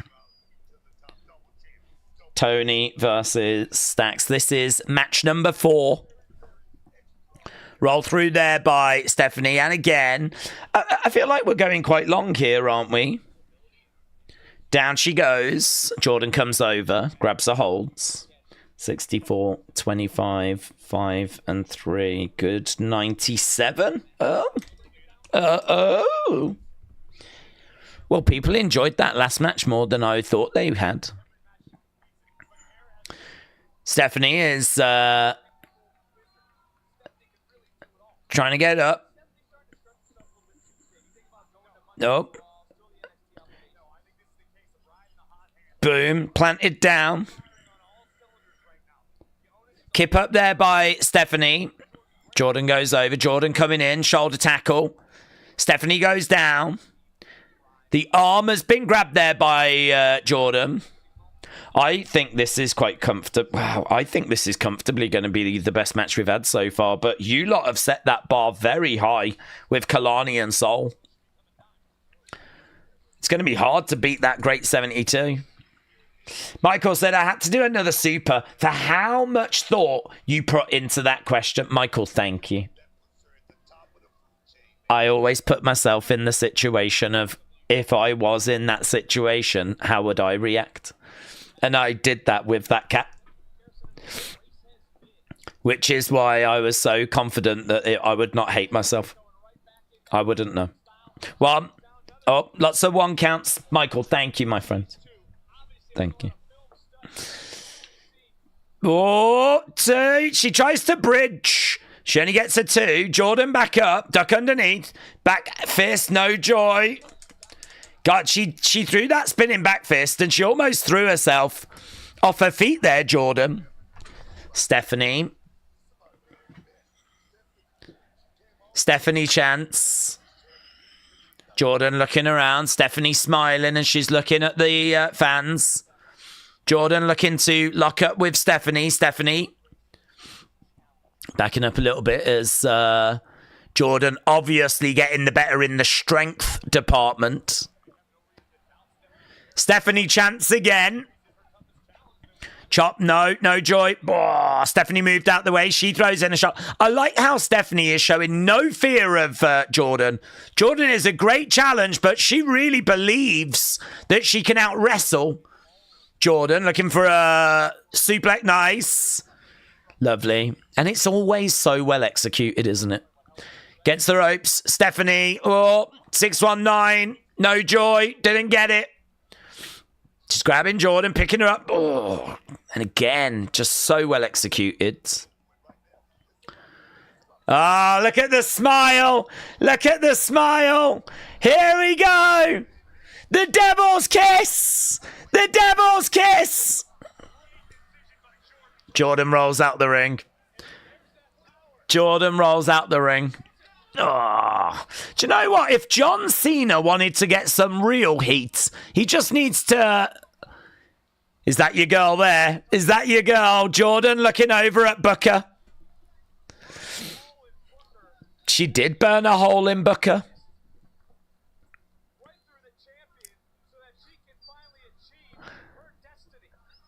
Booker T chants.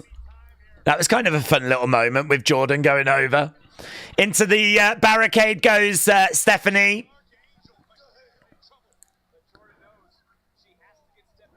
Yeah, if John wants some real heat, he should interrupt Stephanie every time she's about to do the Devil's Kiss.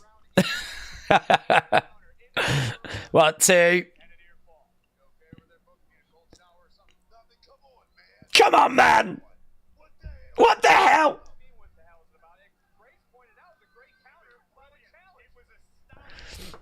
Kick coming in there by Jordynne. Jordynne in control.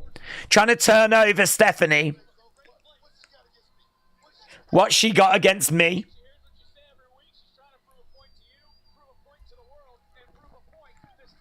She's trying to prove a point.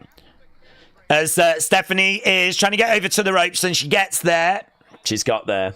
Booker down bad after that, said Ashton. He is. He's absolutely flipping devastated. Right now we've got Stephanie over in the corner. Come on, man! La Primera chance. She's so popular.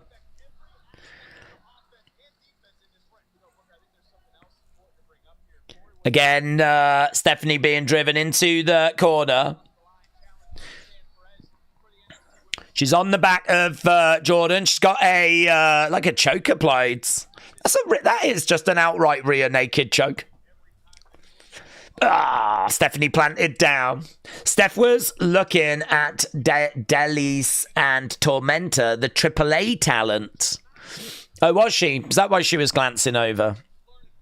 I don't know those boomers.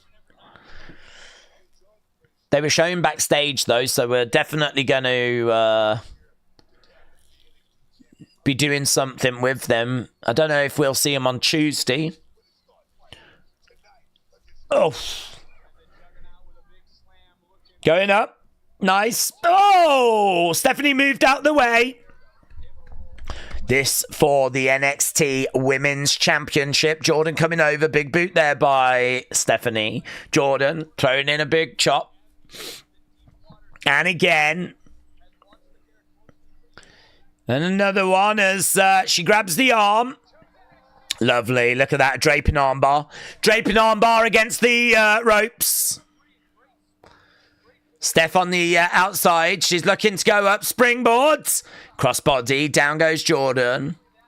Stephanie coming over. Grabbing the arm there of Jordynne. Bang. Eat defeat. Charging over. Boom. Down in the corner. Another big boot coming in. And again. I like those. Disrespectful. Grinding the foot into the face of Jordynne down in the corner. Here we go. Charging in. Oh, double knees.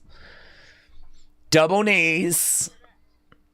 Right now, we've got Jordynne planted. It's one-way traffic right now. It's one-way traffic. Oh, here we go. Here we go. Devil's kiss. Goes down. Bang.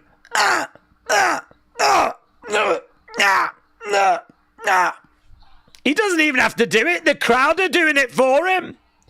Yeah. So good. So good. 1, 2. Mate.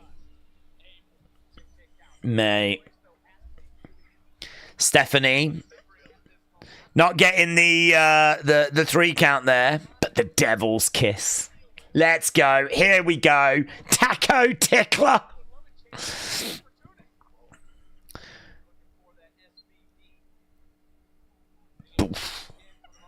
Trying to turn her over. Daze, these potential fights for World Collide. Penta Mysterio, Monster Clown versus Doink the Clown. I don't think we'll see a return for Doink the Clown. It's Psycho Clown, is it? I don't know that they've got a Monster Clown. Maybe that could be Braun Strowman's new gimmick. Shot coming in there by Jordynne. Stephanie in the middle of the ring. Jordynne in ring. Ooh, clothesline. No. You're going to need to do more than that, love. Against the ropes. Stephanie. Spinebuster by Jordynne. Looking. Double. Oh, package driver. Scott. Stephanie. Down. 1, 2. Kick out. Good. Pretty fun match. Pretty fun match. The crowd are chanting. Millennial said Dares La Carabina was Stephanie's former partner. From there, they started using horns and Stephanie carried them. She's 50. Stephanie's 50. She looks brilliant. She looks so good. Back elbows coming in there by Steph. Clothesline coming in there by Jordynne. And again. Oh, she's throwing in shots to the front, to the back. She's going against the ropes. Stephanie against the ropes, round the back into a suplex. Stephanie coming over. She's grabbing Jordynne. Oh, spiked it. Look great. Spiked it. 1, 2. Oh, that DDT with the spike looks so good. Looks so good. Let's go. Let's go. Isn't Samoa Joe playing a clown on a TV show? Yeah, he's in Twisted Metal, isn't he? Isn't it something to do with Twisted Metal? Right now, we've got Jordynne up over the other side. Big shot coming in there by Stephanie. Spoiler, both women are amazing. Actually, A-Jobson, I think you'll find all women are amazing. Yeah. Not just both of these, but all of them. That's what you meant. That's what you meant. You meant all, but you wrote both accidentally.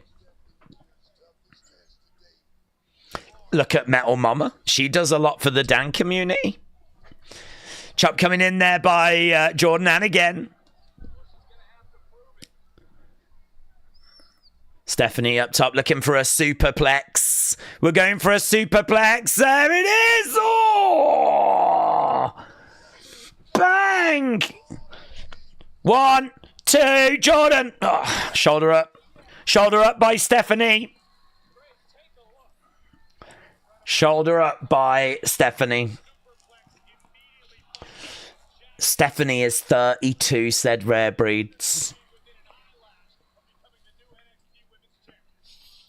She's got many years to go, isn't she? I mean, I think you're fine till your mid-40s. This is awesome. Jesus, this crowd love that chant, don't they? Roll up. 1, 2. Boom. We're getting to the point where crowds are just going to start chanting that as they walk through the door. 1. No, just a 1. Just a 1. She's looking to drive her down. No. No joy. No. Clothesline. Doesn't connect. Getting picked. No. Reversed. Oh my God. 1, 2. No. Looks like Stephanie let go of that hold. Against the rope. Stephanie round. Oh, she's got Jordynne. Oh, it's reversed. It's back and forth. Here we go. No. Messy. Against the ropes. I think this has run out of steam. I don't know what's going on. It just seems a little sloppy now. They seem a little lost. I feel like I've been listening to a wonderful record and it skipped. And now it's just struggling to find its groove again. That's what it feels like has happened. I feel like the record had a little skip in it, and now it's like, oh, doesn't quite know where it is. The song is not ruined, though. Brony said, it's a bit sloppy in places. They do look a little gassed, said Dr. Luchalala. Well, let's see. Can the record... Oh, into the barricades! Okay, the record got back into a groove. Holy ship! Holy ship! Holy ship! Stephanie's down. She's in pain. Oh. She went hard into that barricade as well. She went hard. She's grabbing Jordynne, throwing her in the ring. Stephanie getting him. Yeah, I think she's going to put her away, but I hate that finishing move. It looks rubbish. 1, 2, 3. Oh, kick out! Kick out! Kick out by Jordynne! Whoa! Oh. I mean, with the barricade and the finisher, I thought that was it. Are they chanting "Ref, you suck" again? Are we having another go at the ref? Was that a 3? I didn't have a problem with that count. I didn't have a problem with that count. Jordynne trying to fight back. Oh, well, we've got a situation here where Stephanie is struggling to put Jordynne away. Another shot coming in there by Stephanie. Another shot coming back there by Jordynne. Stephanie, bang, another forearm shot. She goes down to one knee. Jordynne coming in. Another big shot's coming in by these two. Pop, pop, pop, pop. They are cooking, says Kader. They are cooking. There was a little skip. Little skip in the old records. Ah, dragon screw. Jordynne goes down.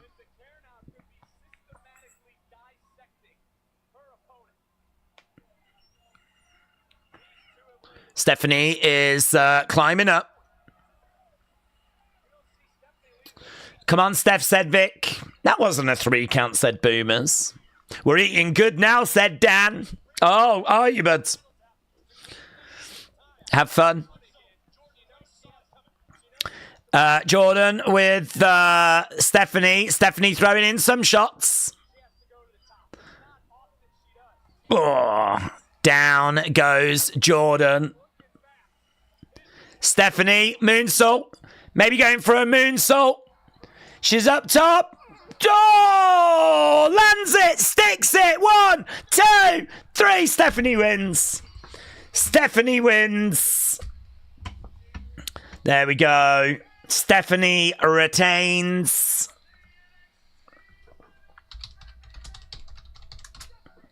Very interested to see what people are going to say from a score point of view.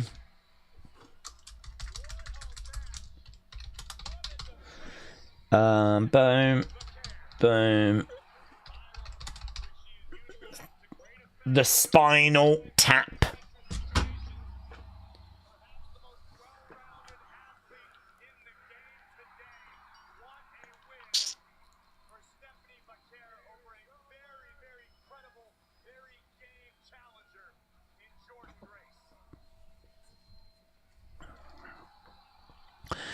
So she holds up that championship and she gets past a very tough challenge.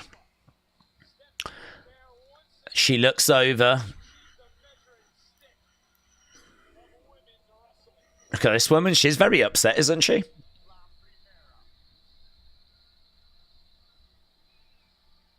So is that a match we're going to get, are we? John Cena. John Cena's going to Perth as we take over Australia. We're taking over Australia. All of it.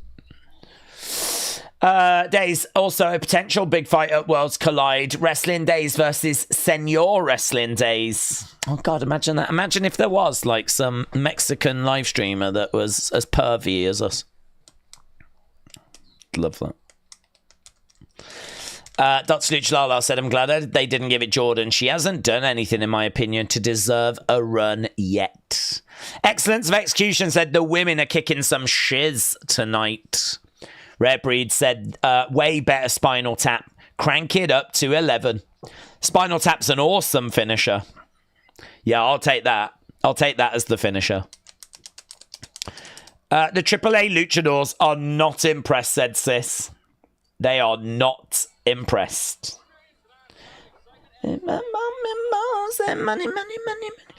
Stephanie won. Must be from AAA or something. Stephanie against Jordynne was awesome. I want to take over a lady garden, says Wes. Well, you do a lot of gardening work, don't you, buds? I think you would be excellent in a lady garden. I think you would really know your way around.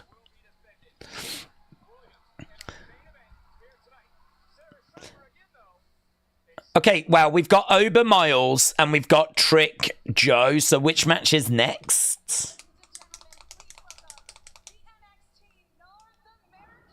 Oh, we're bringing out Ricky Saints. We're bringing out Ricky. Metal Moment said, how's the CD uploadings going? Well, they're going okay, but they kind of got a little paused and delayed because of this weekend. But yeah, it's going all right. I've got a good few hundred albums on my computer now, which is nice. I'll tell you what is genuinely nice is uploading some compilations. There's lots of songs that you forget about because they're like one-hit wonder type stuff. So it's been really nice to actually upload compilations. So it works better for comps than it does for like albums, normal artists. But yeah, it's going all right. Here's Ricky. This has got to be running until 3:30. Yeah, defo. We're going a little longer tonight than 2 hours. So, yeah, we'll do a little summit here.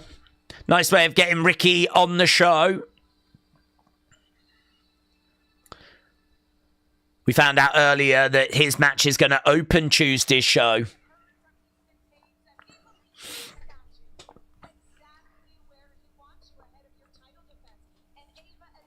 It's a fun shirt that he's wearing as well, isn't it? I like that shirt. I would never wear that shirt. I couldn't pull it off, but it's a nice shirt.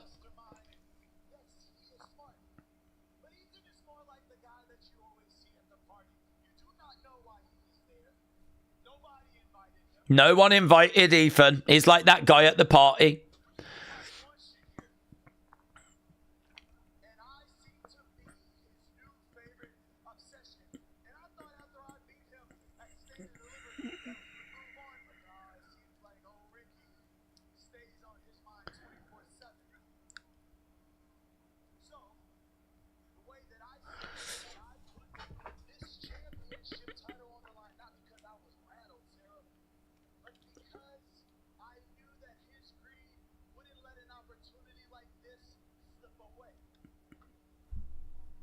This is tough for Ricky. There's not really much for him to talk about, is there?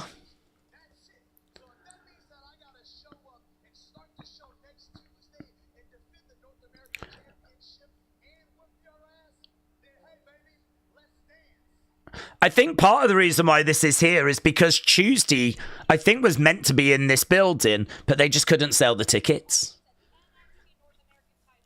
So I think they're trying to make Tuesday a big show because it was meant to be in this building.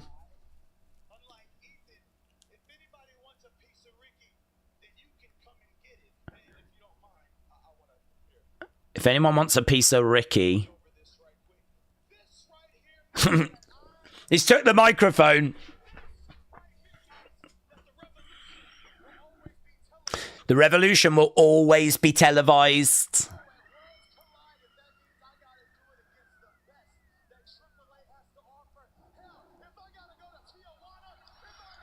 There's a big cheer. There's Ethan. Boom. We got a brawl. These two throwing hands at each other. Ethan goes through the ropes to the outsides. Big boot there by Ricky.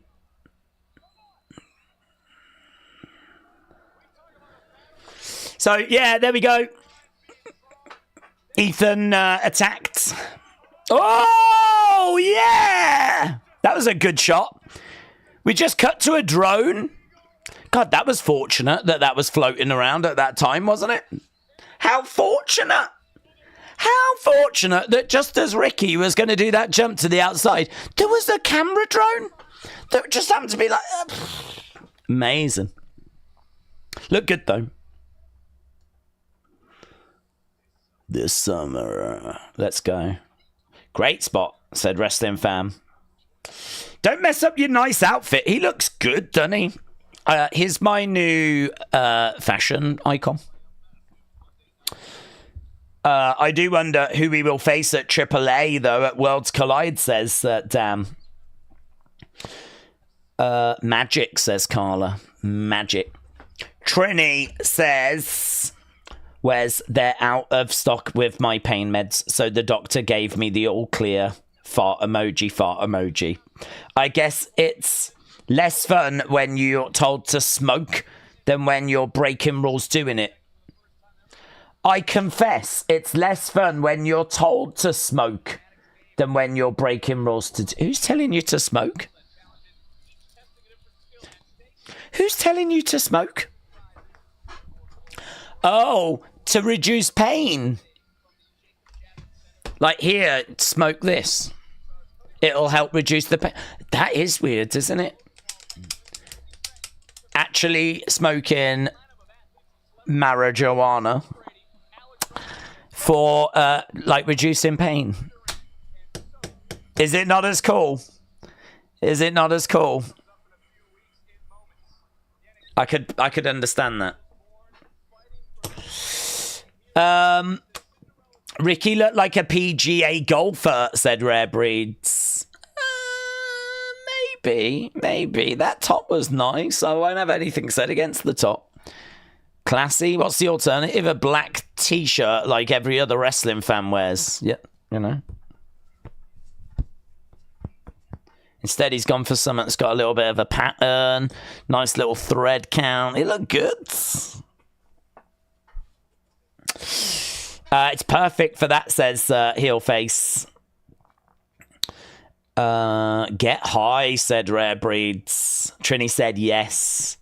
Medicinal marijuana. Well, we don't do drugs in this community, but if it is for medicinal purposes, then of course it's acceptable. So smoke away, my friends. Smoke away like Thomas the Tank Engine. You can eat it like me. Smoking is bad. No doctor would recommend smoking. Eat, Queen, said Josh. Trini, Josh is telling you to eat up, Queen. Trini, don't smoke.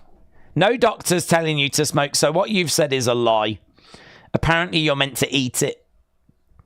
So put it in the thing, roll it up and eat it. Eat up, Queen. Eat up, Queen. Oh, God, it makes us sound like we're feeders, doesn't it? You know, like those people that love the fat chicks. I'm not saying that's you, Trini. I'm saying I feel like that because we're saying, eat up, Queen. I might leave this conversation. Smoke some for me. No, Cringe Wolf, we're not smoking. If you've got digestive issues, then they would recommend it. Okay, well, maybe do both. Maybe do a bit of eating and a bit of smoking, you know? Do you know what, Trini? You do you. You probably know what you need to do. You do you. Billy said, here's a question. Will we get a new champ with Myles? No, I don't think so. But can he just put in a really good performance? Millennial said they do have a monster and a murder clown. And the faction is called Psycho Circus. I think that's a good idea, says Metal Mama. Trini said, I'm going to tell my neuro that he's not real first thing tomorrow, I promise. No, tell him he's real, but just tell him he doesn't know what he's on about. Tell him he's made a mistake and that you're not meant to smoke it, you're meant to eat it. Put it, roll it up and eat it. Daze doesn't know weeds. I don't do drugs. Dr. Pina, I don't do drugs. I'm straight edge. I'm straight edge. I don't do drugs. I don't do anything, actually. I don't eat. The only thing I do is take these little caffeine pills. That's the only thing I have. I don't even have water. I just literally survive on these. Imagine if Ryback returned. That's what I'm waiting for, Mr. Who. It's the only reason I'm here. That's the only reason I'm here. Let's go. Here we go. Myles Borne is getting his entrance. Come on, Myles. Come on, Myles. Happy Wednesday. Oh, he went for a fist bump from Charlie and Charlie didn't give him a fist bump. He didn't fist bump him. What a loser. These two have been together for so long. Daisy's drug is WWE. That's true. My drug is all of you. Even you, James, you're my drug. Right, let's end this poll. Joe said, I hate drugs. Here's Myles. Myles needs better music. That's what I've learned. Myles was born for this.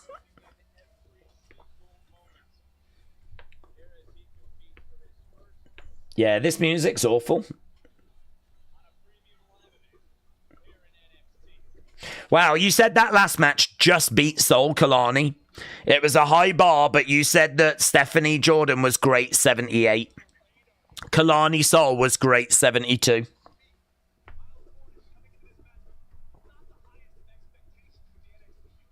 Here's the ruler. We get to do our little walk. Bum, bum, bum, bum. Let's go. Here he is. The ruler of NXT. Imagine when this guy hits the main roster.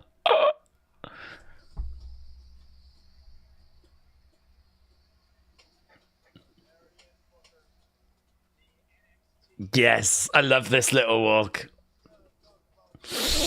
Ah. Bum, bum. Bum, bum. Bum, bum. The Rock is doing the little walk all the way. He is committing to the walk.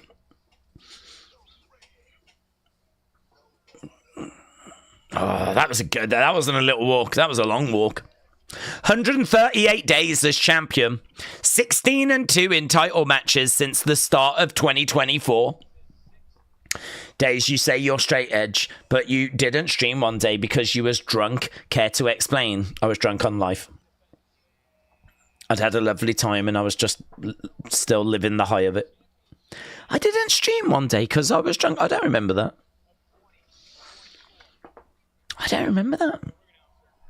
But I was drunk on life. Not drunk on alcohol because I don't touch alcohol. I call it Jesus' semen. And I won't drink that. Maybe some of you will, but I won't drink that. I do, says Mel.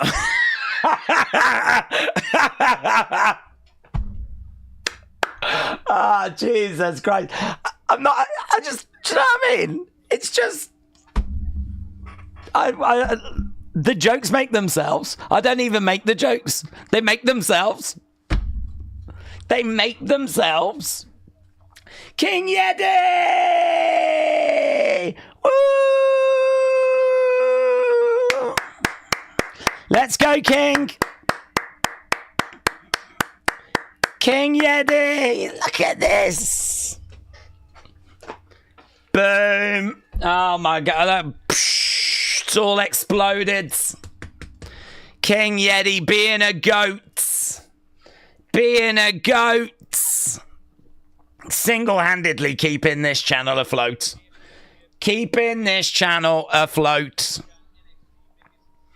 Let's go.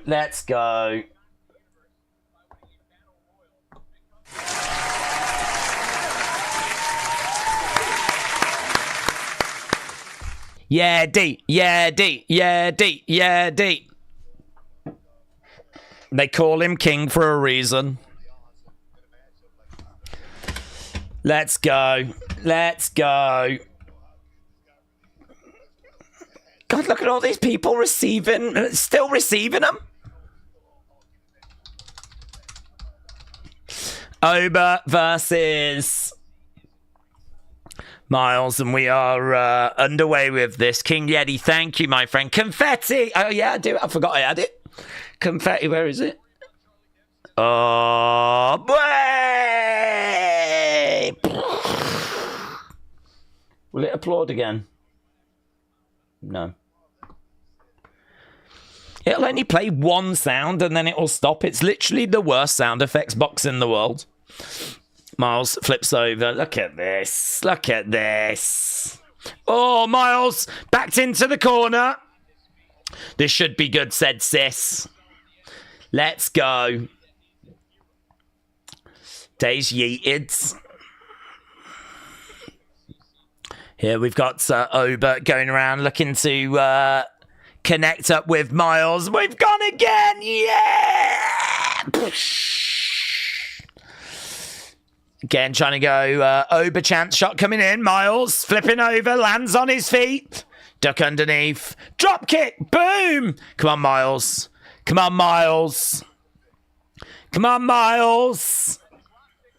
It's your belt, mate. It's your belt. Ober charging over, driving Myles back.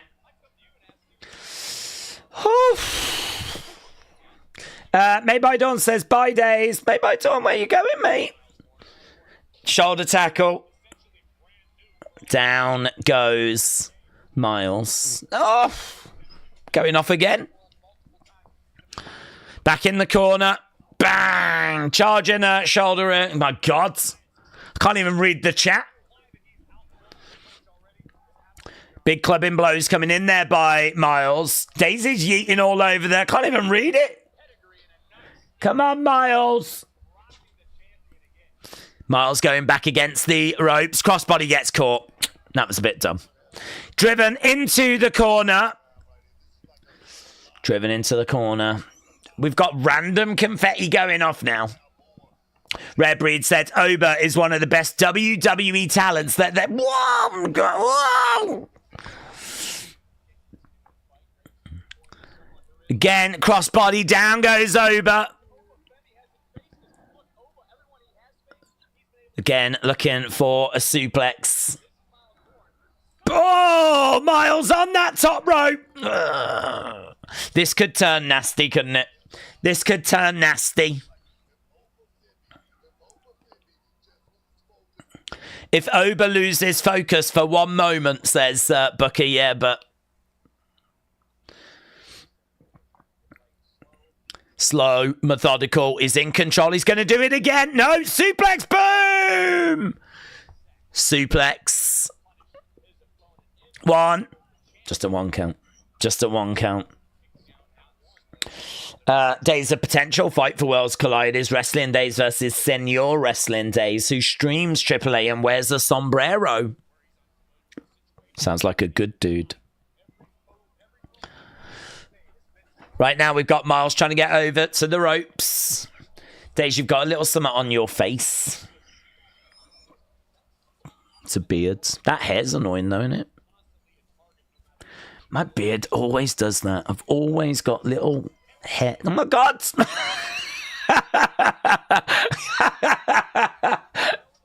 I'm singing in the rain, just singing in the rain. Jeez, when's this going to end?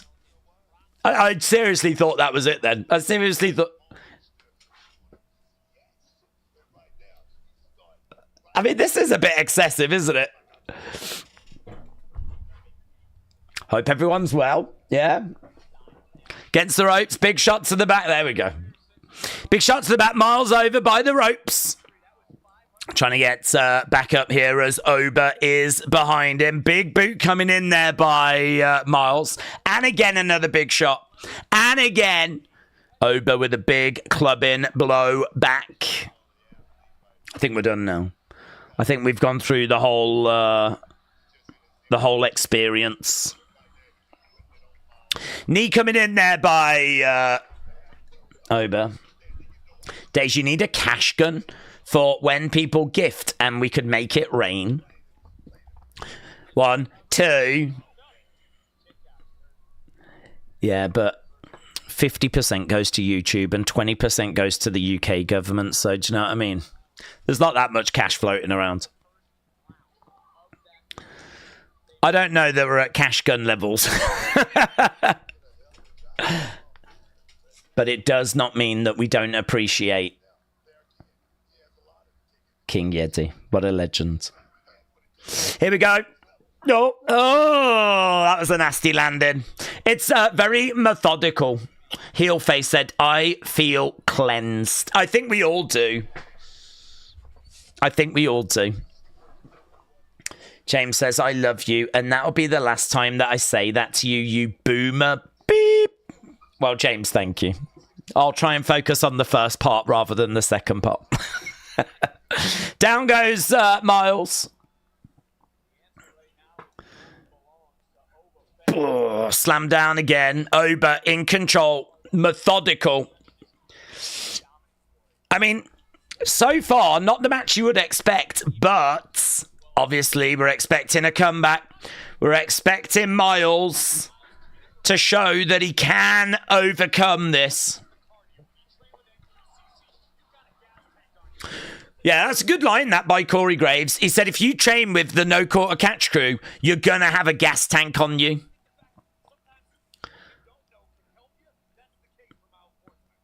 What you don't know can help you. Here we go. Ober trying to pick up Myles. Straight across the back. Straight across the back. Oh, look at him. He's got him stretched over the knee of Ober.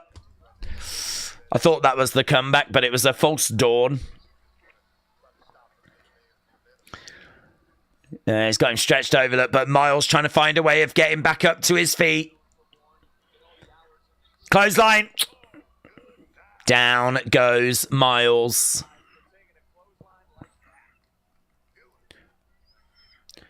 We've got a "This is awesome" chant again.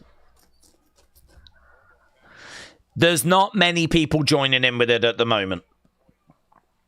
They are applauding away, though, as... boom, uppercut misses on the back.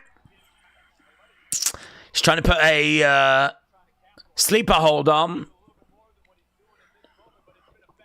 Sleeper is applied. Ober driving Myles back into the corner. Smurfy Toon said, Daze, I love you. I won't curse it. I will get fined for gimmick infringements. Oh. Guys, I'm not comfortable with all the love around. Boom! Myles back in the corner. Matt has said, I'm sure King Yeti and Daze are laundering money. Shh. Shut up. The truth is that me and King Yeti charge all the Dans before they go and see Metal Mama. To be honest, we're making quite a lot of money here. So there is a bit of something going on, but oh, is he going to suplex him to the outside? Standing drop kick, boom! Ober goes to the outside. Here's Myles. Myles going against the ropes. Going, oh, big shot there by Ober. Myles goes down. Ober grabbing Myles, picking him up. He's got him up in the air. Oh, my God. Double knees by the big man. 2. Oh, shoulder up. Shoulder up. Shoulder up. My God. That is too much. That is too much for Myles Borne. Imagine being thrown in the air and as you're coming down, Ober Femi's massive knees driving into your midsection. Oof. Myles is hanging. Myles is surviving. It's an interesting way of booking the match, isn't it? Like just really destroying Myles. One-way traffic, but it is kind of how it should be. Myles is no match to Ober. He's no match to Ober. Right now, we've got Myles trying to get back up to his feet. Trying to get back up. Big clubbing blows to the back.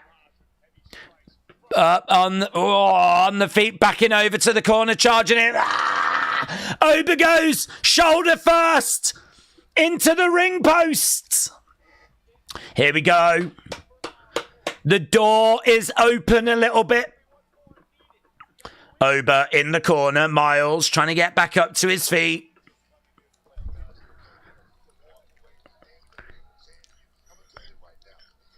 Ober coming over. Big right. Oh, that was huge. And again. Big shots coming in by Myles. Duck underneath against the ropes. Picked up. Drop kick though. Ober to the outside. Come on, Myles. Myles against the ropes. Going up, over to the outside. Ober down. Yes, he's coming back. He's coming back. He's coming back. After being beaten down for so much of the match. Come on, Myles. This is your time. This is your time. You might not win the belt, but show what you can do, Myles. Myles looking around, going for the cover, couldn't get it. Belly to belly, belly to belly. No, no, no, no. Oh, scooped up. Yeah, Ober in the corner. Yes! Power slam. 1, 2. Ugh. Power slam by Myles. He executed that so well, by the way. The execution of this power slam is so good. Look at this.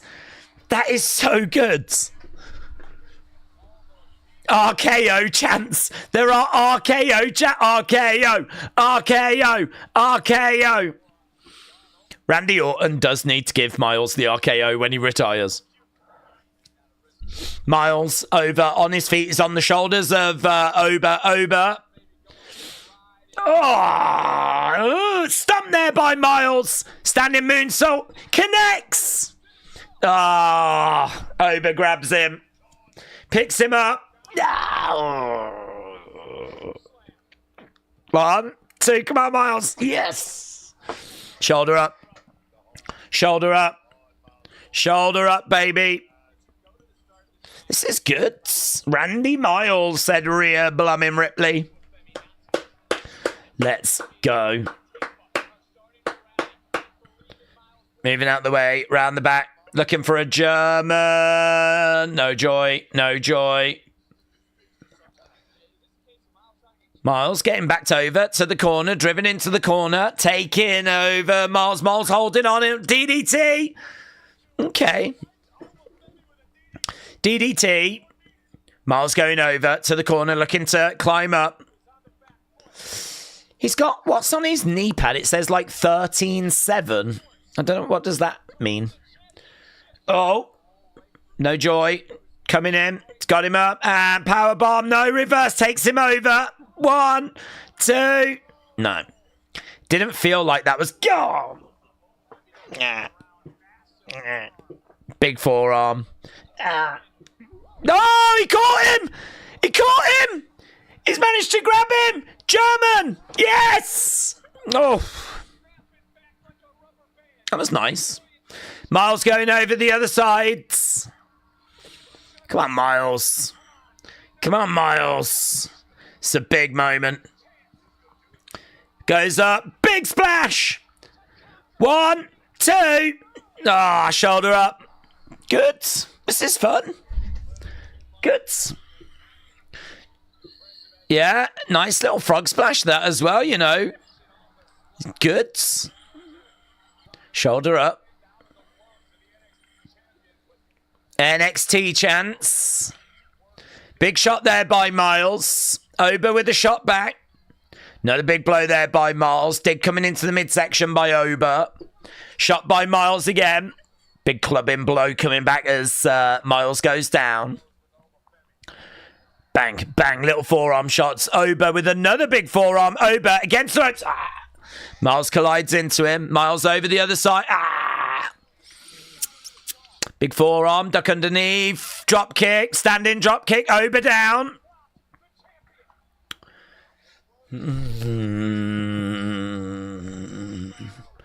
Myles against the ropes. Got him up. Ah. Uppercut. Is Ober going to do something pretty big here to put him away? Picks him up. Slams him down. 1, 2. Oh, kick out! Jesus. Everything felt like that was it. Everything felt like that was it. That finishing sequence is like, yeah, that's it. It's done. The rhythm, the tone, the vibe, everything that was it. Ober is spitting to the outside. Charging in. Myles gets caught. It's not going to take much to put Myles away. And again, he gets caught. One more for the road. Move, Myles. Move, move, move. And he does. Rolls him up. 1, 2. Kick out. This has low-key probably been my favourite match, you know. Really? Ah. Yeah. Massive, massive clothesline that turned Myles upside down and inside out. He's coming over. He's grabbing him. Myles gets picked up and thrown. It is domination kind of from Ober, but Myles just keeps surviving or getting a few moments, but no one expects him to win. Nah, this could be it. This could be it. Another powerbomb. 1, 2, 3, and that was it. Well, I think that was a very enjoyable match. Corey, shout out to you, said happy 11 months, Boomer. Corey, if we had had a child, they'd be 2 months old now. I love that for us. Corey, shout out to you, my friend. And let's get this score up. Boom, boom, boom. It's over. Battleground's better than Saturday night's main event, says Blake. So far this has gone 2 hours 13 minutes and there's no advert breaks. You do get breaks after, like, in between the matches, but yeah, if this show was 2 hours and had the same amount of ad breaks, I think it would be an easier comparison. Certainly the matches are better.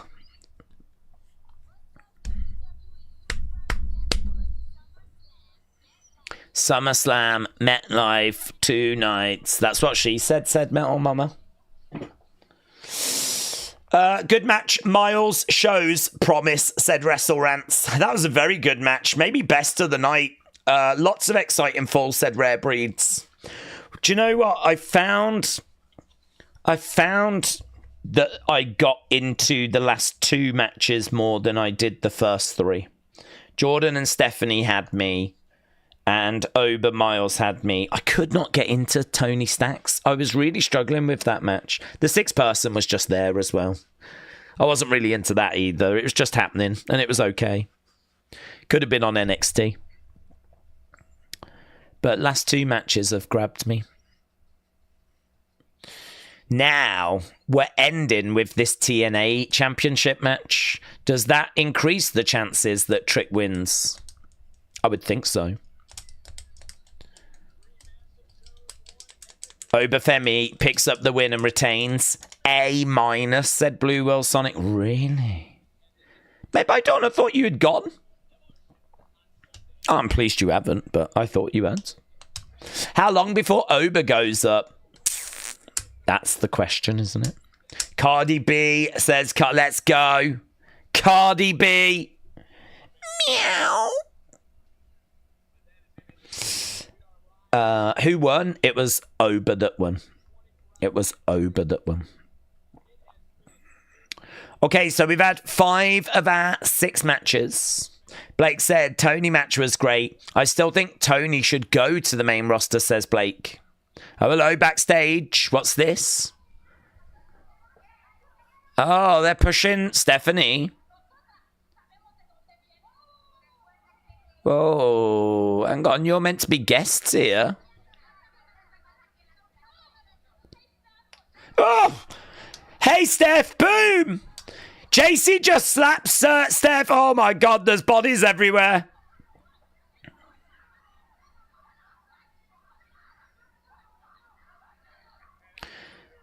JC just slapped the shiz out of Stephanie.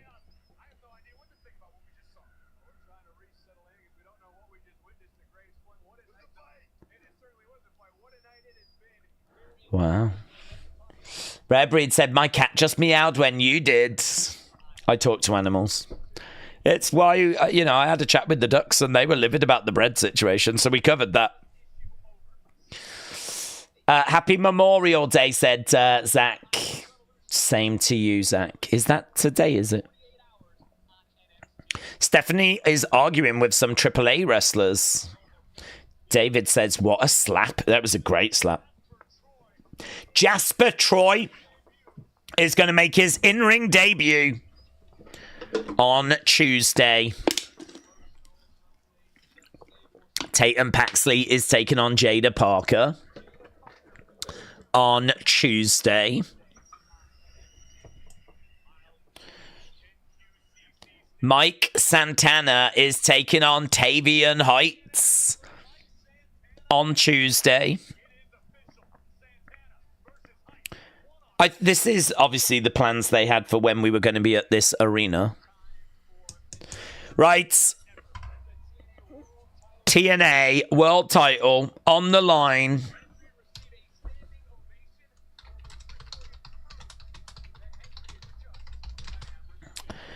We're all Team Trick. Oh, God, don't say Average Joe. We forget that. All of us here in Team Trick, we forget about that. AJ Styles is narrating a little TNA championship video. That's good, isn't it?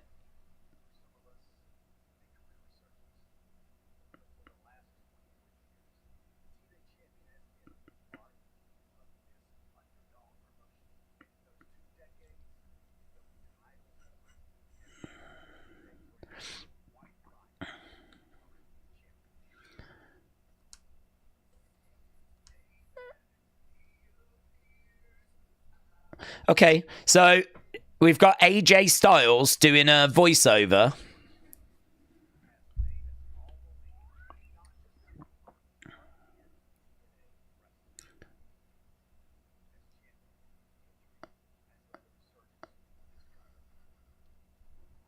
Hendry has led a resurgence for this company, says AJ. I have a soft... a soft place for Tatum, says Jim. I am picking up what you're putting down. Wrestling Fan said Joe Hendry, Trick Williams for the TNA title up next. I haven't heard anything about her retiring. That's fake news. Who's this? Who's retiring? Zoe? Not heard anything. Not heard anything. Boom. It's fake, says Sonny.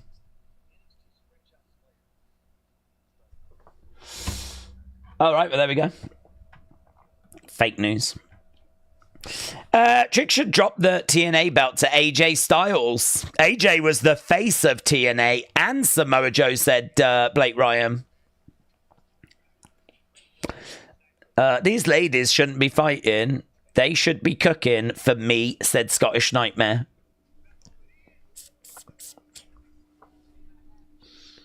Trick Williams.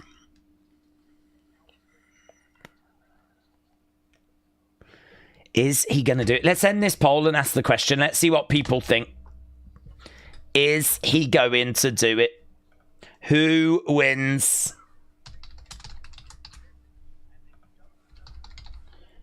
Is it going to be Trick or is it going to be Joe Hendry?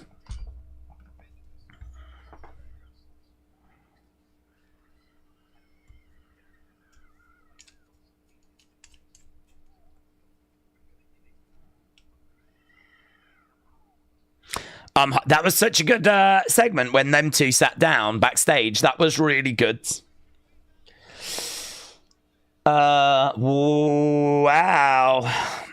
We do have a new leading match. Great 80 for that last match. Great 80. Blake says, I believe in Daze. Blake, thank you. Blake, I believe in you. There is Carlos Silva, the president of TNA. Never heard of him. He's got a nice jacket. Well, there we go. I mean, this place would be bouncing before. And it's a bit more muted now. This is my guy. I'm riding with Trick. I'm whooping that Trick. Whoop that Trick. Whoop that Trick. Whoop that Trick. They're still chanting it. No. I don't think he has got a home field advantage. He should have.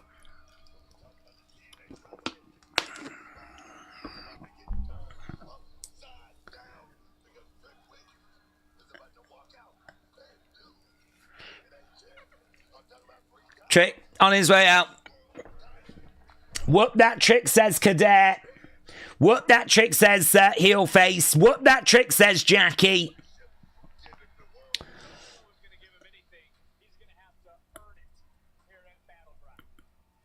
Okay, Trick in the ring, and we're just waiting for Joe Hendry to come out. Challenger out first. I want that TNA gold.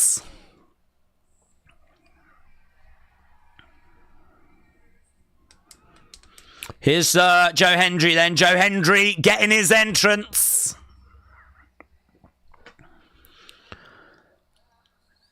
Making his way down. So at the moment, who wins? 57% of you think it's Joe. 43% think it's Trick.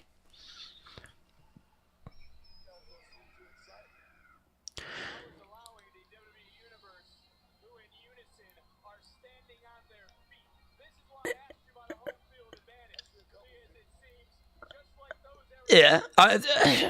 To be honest, the reaction for Joe was not as loud as I was expecting. The reaction for Trick wasn't as loud as I was expecting. The reaction for Joe wasn't as loud. It's not like... I can't really say that one has really had a much bigger reaction than the other.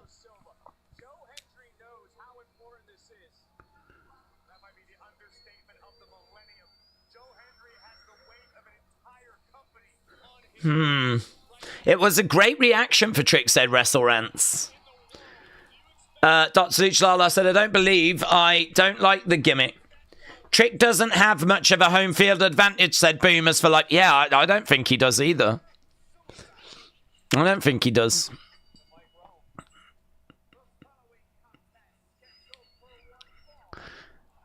One fall. What are they cooking here? How long are they going for as well? Trick, Joe. Main events.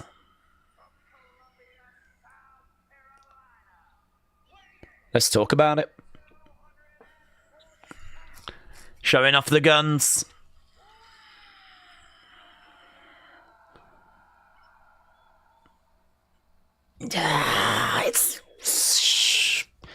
It's mixed at best, isn't it? It's mixed at best. I don't get Joe Hendry. I don't get what the deal is. Like, what is the appeal? Is he a meme? Says Pew Pew Barbecue. Josh says, if Joe loses, he's moving on up. We're moving on up now. But it ain't an overwhelming reaction for Joe when he gets his announcement either. It's muddy. I think both have had like muddy reactions. I think this crowd is split. There is no home field advantage for Trick here. I know that much. Trick looking out at the crowd. Joe looking out at the crowds. Trick's trying to get the crowd fired up. Joe's looking out at the crowds. Trick jumping over in the corner, trying to get the people going.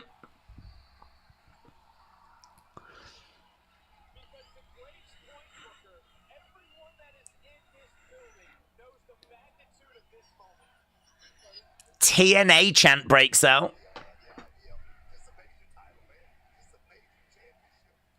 We got a couple of I Believe in Joe Hendry signs. We've had a TNA chant. Duck underneath. Joe in the middle of the ring. Trick taking his time, coming over, getting in the face of Joe. These two head to heads. He gets, moves Joe out the way. Joe standing in the middle of the ring, comes in, throws in a chop there to Trick. And again, Trick going back against the ropes. Clothesline, Trick over the top. Goes to the outsides. Joe Hendry in the ring, looking to go up, over the top. Comes down on Trick. Joe Hendry going to the outside, over the top to the outsides. This is the first TNA title match on WWE TV, said Mystery Deck. I believe so, yeah. I don't believe that we have defended the TNA World Championship on WWE TV before. Trick driving a knee into the midsection. Trick going over against the ropes. Joe Hendry against the ropes. Shoulder tackle. Trick goes down. Right now, Joe Hendry looking around. Going to go for a suplex. He's got Trick up. Oh, nice. Good. Standing. Vertical. He's got him up and plants him down. Going over for the cover. 1, 2. Shoulder up there by Trick. Shoulder up. Trick's not as popular as he used to be. He's still popular, but just not as much, said Nightmare. Working on the arm. He's got that headlock takeover. Trick down. He's trying to find a way of getting back up to his feet, but he's being kept grounded at the moment. Trick being kept down. Getting back up. Crowd involved. Shot coming in there by Trick. And again, Joe Hendry going over against the ropes. Trick leapfrog, lands on his feet. Gets caught, catches Joe. Fall away slam. Takes a few steps forwards. Yep. Gets it. Kip up. Nice. Looks out at the crowds. Try and work the hard cam. Trick. You're facing the wrong way, but he turns around. He knew what he was doing. Right now, picks up Joe Hendry and gets driven down to Joe Hendry kicks out. Birthday Trick, says heel face. Right now, we've got Trick on his feet. Going to the outsides.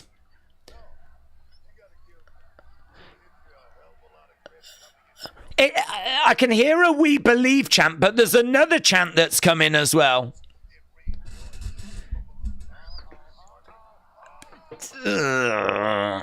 Fall away. 1, 2. Shoulder up there by Trick. Shoulder up. Ref will go down, and Elias is going to help Joe, said Rhea Bloody Ripley. Trick lost his spot with the fans because he's a heel. I hope he turns face. He's not really a heel, though, is he? He doesn't do anything that's, like, heelish. He doesn't go off on the fans and, like, have a go at them. And, he involves the fans a lot. They've muddied the water too much with Trick. They've tried to give him a bit of an attitude. They've tried to have him kind of not being too kind to Javon. They put him in like a multi-person thing with Javon and Ober. They muddied the water with his personality. They've now got him in a match with like one of the most over wrestlers at the moment. It's none of it is really helping Trick at all. It's all too muddy. What you've gone and done is you've moved him into a grey area. Lots of grey. Crowd are chanting "We Believe" as Trick throws in a shot. Another big shot coming in there by Trick. Uppercut coming in there. And again, another big blow coming in by Trick. These two exchanging blows. Uppercut there by Joe. And again, another shot coming in by Trick. And again, Joe getting the advantage. Knee to the midsection there by Trick. Trick going back against the ropes. Leg drop. That was all right. Modified axe kick. Oh, what's he doing? A spinneroonie or something? Give it to him. Give it to him, says Booker. A little bit of a spinneroonie. But he gets caught. I mean, to be honest, he deserves to get caught. It's a TNA World Heavyweight Championship match. Goof around on NXT, but I don't know why you're doing it here.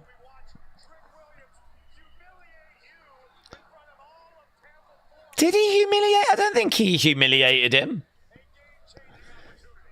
The crowd are chanting Booker T. I don't think there's any humiliation.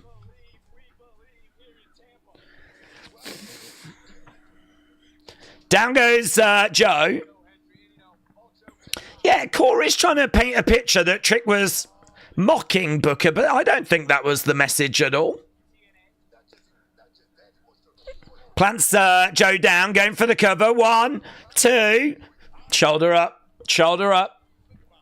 Trick should have gone the main roster last year during the height of his popularity, says Nightmare. What the hell, says Vic? That was random.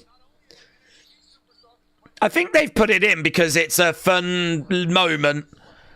It's a little bit like when Stephanie does the devil's kiss, you know? Joe, get cat. Of course.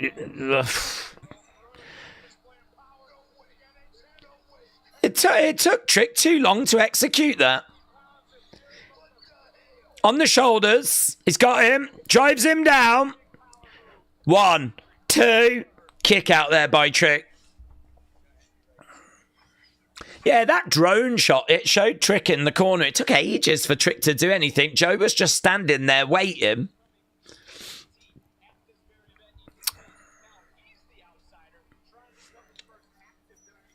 Joe up on his feet, Trick down. Joe coming over. Joe goes to the outsides. Trick going out to the outside, going after Joe, grabbing Joe. Joe going into the ring steps. That looked good. That looked really good. That looked really good. Kick coming in there by Trick. Look at that woman's reaction. Oh my God. Referee just checking on Joe. Asking him if his shoulder's okay.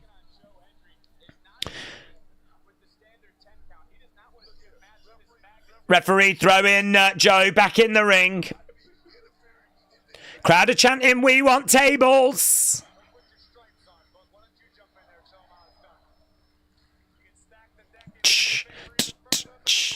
Whoop, that Trick. Whoop. That's good by Trick, actually. Trick just interacted with the crowd and he changed a "We want tables" chant into whoop that Trick chant. Shot coming in. Coming over, Trick Williams. Over the other side. Well, what? Where did Joe go then? He tried to throw him against the ropes and Joe just went staggering into the corner. 1, 2. Come on, Trick. Could Dark State help Trick win, said Boomers. He's hurt, says Joe. His knee has gone. Do you think that's what it is? Trick just went to throw Joe into the corner, into the ropes, and Joe sort of went stumbling off into the corner. Goes into the corner. I wonder if there is injury here. Oh! Big chop there by Trick. Joe over the other side. Trick coming in. Reverse. Trick over the other side. Joe coming in. Trick moves out the way. Going in. Look for a net breaker. Got enough of it. 1, 2. Shoulder up. Shoulder up. Trick Williams. Keep this pace up. Keep this pace up. Keep on him. Grabbing Joe. Right now, he's keeping him grounded.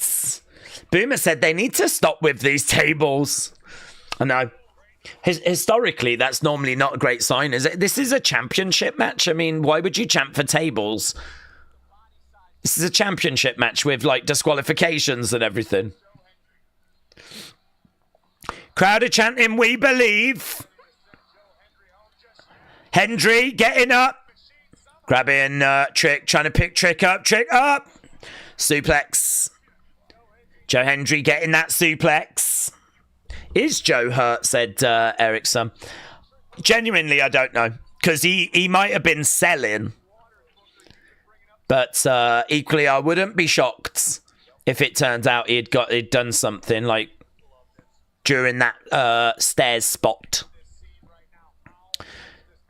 Trick trying to get up. Joe Hendry trying to get up. Shot coming in there by Trick, but blow coming back there by Joe. And again, these two exchanging blows. Oh, clothesline there by Joe. Trick gets up. Joe with Trick. I tell you what, Trick is a big man. I mean, respect to Joe for just like grabbing him and holding him there and chucking him about.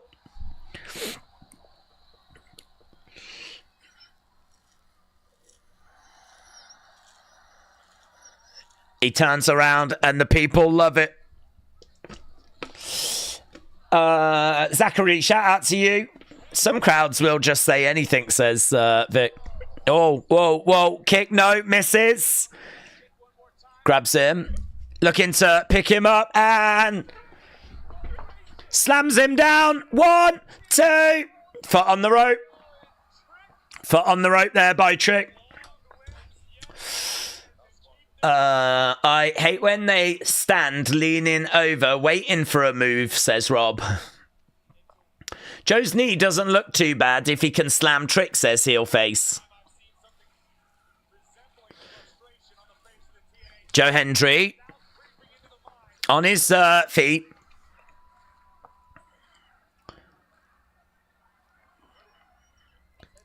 Is he thinking John Cena, AA? Look, I think he was going for an AA. Big boot there by Trick. Yeah, that was a lovely boot. Big boot. Charging in. Top rope down. Trick to the outsides. Trick to the outsides. He definitely did not do the spin with his full legs. It was a cheap version, said Dead Stuff. Okay, right now we've got Joe Hendry on the steps. He's about to get planted through the commentary table. Picks him up. Boom! The table breaks. It's the old style table though, isn't it? It's not the new table. It's the old style. A rock bottom by Hollywood Trick. Knees. Trick shot. He's by the ropes. Grab the rope. Oh, he didn't. He didn't grab the rope, but he did kick out. I just really thought that Joe was going to go bang and grab the rope. Trick shot connected after a rock bottom on the commentary table. He has done it the last two, said Corey. Table break, said Scotts. He goes out. He has a look at that championship. Well, don't use it. You ain't gonna win if you use it. But you ain't gonna win with I don't. Yeah. Trick knows that. Roller. 1, 2, kick out. He grabs Trick, picks him up. Trick. Oh, thumb in the eye. Thumb in the eye. Picks him up. Oh! Face first on the belts! Joe Hendry! Face first on the belts! Oh my God! Trick shot connects! Connects! 1, 2! Oh! New champion! New champion! Trick Williams! Trick's won! Trick's won! New TNA champion! Oh my God! Oh my, well, it was full of shenanigans. History has been made. Trick Williams wins.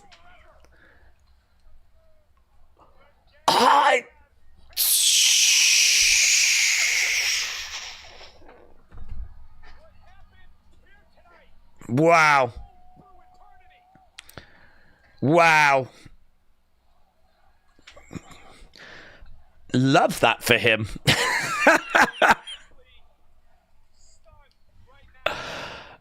Do you know what? What a great finishing sequence. Because they've tried to protect Joe Hendry there. Do you know what I mean? There's like a thumb in the eye. He goes face first onto the belt as well. And history has been made. The TNA Championship has been defended on a WWE show, and it has changed hands. Wow. I don't think Trick's going to have a long run with it. Corey says that is going to be felt industry-wide. Trick Williams is, he's got that belt.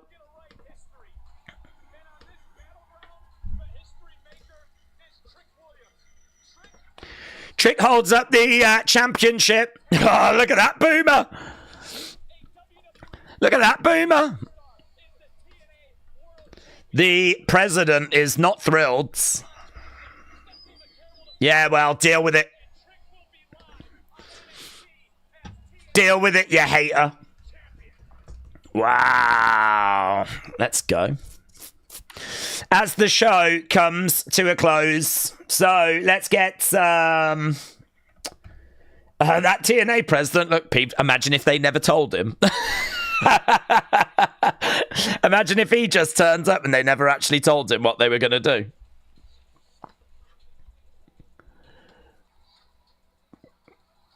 Wowzers. Wowzers. history. In fact, I wonder if it's such big history if we have to do a video for it. Bum bum bum bum bum bum bum bum bum. Great match. That was different. Oh yeah, I need to do this poll, don't I? I need to do this poll.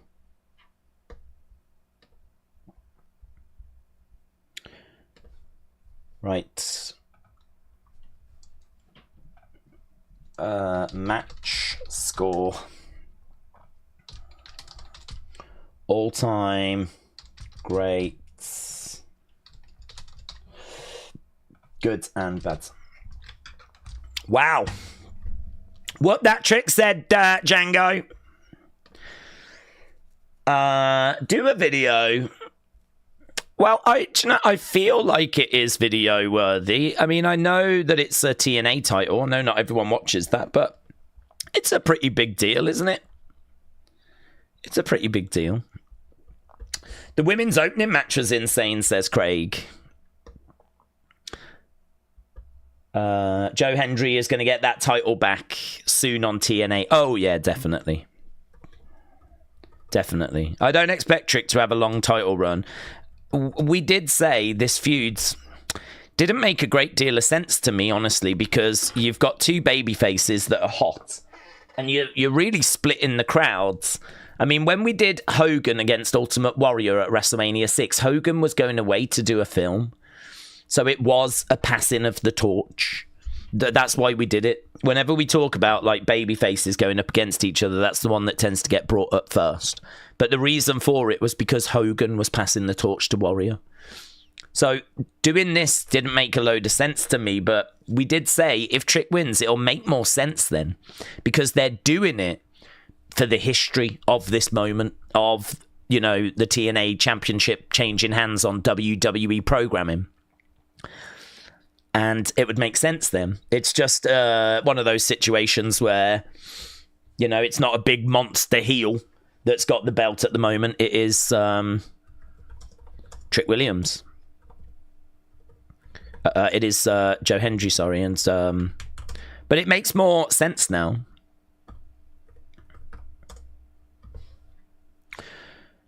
Right, this is... Get your thoughts in for that...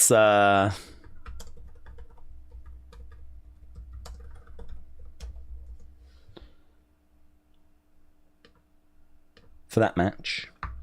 They're still playing the annoying music. Oh, what annoying music? My coverage has ended. I don't know if you've still got it, if you're able to still see it, but my coverage of the show has come to an end on Netflix. Daze, the TNA president will put a stipulation on Hendry winning that title back or you're fired. I don't know when his contract is up, so I know that like WWE are obviously very interested in Joe. I mean, massively popular. So I know they're obviously massively interested in him, but I don't know when his contract is up. I think Joe gets that belt. I think Joe gets that belt back. The music during the Anarchy in the Arena match. Oh, you lot are watching AEW. Got you. Carla said, thank you everyone for the good laughs. You are crazy and I love it. Carla, shout out to you. Shout out to you, my friends.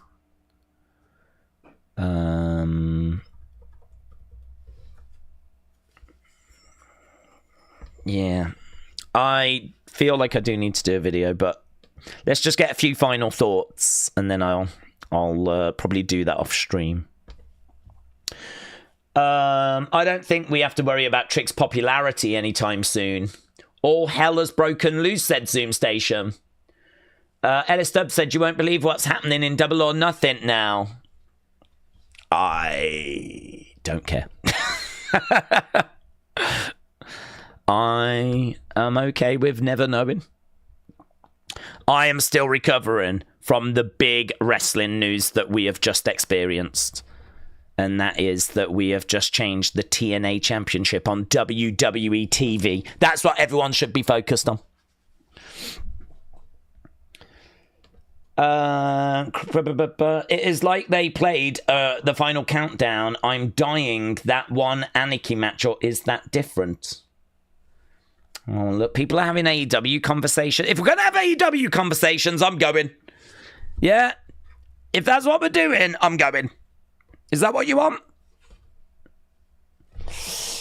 Joe Hendry's contract with TNA is going to expire in late 2025. Thank you, Jim. Cool. Chanel said, I'm devastated. What, are you a diehard Joe fan, buds? Are you a diehard Joe fan? Has your king fallen? I'm sorry if so. He'll be okay. He'll bounce back. Joe will probably regain it at Slammiversary, says Calvin. Name an elite Joe Hendry with title. I can't wait to see the meltdown on Twitter, said Johnny. I don't know, actually. I mean, Trick is popular as well. So, I don't know how people will react to it. I mean, I obviously am a Trick fan, so for me, I'm loving it. But, I don't know. It was kind of... Joe won the belt, had a little run with it. Is free now to potentially win it back, become a 2-time champion. I don't know. Do you think there'll be a big meltdown? Maybe there will. Daze, please do the Joe Hendry pose. Who does it better? Joe, Randy, Trick, or Daze, says Denise.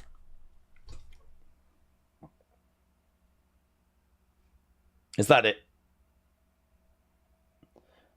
I hear voices in my head. They talk to me. They understand. They talk to me. There you go. It's that, isn't it? This is actually nonsense. Well, I try. AB Jobson. Yeah? Thank you. Nathan said, I don't like the TNA partnership. Why do WWE wrestlers want a liar promotions belt? A liar promotions belt? What do you mean, bud? What do you mean? Randy Orton destroyed Joe Hendry, says Django. I am peeved off Scottish wrestling fan. I've just seen a Scottish wrestler lose, says Kyle. M-Tipper said, what if they take Joe to the main roster? They may do, but he is still under a TNA contract for a little bit. I am not going to melt down. I am happy for Trick 2, said Caution at Channel. But that's the way to look at it, buds. Isn't it? Look at it that way. Look at it as it. Don't look at it like, oh, I'm sad for Joe. Just be happy for Trick. That's a lovely way of looking at it. Glass is half full, yeah? And Joe's going to be fine. He's going to be fine. Come on, he'll be doing lots of turning around in his future. Nathan said a lower promotions belts. Well, it's interesting, isn't it? Because, I mean, that is a belt that's been held by a lot of really great talent. And even though the TNA Championship might not stand alongside the top WWE titles, I don't know how it compares to, say, an NXT Championship. I mean, that belt has got some value. Of course it does. That promotion is a loved promotion. And, you know, from a ratings point of view, it's below NXT. But I don't know. I think that it's comparable to, like, where NXT is. That doesn't strike me. It doesn't strike me that, like, oh, why would you want to go after that? You know, I kind of think TNA's a proud promotion. AJ Styles has come through there. Samoa Joe has been there. The Hardys are there. You know, there's some really good talent in TNA. We got Jordynne Grace from there. You know they would love Joe Hendry. I mean, there's some really good stuff. Hey, Indy Hartwell's wrestling there at the moment. So, you know, fair play. So, yeah, I don't know quite how it fits in. I don't know how it compares to an NXT championship. I certainly don't see the TNA title as being bigger than the NXT championship, but I think it's quite comparable.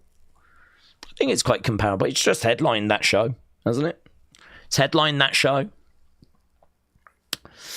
Raw tonight, said Shockwave. Yeah, gods. Yeah, we'll be back.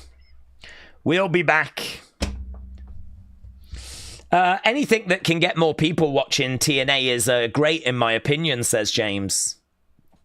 9. Holiday said, I still believe in Joe Hendry. The day he wrestled Kurt Angle, and after that match gave his flowers to Joe Hendry, that's when I did. And Soul is my woman, says 9. Holiday. Made by Dawn said, Trick needs repackaging. I don't see him as great with this current character. Vikings Wolf said, WWE has had some wild moments, to say the least, this year. What is going on in the wrestling world? Yeah.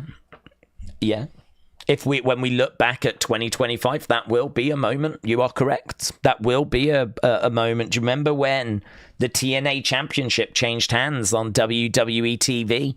Yeah. God, it wasn't that long ago we were shocked when a TNA title was shown in a Rumble. Do you remember when Mickie James came out and she had the TNA Knockouts Championship? And we were like... I mean, TNA being mentioned on WWE TV was a no-no. So actually getting the belt to be shown at the Royal Rumble was like, what? And word is that Vince actually tried to stop that. Vince was like, no, we're not going to let the belt be shown. And someone had to say to Vince, no, that is part of the arrangement. They've said we can have Mickey for the Rumble, but we've got to show their belt. But apparently Vince was not going to have the belt shown when Mickey came walking out.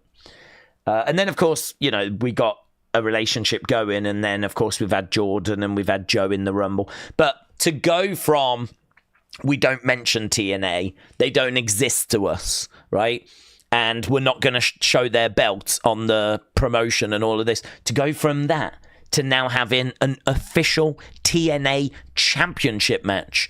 And not only that, but the belt changes hands and it main evented a show. It is, when we talk about historic, it is historic. When we talk about 2025 and notable moments, you have just witnessed one. So, yeah. Listen, you're going to see TNA talent winning NXT belts.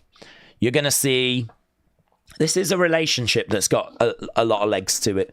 And I think that I know it's easy for me to say because my guy was just victorious. But I would say if you are sad, don't look at the little picture, the small picture. Look at the big picture.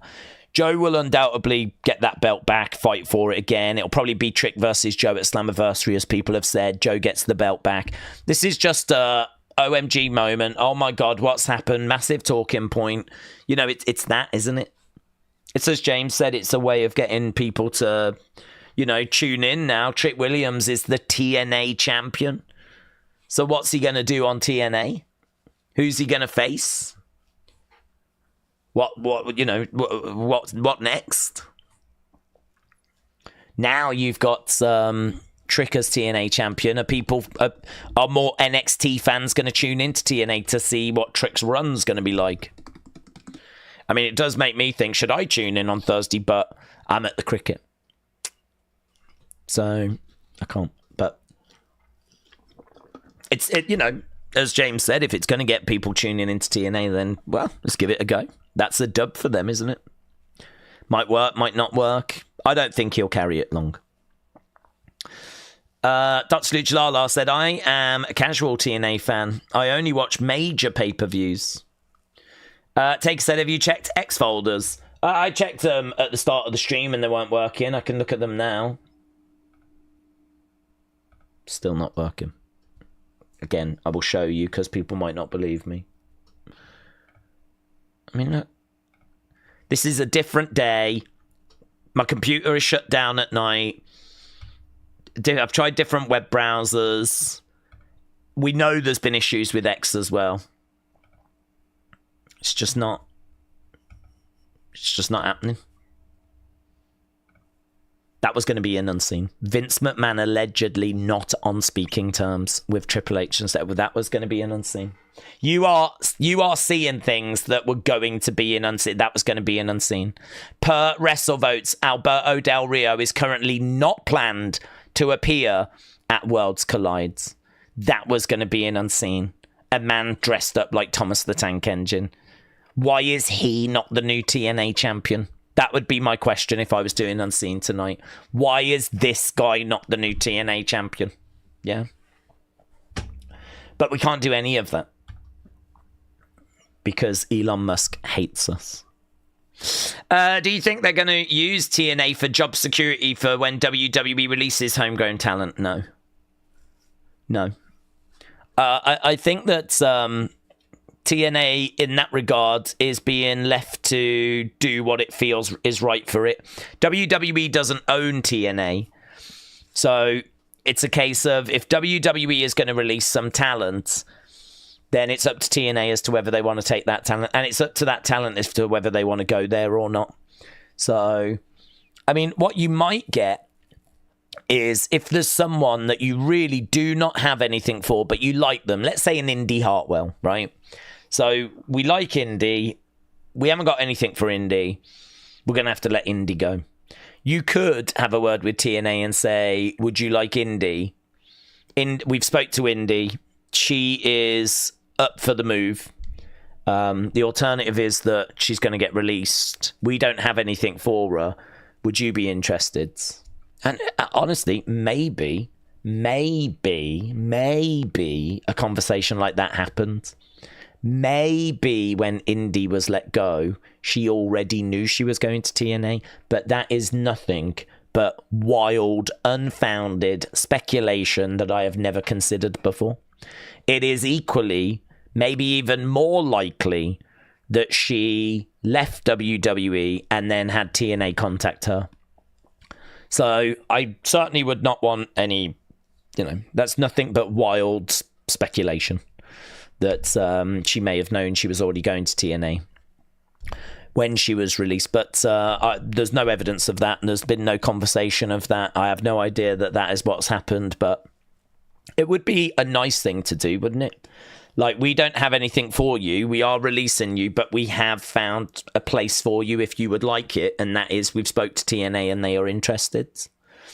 And so, a bit of support from WWE. It's devastating news because going to TNA is obviously, not the same as being on Raw or SmackDown.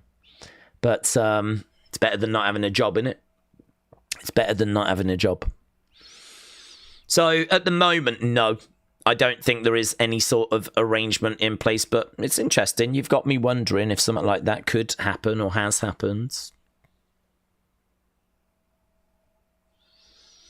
Why is this not Falls Count anywhere? Oh, are you still on about AEW? Right, I'm closing the stream down, and you can thank A.B. Jobson for that. I just spoke at length about WWE TNA, and then the first thing I see is an AEW comment, and I warned you all, didn't I? I warned you all. I've tried my very best on this stream. I've tried to save ducks. I've tried to get lots of Dans to meet up with Metal Mama so that she's happy, and you've just ruined it for yourselves. Right, let's do that. Right. Well done, AB, says Heel Face. Yep, well done. Well done, AB. It's just lag days, said Matter. Rare Breeds, shout out to you. Days. I was at Mania. I was that. Huh? Mania 42 could have a chance to be in Arizona. Take a 1990. I don't understand what you mean. 42 looks like it's going to be in Vegas, doesn't it? They haven't announced it yet, but it looks like it's going to be in Vegas. Boomer said, this stream ends now. Thanks for watching. Wrestling Russ said, AEW is terrible tonight. A stapler to the tongue. A stapler to the tongue. Really? And that's what you lot are more interested in, is it? Rather than the rich conversation we have here, you want to watch someone have a stapler on the tongue. Well, however you get your kicks. Thanks a lot for watching. Appreciate the support as always. And hopefully I see you later. Because we're back later. No rest. We're back later for Monday Night Raw.